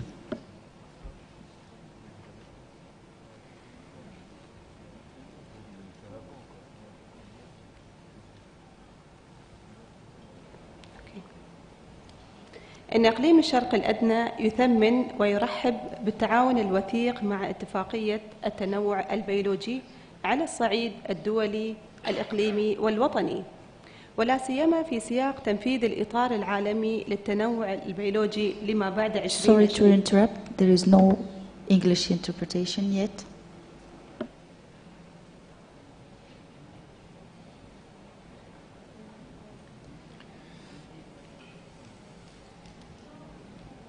Hasn't been for a long time. There hasn't been an English translation from Arabic for a long time. Really? No. I'm listening to the French.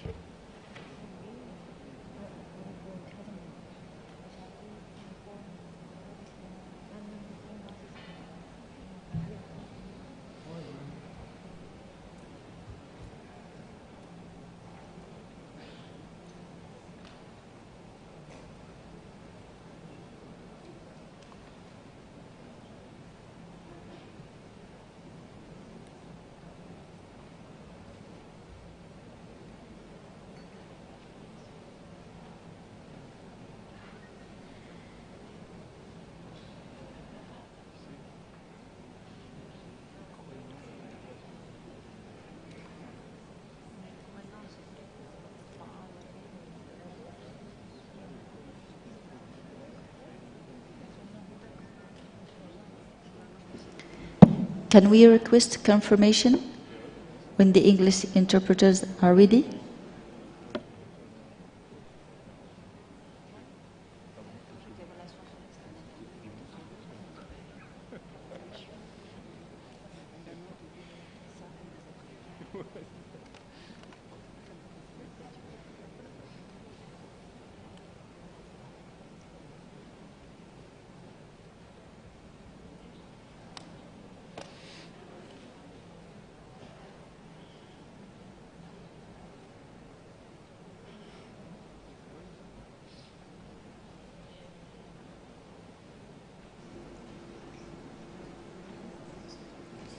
Yes, it's okay.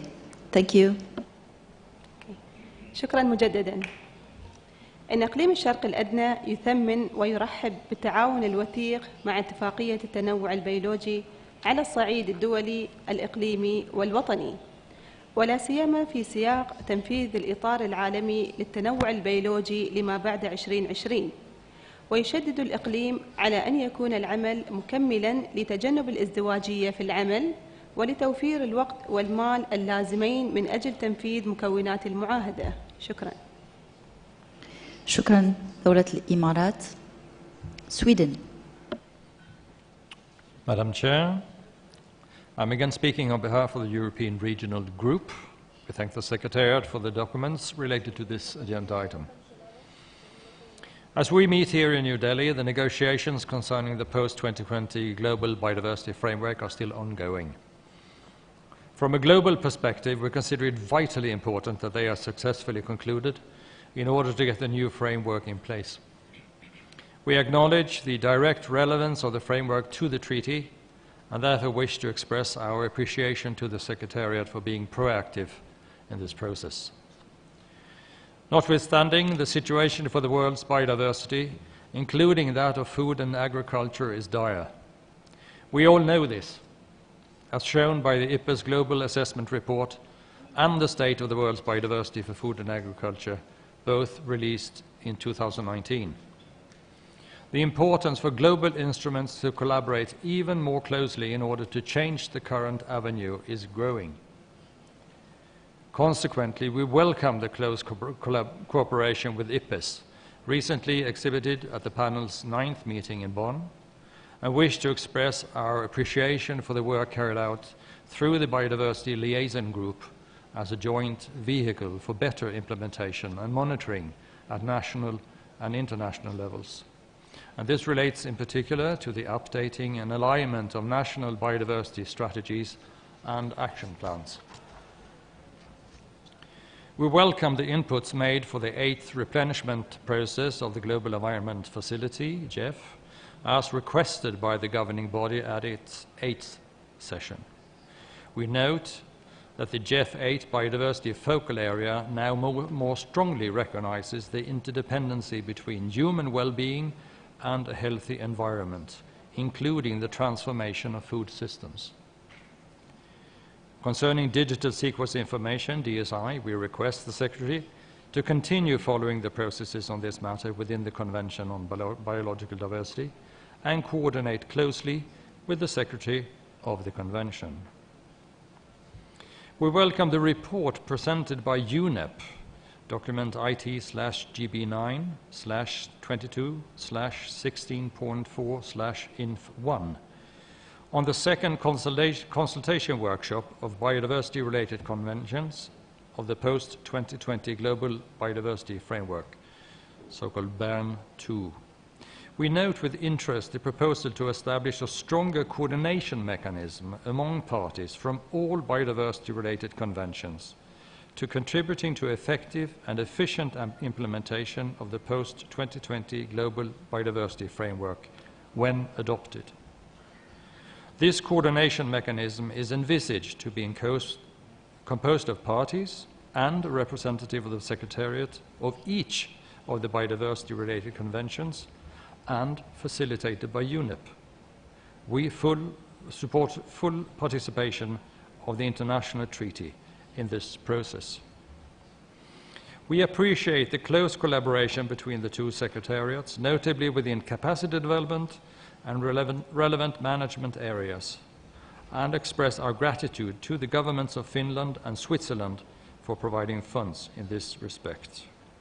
And finally, Madam Chair, concerning the draft resolution, we would like to propose some amendments that we will provide in writing. Thank you. Thank you, Sweden. Malawi. Thank you, Madam Chair. Malawi is speaking again on behalf of the African region. And on the document ITGB 9/22/16.3, the cooperation with the Convention on Biological Diversity, including the Nagoya Protocol, the African region takes note of the draft resolution point 15 in the document, and we welcome the continued process within the CBD and the Nagoya concerning on the genetic resources. The African region feels there is lack of sufficient address on the issue of DSI in the proposed resolution to work between the CBD and the treaty for the next global framework on biodiversity. The African region realizes that DSI is a pertinent and cross-cutting issue which the treaty and its contracting parties need to take responsibility. The treaty and its contracting parties needs to take responsibility in the detailed discussion about the DSI within this space, which can then enhance the harmony in the CBD collaboration decisions. Since this process is ongoing, we request that particular attention be given on the role of DSI for the conservation and sustainable use of PGRFA and benefit sharing. We also wish particular attention to be given on the possible implications that respective DSI-related technologies may impose on the mutual implementation of PGRFA conservation and utilization. I thank you, Madam Chair. Thank you, Malawi. United States of America.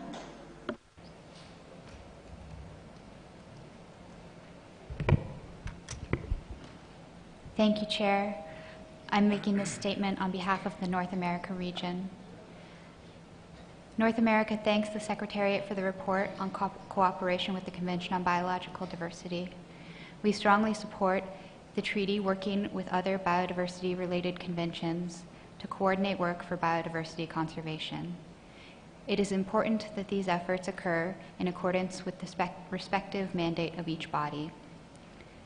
The ITPGRFA has valuable experience to share regarding facilitating access to plant genetic resources globally and sharing equitably the benefits generated from their sustainable use. We support the Secretariat contributing to the various CBD and Nagoya Protocol processes regarding issues that overlap with treaty interests. When considering implementation of national access and benefit sharing programs, it is important to respect what has already been established in the ITPGRFA and the needs of the food and agriculture practice. Responding to the elements of the draft resolution, in operative paragraph 3, North America would support maintaining rather than enhancing cooperation between the international treaty and the CBD. In operative paragraph 10, we appreciate the engagement on the development of the Global Biodiversity Framework. However, we should not prejudge the outcome of the Global Biodiversity Framework process, and therefore we should only welcome the framework if appropriate. Further, we do not believe the governing body can endorse the decision of another body. However, it is within our purview to consider appropriate follow-up once the framework is adopted. So we would delete or endorse from the first line of operative paragraph 10. Regarding operative paragraph 19, we question the utility of exploring technical options to connect the GLIS with the ABS clearinghouse. North America emphasizes the value of the global information system of the international treaty and stresses the need for it to be an independent resource on information and knowledge for PGRFA conservation, management, and utilization. We recall that treaty parties agreed to establish a global information system with the aim of connecting existing information systems on scientific, technical, and environmental matters related to plant genetic resources for food and agriculture, which is set out in Article 17. Meanwhile, we understand that the ABS Clearinghouse serves as a platform for connecting genetic resource users and providers and sharing information on the policies and procedures for sharing genetic resources. These systems do not seem to be compatible, and therefore we recommend to delete operative paragraph 19 in the draft resolution. Thank you. Thank you, United States of America. Argentina. Muchas gracias, señora presidenta. La Argentina afirma que la cooperación con el Convenio de Diversidad Biológica es una cuestión clave para el Tratado Internacional, tal como es reconocido en su texto constitutivo. En este sentido, la Argentina apoya en términos generales el proyecto de resolución contenido en el apéndice del documento y tenemos las siguientes sugerencias de modificación. En relación al párrafo 3 del proyecto de resolución, la Argentina comparte la necesidad de ampliar la cooperación entre el Tratado y el CDB en el desarrollo y la implementación del marco mundial. Consideramos necesario señalar que dicha cooperación debe aumentar la coherencia y la complementariedad y evitar las duplicaciones. Con respecto al párrafo 4, la Argentina sugiere que la resolución incluya recomendaciones adicionales, con un claro llamado al fortalecimiento de los aspectos relativos al acceso y la participación justa y equitativa en los beneficios derivados del uso de recursos fitogenéticos en el marco mundial, incluyendo los conocimientos tradicionales asociados con recursos genéticos. También recomendamos que incluya elementos sobre el uso sostenible de los recursos fitogenéticos para la alimentación y la agricultura y su contribución a una agricultura sostenible, eficiente y productiva, y por lo tanto a la integración de la biodiversidad. Con respecto al párrafo 6 del proyecto de resolución, la Argentina sugiere modificarlo para alinearlo a los objetivos del tratado.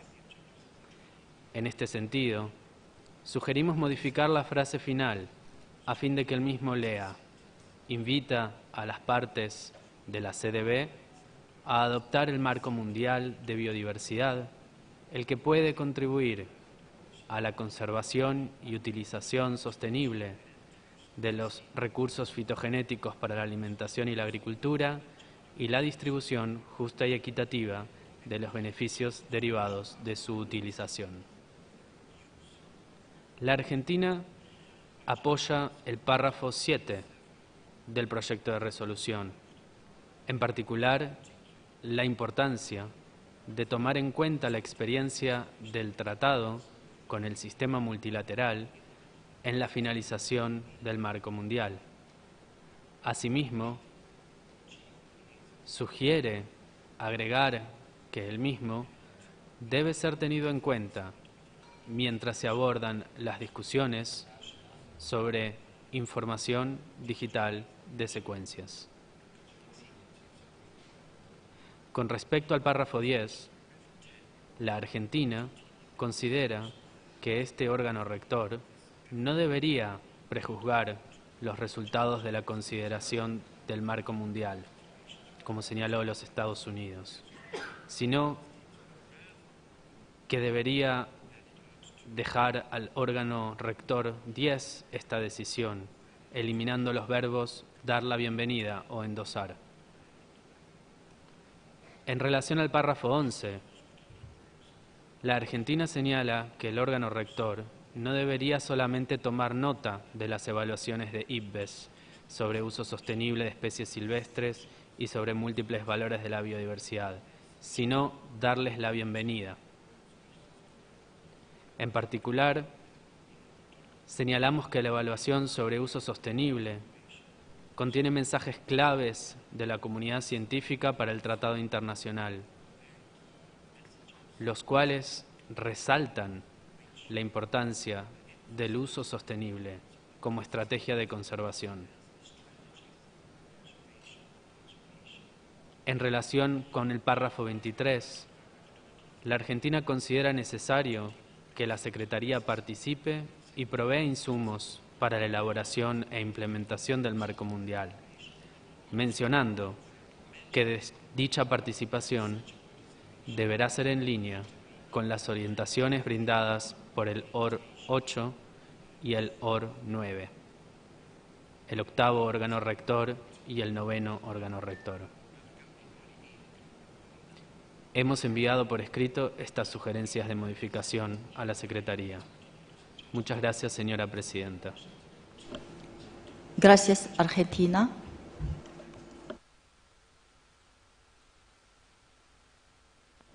Norway. Thank you, Madam Chair. We were trying to listen carefully to the last intervention, so if I understood it correctly, it was more to also mention sustainable agriculture in the paragraph 4 on the different targets that are to be developed under the Global Biodiversity Framework, and Norway could support mentioning sustainable agriculture without any further qualifications. But I might have missed some of the details there. Thank you very much. Thank you, Norway.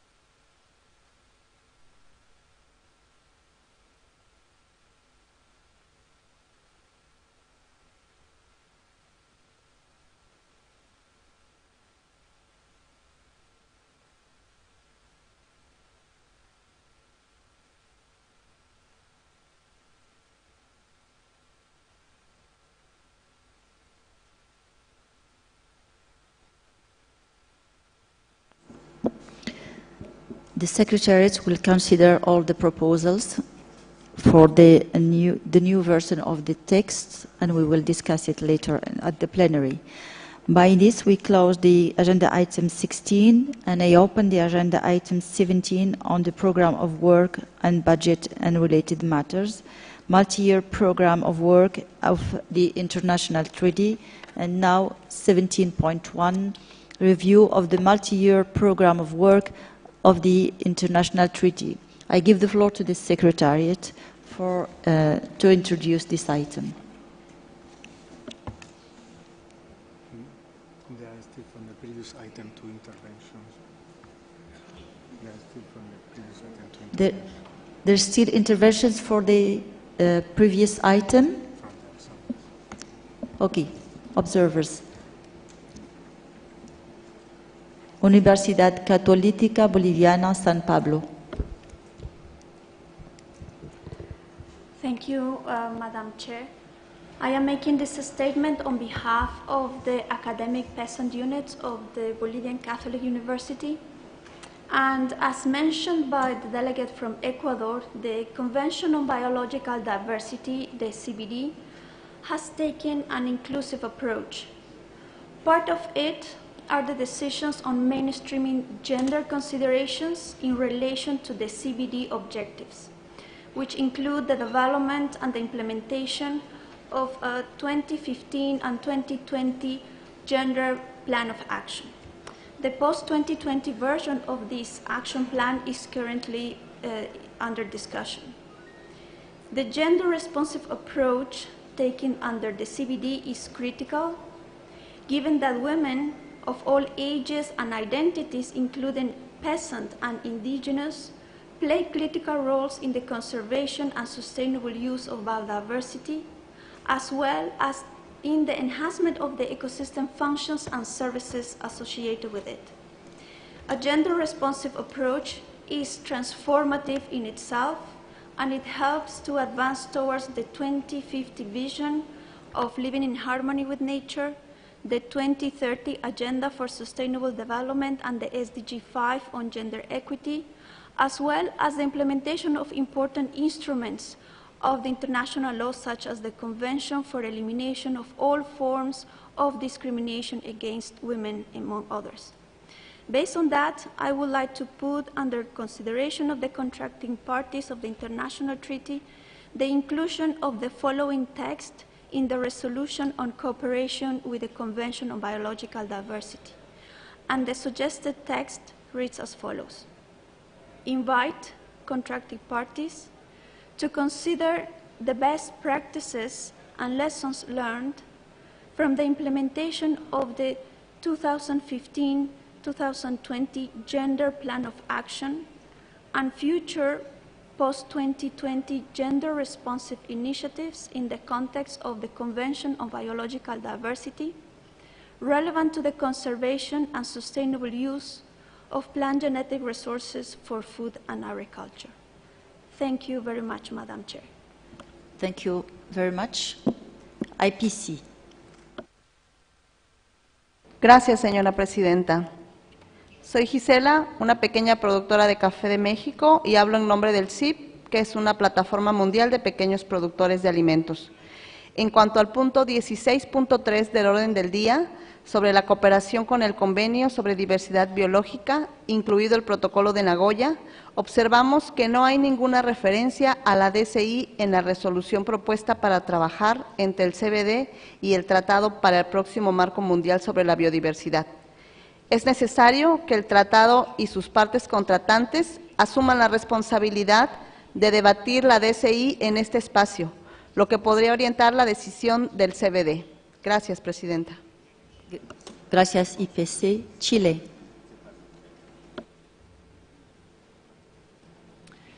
Gracias, señora presidenta. Mi delegación quiere apoyar la sugerencia de texto presentada por la Universidad Católica Boliviana San Pablo. Gracias, señora presidenta. Gracias, Chile. Third World Network.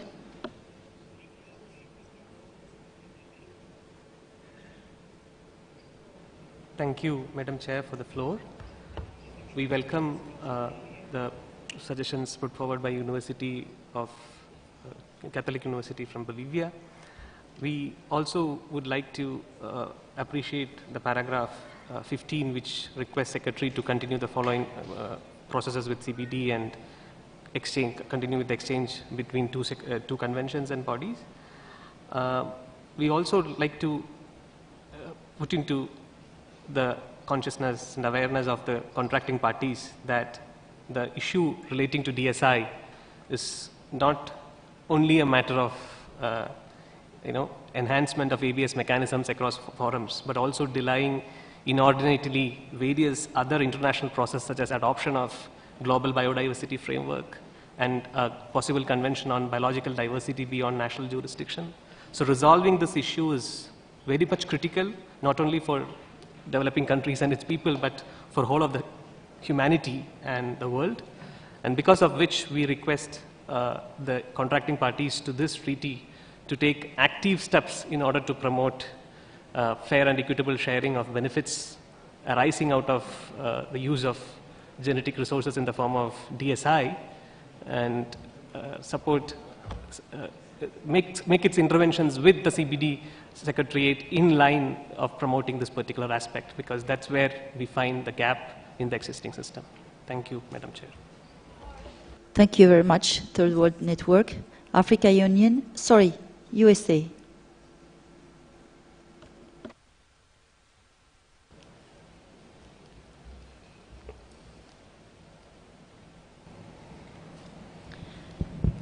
Thank you. The United States would also like to support the proposal by the Catholic University in Bolivia. Thank you.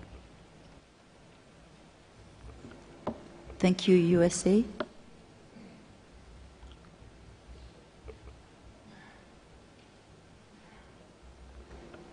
Africa Union. Thank you, Madam Chair. Madam Chair, I take the floor to, I think Third World Network has probably been reading my speaking notes. I take the floor to point out that the issue of DSI is a cross-cutting one around a number of international negotiations. And as we all know, in 2019, our inability to resolve the issue of DSI was largely why we couldn't reach an agreement in this treaty on the reform of the multilateral system.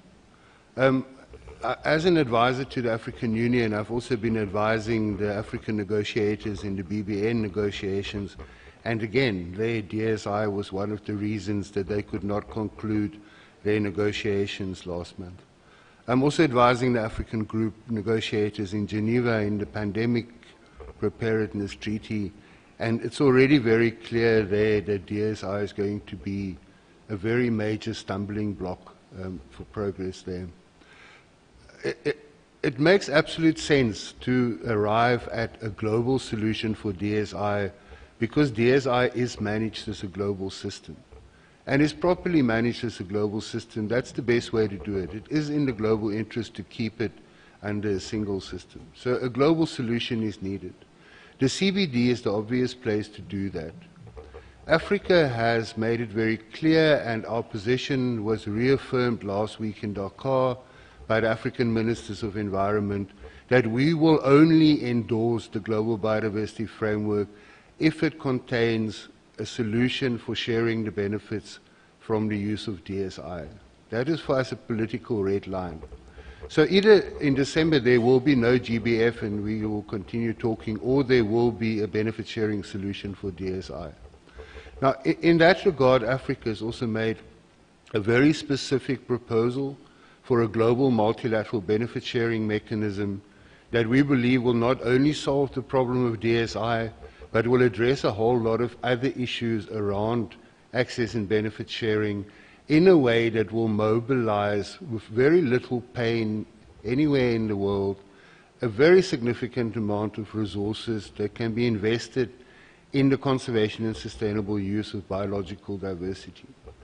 And we would like to call on the governing body, and some of my colleagues from contracting parties will, of course, make formal proposals in that regard later from the floor. But we would very much like to, GB9, to ask the CBD COP to solve this problem once and for all by adopting a global multilateral solution to the issue, the problem of sharing the benefits arising from the use of DSI. Thank you, Madam Chair. Thank you, Africa Union. Ecuador. Gracias, señora Presidenta.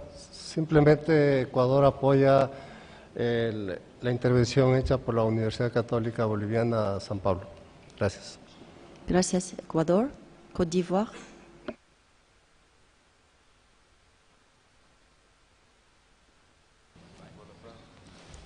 Merci, Madame la Présidente, pour la parole qui m'est donnée. Puisque je prends la parole pour la première fois, je remercie le gouvernement de l'Inde pour l'accueil et le secrétariat pour la production des documents.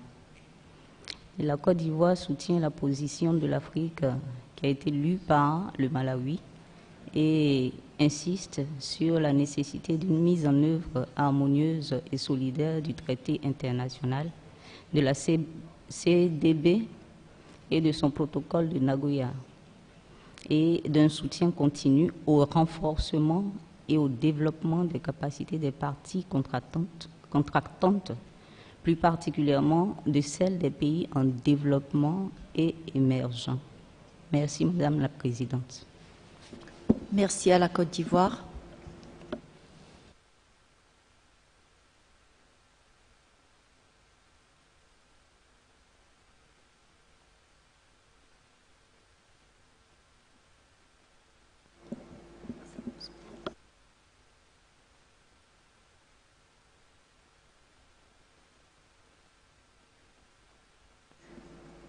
So we're taking note of the proposals, and then I close this agenda item, and let's move to agenda item 17, and I will give the floor to the Secretary to present the document related to agenda item 17.1. Secretariat. Thank you, Madam Chair. I'm introducing document 17.1, review of the multilateral review of the multi-year program of work of the international treaty. As noted in paragraph 2 of the document, in resolution 13/2019, the purpose of the multi-year program of work is to plan and structure implementation of the international treaty and the work of the governing body in a coherent and integrated manner, and to highlight the expected major outputs and milestones to be achieved by the respective sessions of the governing body. It is considered a useful programming tool and a living document, a rolling plan that is reviewed and updated as necessary. Since the adoption of the MIPO at the 8th session of the governing body, the environment related to the implementation of the international treaty has changed significantly, in particular due to the COVID-19 pandemic. The pandemic has affected the work of many subsidiary bodies during the past intersessional period in terms of modality, process, and content. The document also highlights the different updates as well as the new outputs and milestones reflected in the document. Both the updates and the outputs and milestones are presented in bold in the table contained in Annex 1. In addition, outputs and milestones that are subject to relevant decision of the governing body at the 9th session have been bracketed. I would like also to recall the previous discussion that you had on Monday in this plenary regarding the programming of the 10th session for 2023. Madam Chair, the governing body is invited to review and adopt the multi-year program of work for the governing body of the international treaty, taking into account the elements for a resolution provided for its consideration in Annex 2 to the document. Thank you. Thank you, Secretariat.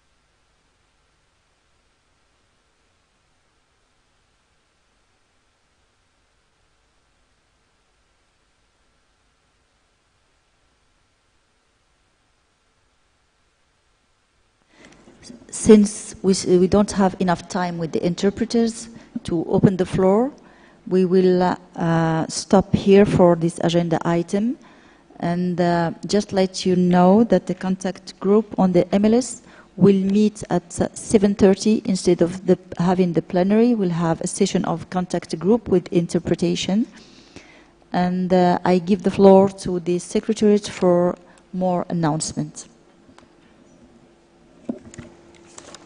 Just to recall that the Secretary announced before that the Budget Committee will meet at 12 in committee room 11, and it is also foreseen, I asked for confirmation, the informal group on farmers' rights at after this session.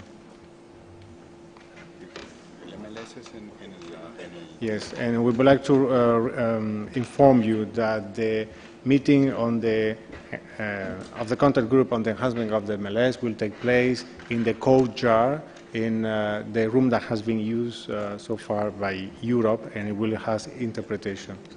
And we will also announce now the room for the farmers' rights will actually meet in committee room 11. Thank you. One more addition, according to the small group of farmers' rights, we encourage, as we have a small room, one participant from each party are encouraged to advance in the negotiations. Thank you. More announcement from the Secretariat. Yeah, thank you very much. This announcement is on behalf of the host government, in continuation of the hospitality of the government, and as you would have noted in the invitation to the special dinner the other day, there was a form that requested that you express interest if you would like to go on the visit to Agra to see the Taj Mahal, among other cultural sites. It is important that you express your interest and indicate that you'll be going so that they can make adequate arrangements. So there'll be free transportation, free lunch, and all the needs for the trip will be accommodated and covered by the government. So the plan is for them to leave at 7 a.m. on Sunday 25th and return by or before 7 p.m. So a full day trip, so that if you have a late flight, you can certainly meet your flight. But the important thing is for you to indicate your interest to go on the trip so that they can make the appropriate arrangements for those. Thank you very much.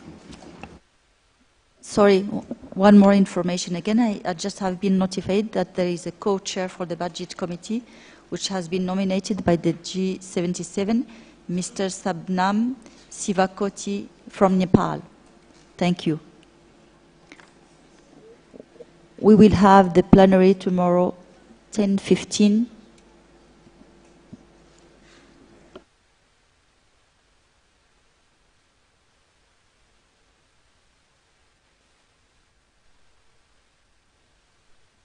So this evening, no plenary, as the Japan is waving the flag. Thank you, Madam Chair. My apologies to delay the closure of this meeting, but I think regarding the announcement of the meetings, I think it was too fast for me to understand what you said. So can we ask, can we make a special request for putting somewhere, website or even just in front of us, written information on the screen would be very much helpful. And for this moment, I'd like to ask you, the Secretariat, to repeat the information given. Thank you very much. Thank you, Japan. I would like also to recall that we, the Secretariat, we are publishing the information in the website in a document called Journal, which is available on the page dedicated to the 9th session of the governing body. We repeat, the group, informal group on farmers' rights will meet in after this session in Committee 11. That's the name of the room, Committee 11. Then for the evening session, there will be no plenary. The contact group will meet in the room assigned so far to Europe. That will be at 7:30 in the courtyard 10. And finally, the budget committee will meet again in the room Committee 11 at 10. May I, again, I don't really get what contact group you are mentioning. So can you just specify on the screen? That would be really easy for us to understand where and what we will discuss. Thank you very much. Yeah, thank you very much. Also in the screens on the corridor, so in the lobby, we'll put the daily journal there as well. If you have a look, you can see that. But I don't think we have that capability to project it here, but we can ask the technicians to load that and put on the screen. However, as I said, the screens outside have the daily journal on it. If you look closely, you'll find the details of the meetings and the location for those meetings and the time as well.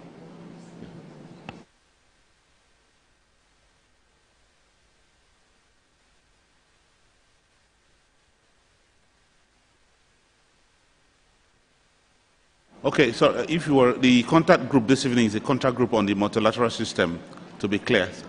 So, and there's only one contact group so far established, and that's the one on the multilateral system. Okay.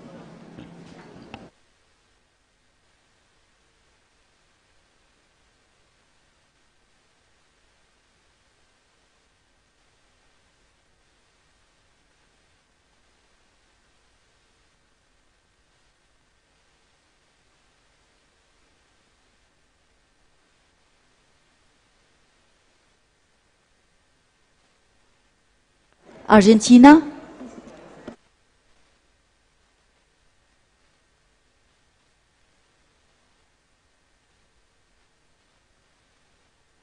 Thank you, Madam Chair.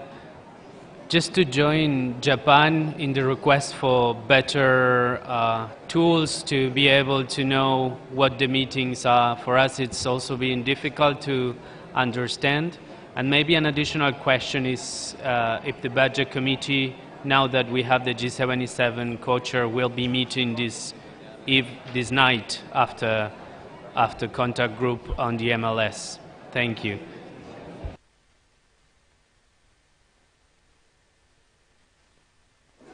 Yes, the Budget Committee is meeting at 10:30.